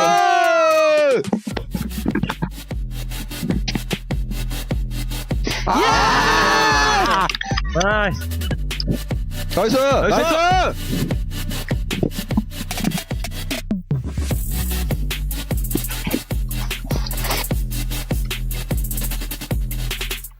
Well, we didn't get the Alpha 7 one, the reaction of the 2 wins that they have had today. But if we did end up getting it, it would sound something like this. Do Brasil! What were you going to say? Mafioso, go, go, go! He's popping off those games. So he has been popping off. He's popping off with the Mini 14. Hell yeah! You like it? Was very high pitch wise. Hell yeah! That just came out of nowhere, so that was weird. But a team that, I mean, a lot of question marks were being questioned for Alpha 7. People were saying, okay, is this team going to be able to pop off? Is this team going to be able to maybe defend the championship? Are they even going to make it to the grand finals via group stage? I feel like they're shutting a lot of people up right now. Well, they're certainly beating the, they play slow in the first day. For sure. They're beating those allegations 100%. That is really something that's really improved from them. Yeah. I love to see that. But I love that they're a team that once they know they've got a good thing going, they just go for it 110%. They knew that up there on top of that hill, they had the perfect opportunity for a 30-point game. Didn't quite happen, but they got there very close. Would you say they go for it with 19 eliminations? Could have been 20. Yes, it could have been 20. I mean... It's just very satisfying to have a 20 elimination chicken. Well, you really wanted it to be 20 max. I think I ended up saying I think they're going to be just 1 short because of what Weibo was doing there. But for Weibo Gaming, good back-to-back games here as well. Yeah, finally. Finally. Yeah. Because sure, they got themselves to a good Erangel earlier on the last Erangel of the day. It was very much because of the circle, right? That was just shifting on them time and time again. No, here, they actually went for really good high ground control. Yeah. Early rotations from Chumacera. They might have to fight with Chumacera actually versus Alpha Gaming when they fight their group. That would be interesting, but very good execution overall. And I'm very impressed by the fact here that Sook is out damaging Order and 33Z that normally are two of the main fraggers on the team, but no, the IGL Sook is here bringing the heat with that damage and the limbs. So intrigued to see if that's going to keep on going, if that's going to be a trend for the rest of this tournament. Yeah, something that we don't really tend to expect there from Sook, even though we know that he's able to do it, especially with the caliber of players that are currently within his squad with Order. We know that he's currently fighting for the trophy of being able to be the GOAT of PUBG Mobile Esports. If they do end up winning PMWC, I feel like that would be the case. I don't know about you guys. This is the conversation. Don't worry, we'll talk about this once we end up getting into the grand finals, if they do end up making it there. But some of the other teams that you guys were talking about too, for Esports, Max. They played Valle del Mar exceptionally well. Yeah. They understood no one's going to really come from the backside onto our position. They almost had team secret, I think you want to talk about later on here, Nep, but they understood we need to start thinking about how we're going to leave the city. So guess what? We're going to send all of the players to the eastern side of the road, making sure that we can have an easy access to the circle and get a really good entry point off the back of that. So I really appreciate how Horror played it this match. Am I seeing over 3.1k damage here from A7 on? Is that one game? This last game? I mean, okay, when you think about it, actually, with the Mini 14, you are going to get a ton of damage because of that zoning capabilities of that weapon, so it makes sense, but they were accurate as hell on those shots. Yeah. And the thing is, too, for this team, for Alpha 7, they were telling me today, Neptura, that I asked them, which one is your favorite map? Which one do you think you're going to end up performing really well on? At first, they were like, Sandhog. And then Rebel was like, no, Erangel. And then at the end, they were like, Miramar 2. I was like, okay, you might as well just add all of them. Say all three. It's just all three. Although I understand why why Miramar might be their favorite map in some cases. Because of the Mini, you can just use it to such an extent. You get a good bit of high ground up there. You get that Mini going, and, you know, we saw the results just there. So very, very good stuff. I love that the Mini is coming back, though. I mean, you and I are big... I mean, we all three are big proponents of the Mini 14. It's so nice to see that coming back into esports. It's really, really nice to see. Yeah, I mean, shotguns are still meta. Yes. They're going to be meta until the heat death of the universe is still going to be meta, possibly. But it is very good because you're kind of preemptively avoiding fights early on by damaging teams. You're taking care of their helmet, of their vest, of their resources because they've got to heal up, also got to res their teammates. So it's very good if you're just using it, that zoning teams away, and in this case, it was very effective for A7. Well, Max, you don't know what's coming up. Nobody knows what's coming up. But it is a segment we would like to call Maxman Grenade of the Day. It's Maxman's Grenade of the Day. Are we doing this? Yes, we're doing We're doing this. Guys, this is Maxman's Grenade of the Day. We're looking at AXTMG going for the push onto Falcon. The nade being cooked up on the side of Falcon. It comes on out, and he nades his own team. Yeah, he gets everyone all at once. Absolute utter destruction. And that is why that was Maxman's Grenade of the Day. There you go. I knew you would be ready for but a team that you guys actually were mentioning earlier as we're going to be moving on from this one was Team Secret.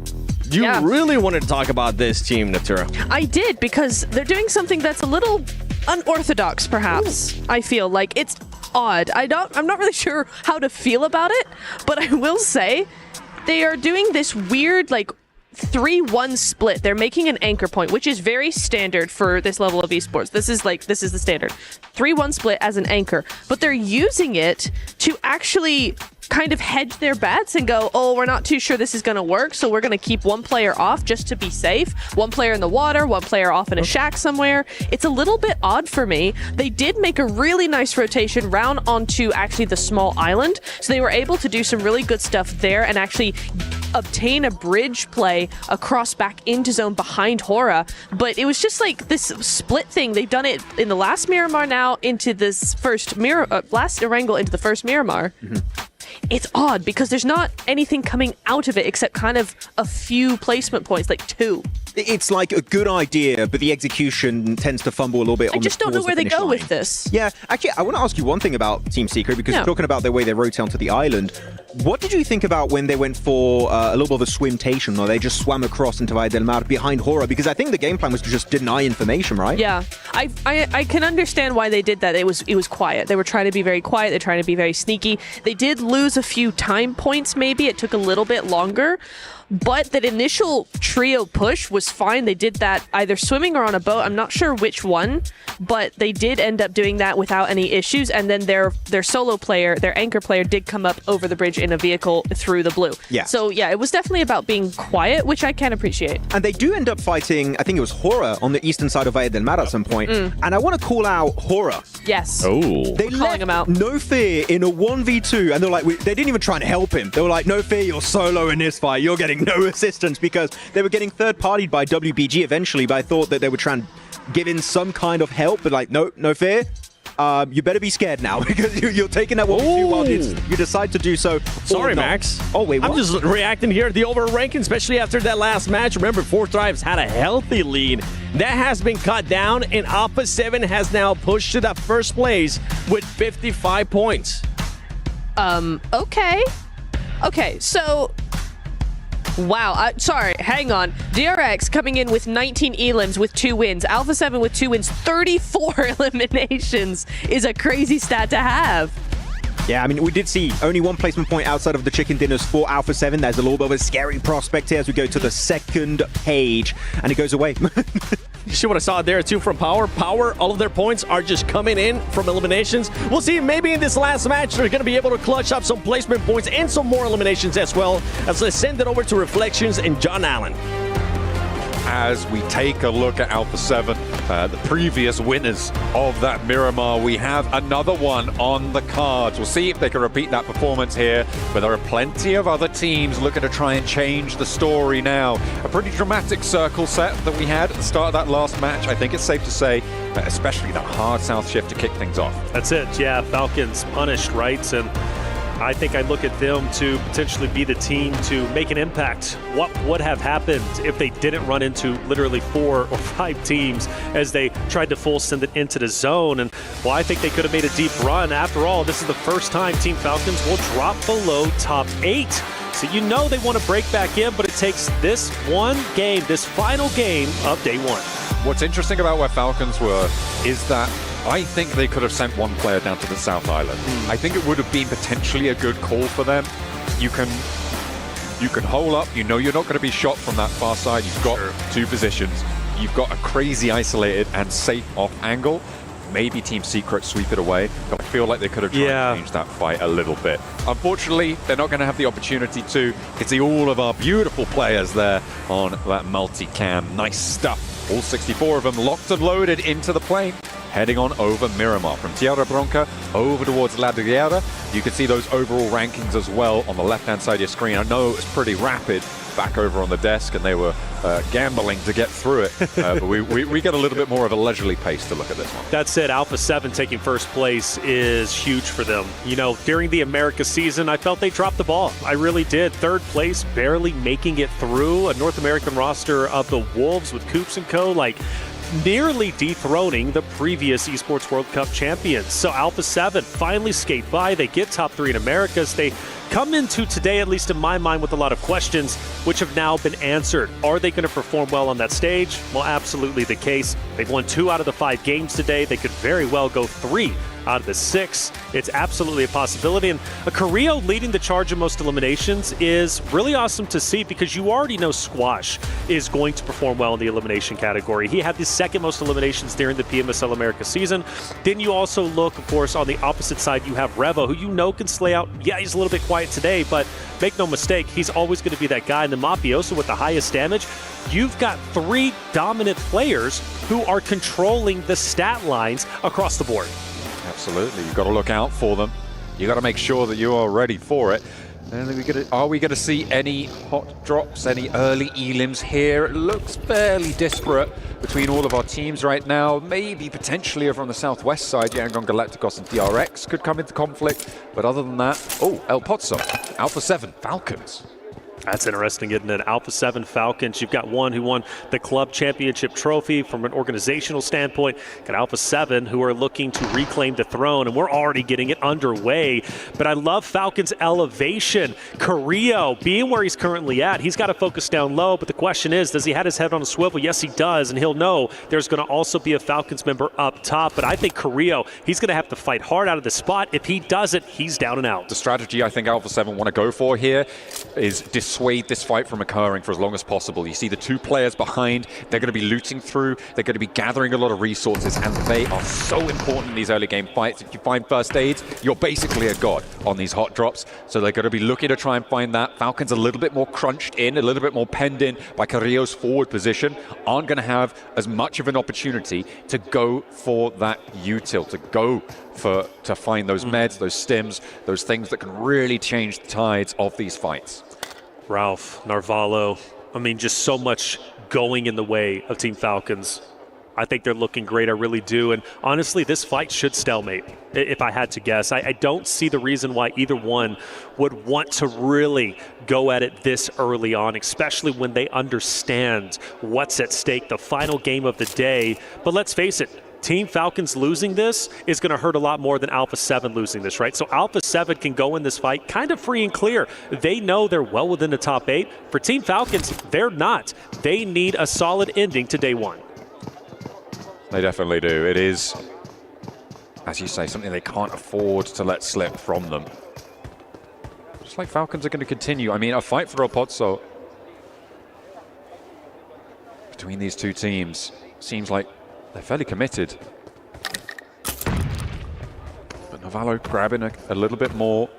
It's burning time for this looting phase as well, which is what we ought to always talk about when it comes to these hot drops, especially on Miramar. Rotations take a little bit longer. You do need to get on the road as fast as possible. Mafioso thinks he's got enough to be getting on with, does have a med kit in tow, and will be able to get all the way up to the top, get that high ground unchallenged.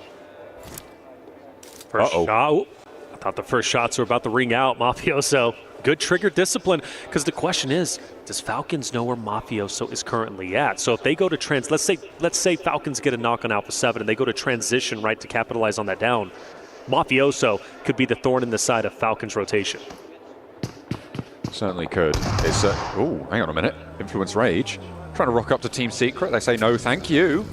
We're keeping our teammates safe, thank you very much. And that's 2 knocks already sent back their way. There's 1 player knocked off in the distance, but we saw they had the guard on. And now it's Lorazin and Lil Boy both looking to try and get away from this. They're not going to re-engage. They're just giving up the ghost. 2 of their players down, and they're even going to allow this res to come through. Yeah, I think Influence Rage for them backing away with the 2 players. Hey, that's probably the play. There's been a large conversation, at least in the Americas region, and I want your opinion on it. Is it worth it to just full sends with your remaining 2 players, your remaining solo, and try and go for the eliminations, or live to fight another day? Because there are some opinions that it's much better to just full send and fully commit. Even if you're the first team out, it's a better option than just surviving for another engagement. Well, take a quick look at that replay. That was a pretty sick mow down there with the M249. I think certainly you could argue either way. The question is, as it comes to with all decisions, I think, in PUBG Mobile, is what is the expected value of a play, which means, on average, how many points you get for a play like that.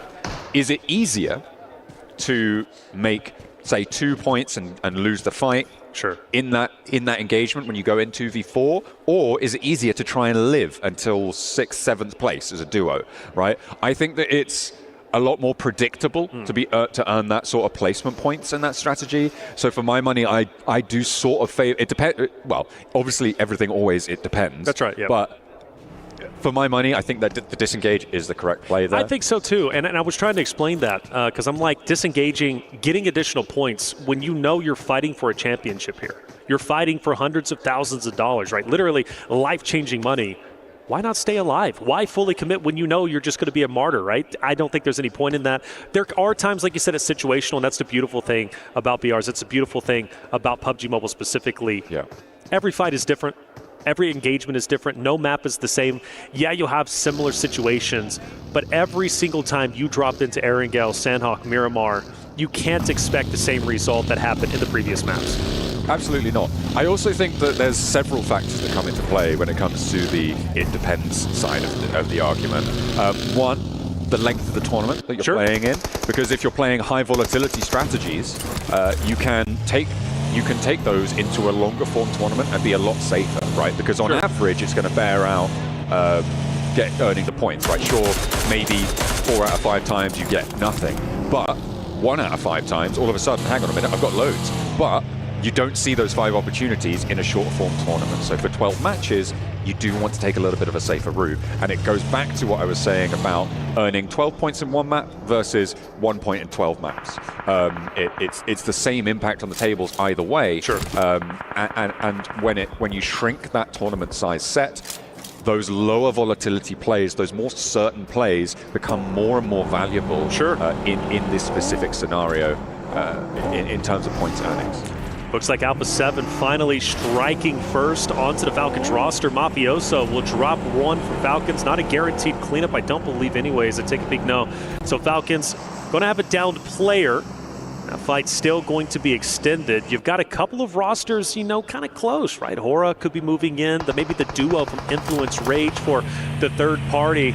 But as the zone starts to shift in just a couple of seconds, we've got to ask ourselves, does Falcon and Alpha 7 finally have to give up the siege? Oh my gosh, absolutely they do. Okay, we're over to the Chumisara Hills, again a little bit further north than we were last time. This is going to be a mad dash. Right now, there are no players on the south side of Chumisara into those hills that we were witness to the last match. Now, who's going to be able to get there? DRX on a wide swing, currently passing via Demar. It looks like AXTMG... completely got the acronym there. AX TMG, baby. TMG going to be heading in to the east edge of Chumisara. So they're not even going to go for those hills down to that side. A lot of teams descending just straight into that urban environment. But I feel like DRX have the right call on this one, heading further south and into those hills. That's exactly what they're going to do. DRX, a team, a shining star really of day one. Yeah, third place currently, but at one point was well within first. And you got to owe that to, obviously, their winner chicken dinners. Two of them today only matched by Alpha 7. And Fireflux kind of, you know, poking the bear a bit onto Power. But Power says, go ahead and back away. I've been waiting for this roster to wake up. I will say, and again, I give them credit. I know they're in last place, but watching them get more active on Influence Rage in a map previously excited me and showed to me Power is willing to make moves. They just have to fully commit to it and make that play call. But when they do, they can show that they can win fights. So for Power, I'm not giving up on them yet. I still think they're a talented roster.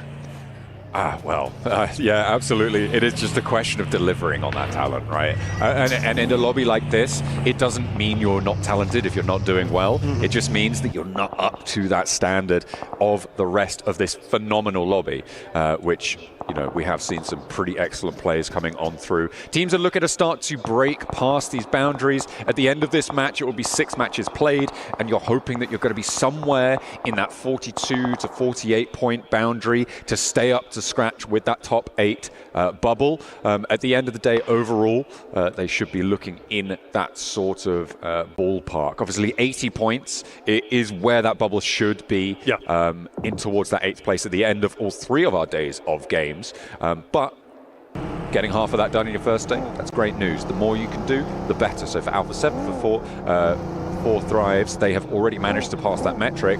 You can bet that they'll want more though. Alpha 7, Falcons, Influence Rage on a rotate towards the south, getting to the next stage. Falcons had a down player earlier. Mafioso managed to get a drop, but you notice they are now officially 4 strong.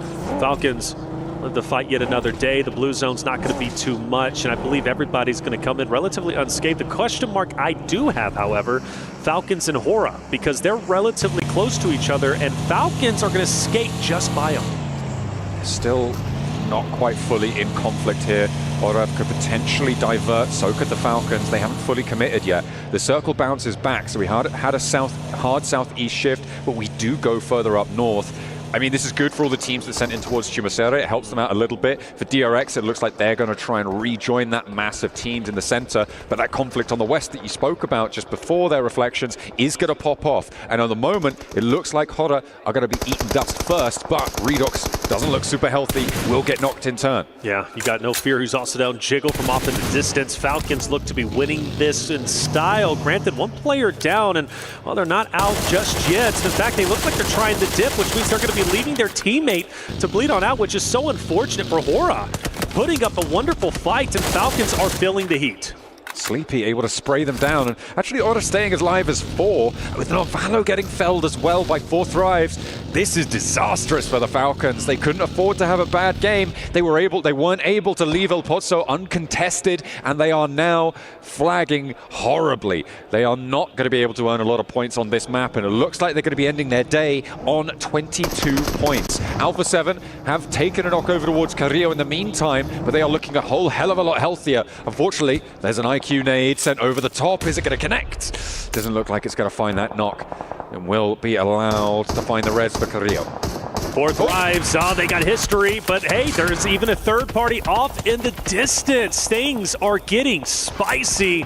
To be expected on the final map, teams are fully committing. IQ finishing off Revo, that's going to hurt. Typically the lead slayer for the Alpha 7 roster, but Mafioso also gone, and just like Falcons, same fate for Alpha 7, it seems, right? Both of those rosters started at a standstill. We thought they were going to explode into an engagement. It doesn't happen. By the time they have to shift all the way down south, well, they run into some issues. Our top rosters, unfortunately, falling a little bit early. And for Alpha 7, time is running out for them to get their last teammate back onto his feet. I just don't think it's going to happen. It's most likely going to be a solo trying to take on the world. Same story for Falcons. Both of those two teams too slow off the mark. The hot drop, that was terminal for them, and Koa will go down on a rotate. Team Secret plays spoiler on that rotate from the north side to Alpha 7. Without the influence of Team Secret there, it would be a different story. It would have been a fairly even fight, I feel, between them and 4 Thrives, but it was not to be. They were too slow off the mark, and the circle continues to push us ever closer to the center here. I'm looking at teams in Chumacera. I'm thinking they're not going to have an easy time of getting out of this one, but these hills hold a lot of nooks and crannies, so potential to play Snake, to play slow, try to survive as long as you can. That's it. Zone shift relatively soon. Vision, not a bad day from them per se.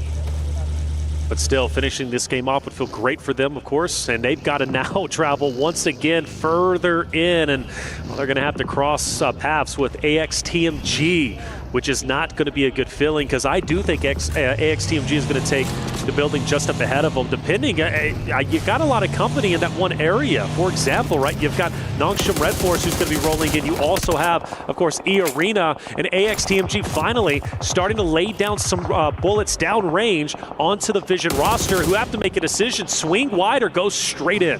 They can't stop off in that building because the blue zone will push them out. Meanwhile, over in Chumacera, Fireflux are trying to go for a mad dash into the middle, and they are heavily punished for it, but not getting knocked just yet. There is the push coming on through as they will crash straight into Yangon Galacticos here. They're not going to get any further than that. Scarface flushed out. Fireflux tried it, but they weren't able to get much more than that single knock onto Smile. All the teams we knew crashed into this area now forced to fight against each other. And if you're looking at the perspective, of course, the Fireflux, well, they're still taking a bit of damage. And, well, they're in shambles with only a duo left. Weibo up ahead. You also have, of course, Nongshim Red Force, who might be crashing in on you. It's going to be a tough one, but you would have to expect that. Going to these compounds this deep in the zone, you understand and fully know it's going to get active, it's going to get busy. You need to be ready to fight. Vision rotating down to this south side now. They go for a wide sweep out wide. It's one of the decisions they had to make, and they have gone up towards Chumacera. Look to go downhill off of this one. Where DRX started to play, they are going to look to push in from this south edge, with DRX already much more central here. I like this from Vision. I feel like potential misstep from the teams who pushed all the way into Chumacera. And could be a little bit of an open run for Vision, where it didn't need to be for those teams who will now feel that threat from the south. But I still feel, even with that early pressure from AXTMG, you got to appreciate Vision still staying alive despite them being spread out. I thought it was going to be a lot worse than what it ended up being. Squash, unfortunately, last alive from Alpha 7. We talked about it, and, well, he's going to try and survive as long as he can. But for 4 Thrives, they're looking to put the final nail in the coffin, and IQ is looking straight at Squash. I don't know. Are we starting to set up a bit of a storyline? 4 Thrives, the boogeyman of Alpha 7? Could be. I mean, these guys came in. They're hugely popular. They've got a lot of support. Now they've got the numbers to back it up here on the global stage. It is really good to see. And coming through for the CSA region, having a massive impact there. Looks like they want to have that repeat performance, a real breakout show from this roster from Pakistan. And they're having a great time with it. In the meantime, on the inside, Nox and Red Force, they're going to find one of the players from Weibo. Nox and Red Force, again, same story as Falcons, closing down the day. They want to do so strong, but they've only got 2 players remaining. Sure, they're on the inside glut of teams in Chumacera, but you've got to question their point scoring ceiling in this situation. Yeah, but the tough thing for them is you got E-Arena as well, who's off in the distance, and they're third partying. So there's no safety net. There's no way to feel comfortable, even if you're trying to peek out a window, because well, E-Arena is looking to gun you down. For Team Vision, still scouting, still thinking, how can we get involved in this next stage? Well, there's your answer, and they got to go forward. Now, for DRX, once again, they have to relocate. When we started off the narrative, DRX was in a great spot, but every single stage shift, they've had to rotate up. And now the job gets even more difficult because you got to go through Weibo. You've got to go through another roster, of course, of Nogsham Red Force, who is now getting third party by E-Arena. Then you have Galactico, too. DRX swinging left, maybe swinging wide where Hora is currently positioned. Is that a realistic option, or do they have to go forward straight into the other rosters? It's such a difficult decision. I feel like fighting through these urban environments is always really difficult, especially with the road that's on your screen right now being as bad as a river in terms of getting across this one. There's so many teams in the circle on the far side of it. You have to think, maybe try and go around, right? Maybe try and sweep out wide, take a fight on an off angle, and try and play that west side against Hora, potentially one of the options there. But they've taken a knock, and that is, again, just going to slow DRX down. It's going to make their lives a lot harder towards this next rotational set. But all of those teams in Chumacera should hopefully keep each other busy.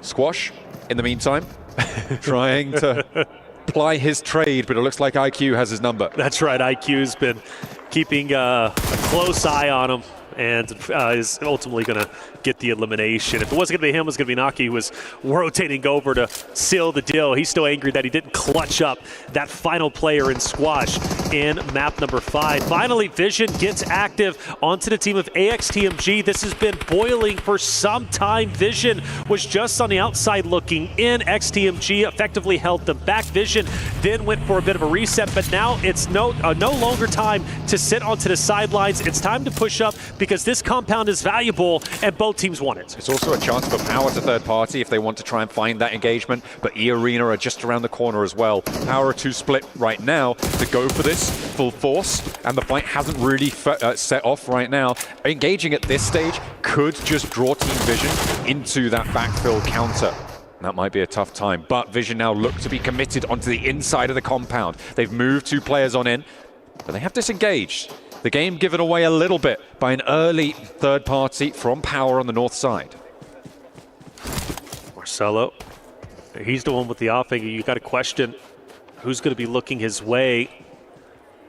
And Henry actually looks the opposite, so I think he's going to be the... Oh, you know what? He's even going to have a teammate. So this is a decent push as far as I'm concerned. Power, though, you mentioned that third party. They are hinting at it. They want to, but I believe it's going to be Nalif up top from Team Vision who's keeping them back so they don't get too overzealous. But that means he's going to be out of play, and now you got the Vision members who have to try and finish off the remainder of this XTMG roster who has 3 members. So it's going to be a good old-fashioned 3v3. The thing is, the longer this extends, the more opportunity for Power to move up, maybe even another roster to third party. And then at the end of the day, worst case scenario, you both end up cannibalizing each other. And then now you got to fight the rest of the roster with a solo or a duo. But either way, the fight must happen, and the fight continues. The next circle just about to pop, and it will move away from the compound, meaning that this fight doesn't necessarily need to happen now. It could be a disengage, and I feel like that's exactly what Vision may have been looking for there. They might be able to find some exit frags, but they can disengage now. They just needed to keep AXTMG busy. They kept Power busy on the north side, but Marcelo charging in. They're changing their tune once more. Never Alone also breaking out with a bold push to an open wall. Was in a lot of danger there. Could have been nasty. In the meantime, over on the northwest side, IQ from 4 Thrives has been found, and they're now down to 2 players. Yeah. Leaving Ora with the advantage on the numbers. They've moved 3 players forwards. You can see No Fear on the back, looking for that backstab. Yeah, it's T24. He's the thorn in the side currently. of the roster of four. No Fear trying to take him out. Finally, Vision as well as AXTMG start to unfold. Henry is down. Bolt swings wide. Takes down yet another member. The cleanups are in, I believe.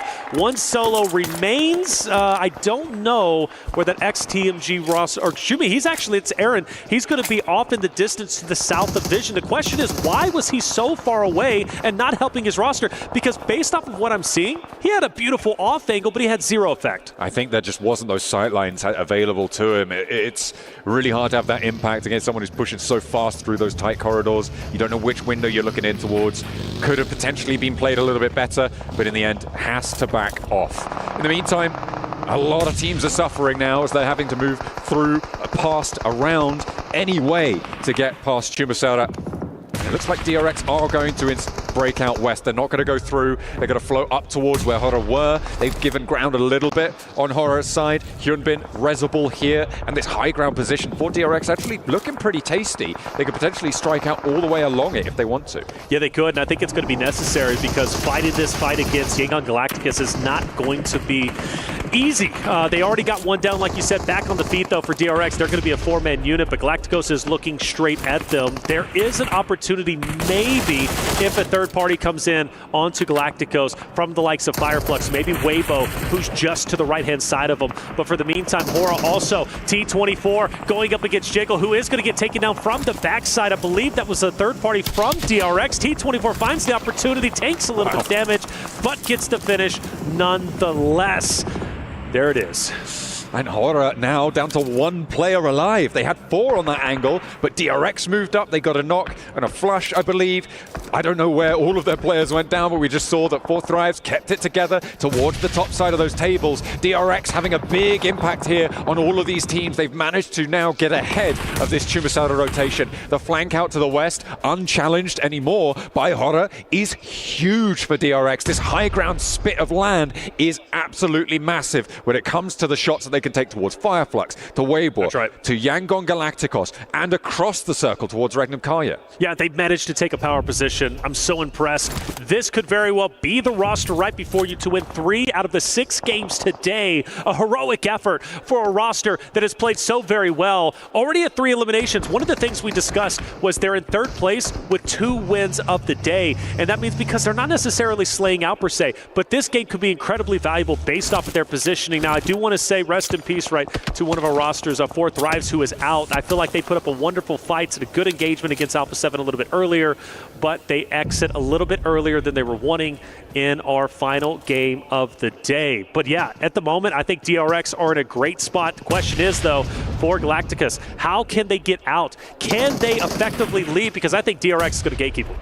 It feels that way. Might just be.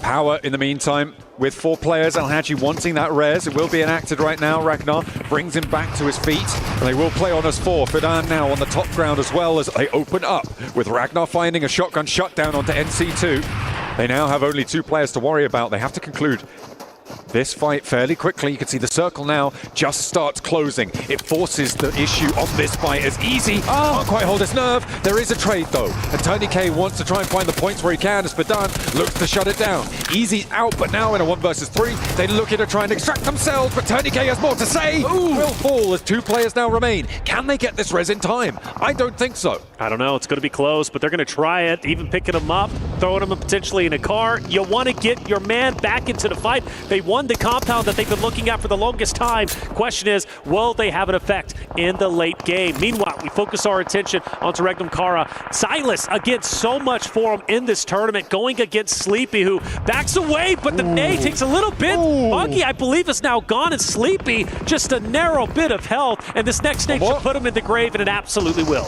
Beautiful overarm there from Regnum Karya to keep that north side clear. DRX, though, still execution rolling downhill as they haven't quite managed to find Yangon Galacticos, but nobody else is making their way out of this one either. Fireflux in the distance with just Matcat making his progress, but how long-lived will it be? Already taking damage. That could be from across the way. You've got Team Secret off in the distance, potentially third party, but Romeo is shut down. Hyunbin opens the cannon. DRX are down to 3 players, but they've got such an advantage on this high ground. They absolutely do. Say Cloud Smile. I think this is going to be the ending. You have really nowhere to go, and DRX DRX are all focused on you down below. And this is such a power spot that's been set up a little bit earlier in a future stage. You know, you look at where DRX is currently at in the standings, what they could potentially do in this moment. Yes, they've lost a player, but they're taking down the big dogs. But do they get tunnel vision? Because my only concern is Silas is also in the distance, and there is a chance potentially he's able to third party from where he's currently at. But in the meantime, DRX can't really worry about that. They've got to focus down low. Taking down Yangon Galacticus could very well put DRX in a winning spot in game number 6. Definitely could. They have got that high ground advantage, but it's difficult to get them out of there at the moment. In the meantime, over on the northeast side, it's Regnum Kaya and Team Secret. He's going for it. These teams will be the teams to try and take that fight. Silas, with that big flex out, doesn't want to overcommit though, and I think that's wise. He did look for it, but won't get himself in too much trouble here. Still felt there was an opportunity for Silas maybe to get some pop shots, but honestly, not a bad play, like you said. Ooh. Disengaging. Silas might be coming back and doing so in the vehicle, even if he... Yeah, they're fully collapsing. So now that you're so focused on YG, DRX is now getting pincered. The vice grip is closing. YG are taking damage, and DRX is pushing down. Yes, they'll get the eliminations, but now they've got the low ground. And the question is, will they get punished much like they just did the YG from Regnum Kara? They've left Soaz up on the high ground. That will slow down Regnum Kaya because that high ground is not fully under control. They don't know that 2 players from DRX have dropped down. They know that a fight has concluded there, sure. Matcap is also a thorn in the side of this position, and DRX need to be careful here. A misstep, and they lose a player, and that could be devastating. A nade in hand for Matcap, and there's a lot of damage being poured on in. Team Secret are here to play as well, and they can't quite get back up towards the top here. Matcap spotted, and the nade no longer an issue. 3 teams remaining. It's Team Secret, it's DRX, and it's Regnum Kaya. That's it. You've got all 3 teams with 3 members alive. It's anybody's ball game without question. Team Secret, a win here would be tremendous. We haven't seen them in the winner's circle just yet. This will be their first opportunity for DRX, though. They won 3 out of the 6 today, and that's going to be a massive drop. Where's Regnum Kaya in all of this? The opener for DRX is good, but will Regnum Kaya roll over the top? So easy. I think he's dropped down now. Goes down to a nade, and there's more to come as the high ground suddenly becomes a factor. But there's suppression for the backline of Team Secret as well. A nade, a close range fight coming on through with the shotguns. 2 players for Regnum Kaya, 1 apiece for the 2 contenders here. Down beneath them, Hyunbin charges forwards and DRX are swept aside. Tosh pick a wild now, just have Frankie to deal with, and the backfill works wonders. Silas leads the charge, and the rest of the roster capitalize. And it's up to Frankie to try and keep the hopes and dreams alive for Team Secret. There maybe is an opportunity. There was almost a clutch in the last game that we ended up watching, but Frankie's got a tall task ahead of him. He's got a player on the off angle, and it won't even happen. And that's going to be a tremendous win for Regnum Kara, taking their first victory of the day and a much-needed win to break into top 8. A beautiful result coming through from Regnum Kaya. As you say, much needed. This day caused a lot of worry for fans of Regnum Kaya. They have not been their usual selves, but they've always got a little bit of life in them. There is a reason they are the PMGO champions. There is a reason why they are here and why we talk about Silas with such reverence. They do manage to pull it out in the final match of the day, but their job is not done. They have not managed to put up enough points to feel safe moving into their next day of games, right? They have not been able to get enough done to feel fully secure in those top 8 spots. Of course, they could potentially go to those survival stages, work their way through that way, but getting directly into the finals in those top 8 would be so much cleaner, so much less of a worry. Without a doubt. Big plays coming out from DRX, though. In this meantime, you think they look great, you think they look strong, but I gotta say, man, a tremendous victory. Let's hear what the desk has to say. 7, what's going on in that last game?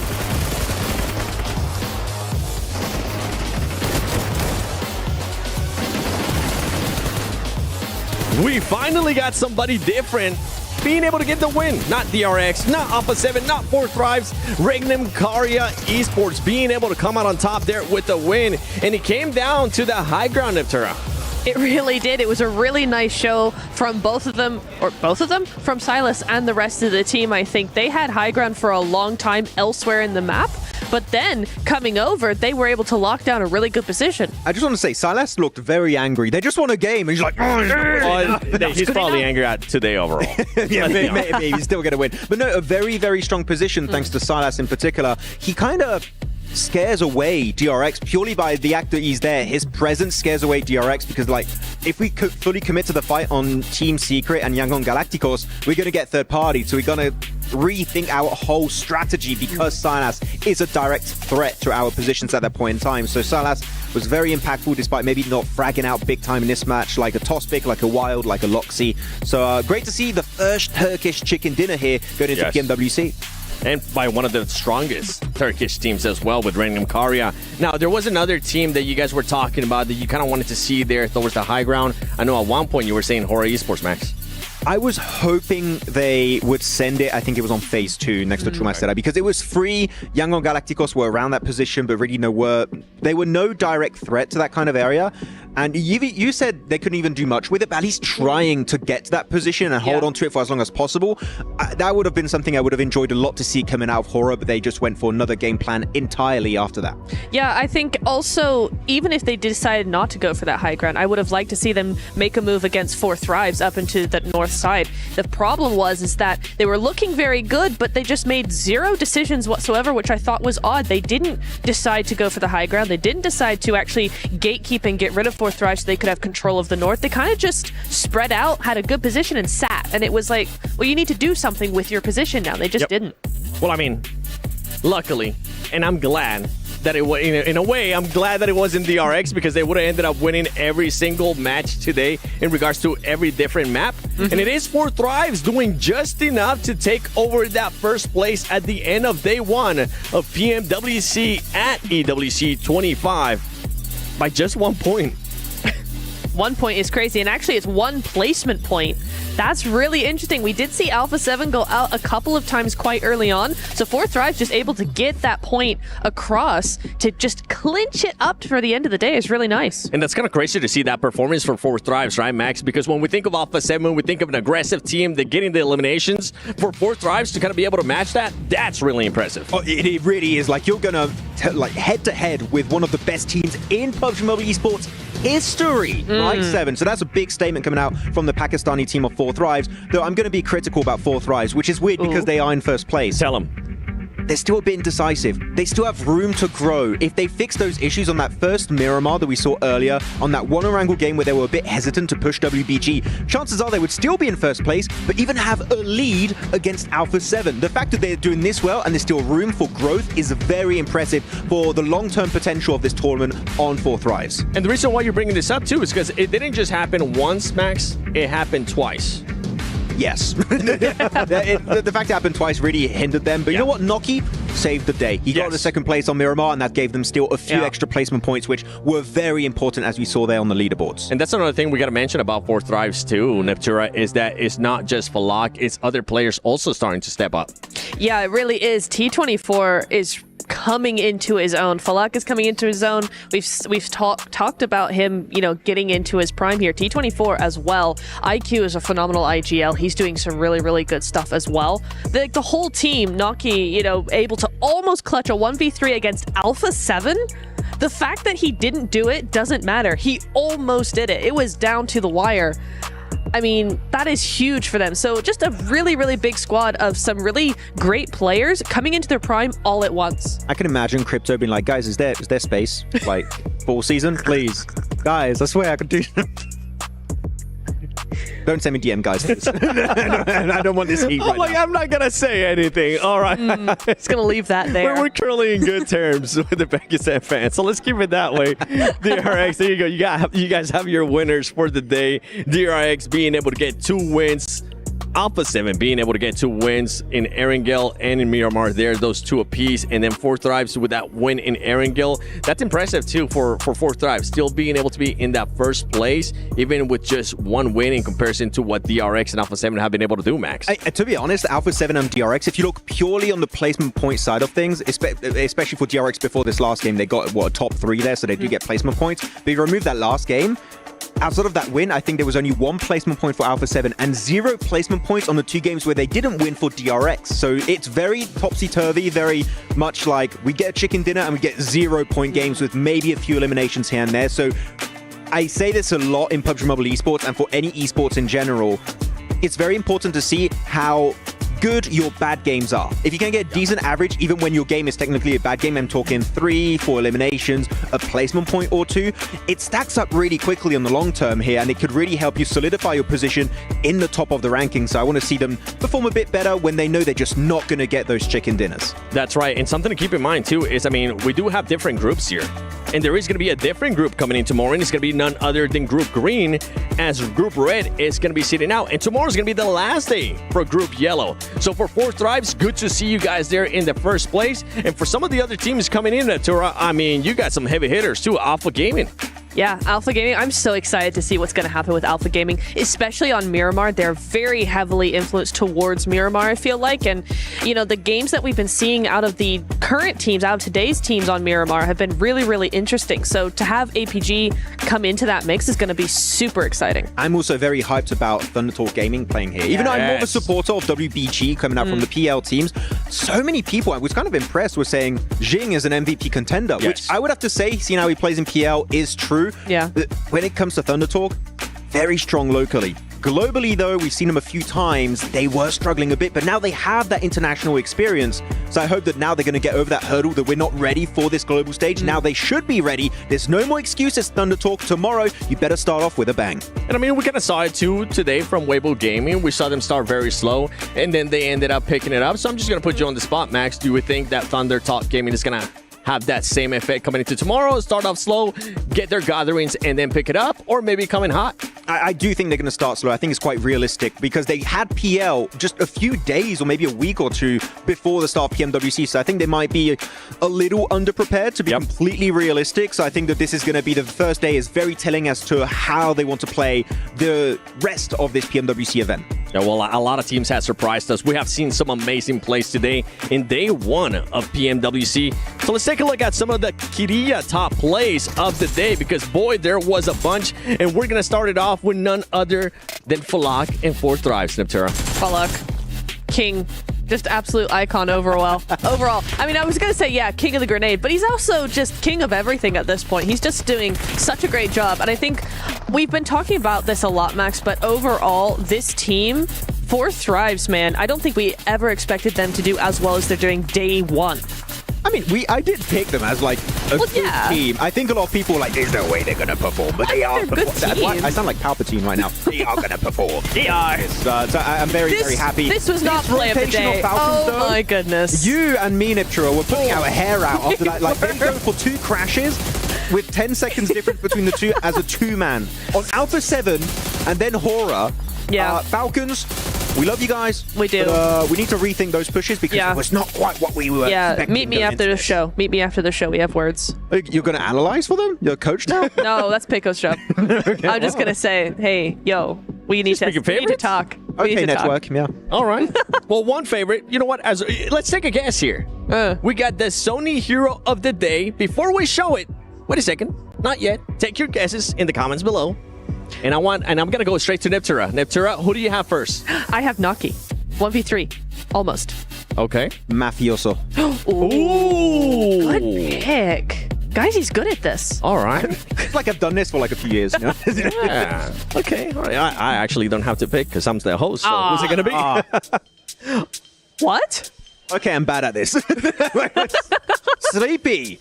Here from Horror Esports. 12 eliminations, 17 knocks, over 3.4k damage. That's wild. I mean, we have a Pakistani team in #1 from CSA. We have an MVP player of the day here that is going to be our lad, Sleepy of Horror. So CSA coming in hot already here. Yeah, I love that. I mean, we've followed CSA during the entire spring split. So nice to see them come out and do really, really well in Global. At least they won. Oh, that is crazy. I did see that earlier, and I was like, hang on a second. They should have won this game. Horror should have won this game. I'm going to say it again.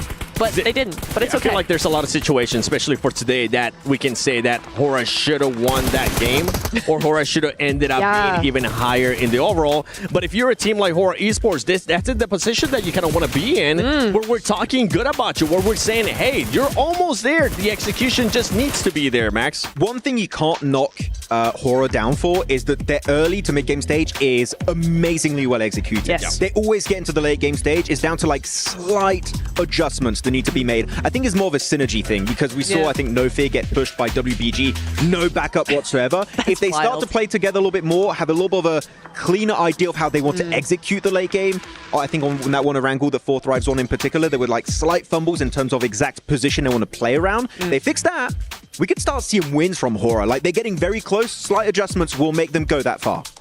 Okay, well, we've been going through every single segment here. Let's take a look at the Honor Dominator here. Domination. Players with 3 eliminations or more. You got DRX, Alpha 7, Yangon Galacticos, Team Secret, and Team Secret backing it up as well. So you love to see it. Players with 3 or more eliminations. Not surprised there, honestly, to see DRX or Alpha 7 up there, considering that they both ended up with 2 chicken dinners for the day. I'm surprised that Team Secret's there, actually, because the amount of time that we've spent looking at them, it's like, yeah, the rotations are interesting, the 1-3 split is interesting, but where do you go from there? They always seem to play for those low placement points, and that's kind of it. So it's interesting to see them actually up on that leaderboard. Is there anything you want to add to that, Max? I'm just happy to see Yangon Galacticos be up there because we said it that they're not scared to go for fights. I want to see that continue for the rest of this tournament. And if they do so, then I would be very happy to see how they can perform if they do head into a finals. Well, something that I want to kind of refresh everybody's memory that we did at the beginning of the day was the Aramco Power Rankings, because we had some teams pick here and there. So let's see how everybody ended up doing. Maxman, you had 4 Thrives. I have 4 Thrives as well. I have Regnum. They got to win. Yay. You're the worst out of us right now, man. Okay, I know. God, Is she? man. I mean, yeah. Falcon started off so well. What happened, guys? You're letting me down real We got to have bad. something at stake here, okay? Especially for the group stage and the group stage only.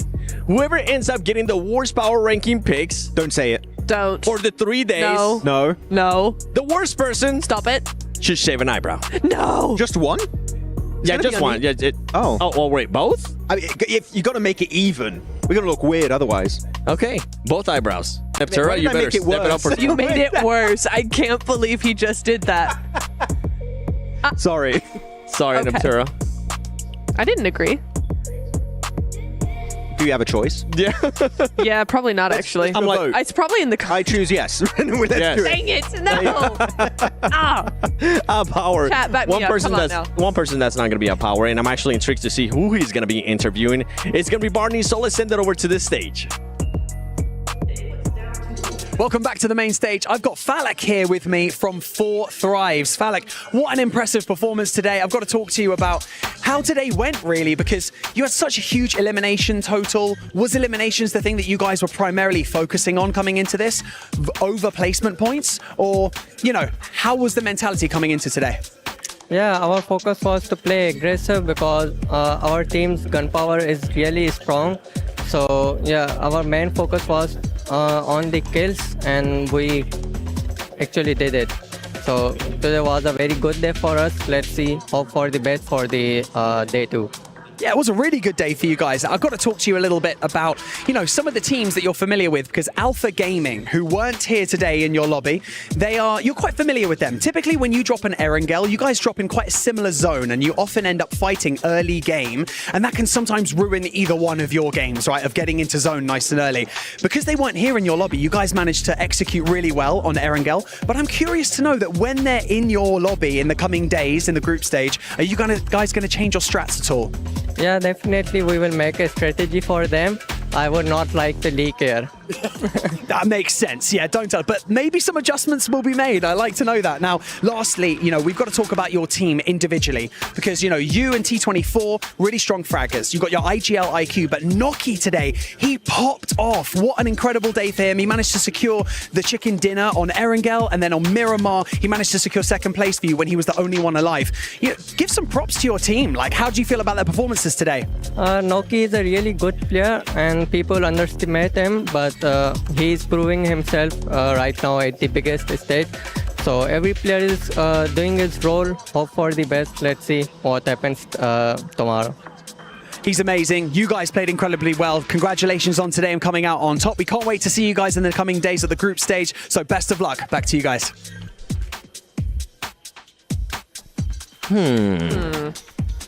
New strategies for Alpha Gaming, but he doesn't want to leak them. What could it be? Any ideas? No plan at all? Is he bluffing? Run to their desk and turn their phone off? I don't know. Way to do it. It's a bit brutal. I mean, it is one thing that he has mentioned in the past, too, in regards to just him and the squad not really being kind of fighting too much with APG. So I am glad that they do have a plan for it, Max. And it's smart that they're not leaking it, especially like otherwise, because Alpha Gaming are watching like, well, yeah, tell it, we'll be ready to fight you if you go for it. No, it's really cool that they know that is their main competition after many games in PMSL CSA. I mean, we covered it right now. We know that these fights on Erangel were happening every single match. So it makes me confident now that they have a game plan for their main rivals here. So hopefully they can keep this victory streak going into tomorrow. Well, before we end this amazing day one of PMWC at EWC 25, I want something that surprised you and something that you maybe want to see a team change going into tomorrow. Neptura, you're going first. Dang it. Okay. I have team that surprised me, AXTMG. Yes. I did not expect them to come out as strongly as they did day number one. For me, Team Secret, I want to see a little bit more than what we're seeing because right now it's kind of a half strategy so far. Max, how about you? Yangon Galacticos.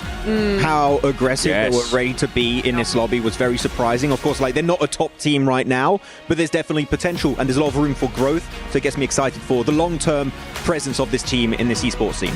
Yeah, I would just say from my end, I'm excited for everything that's going to be happening here in the next 2 days of group stages at PMWC.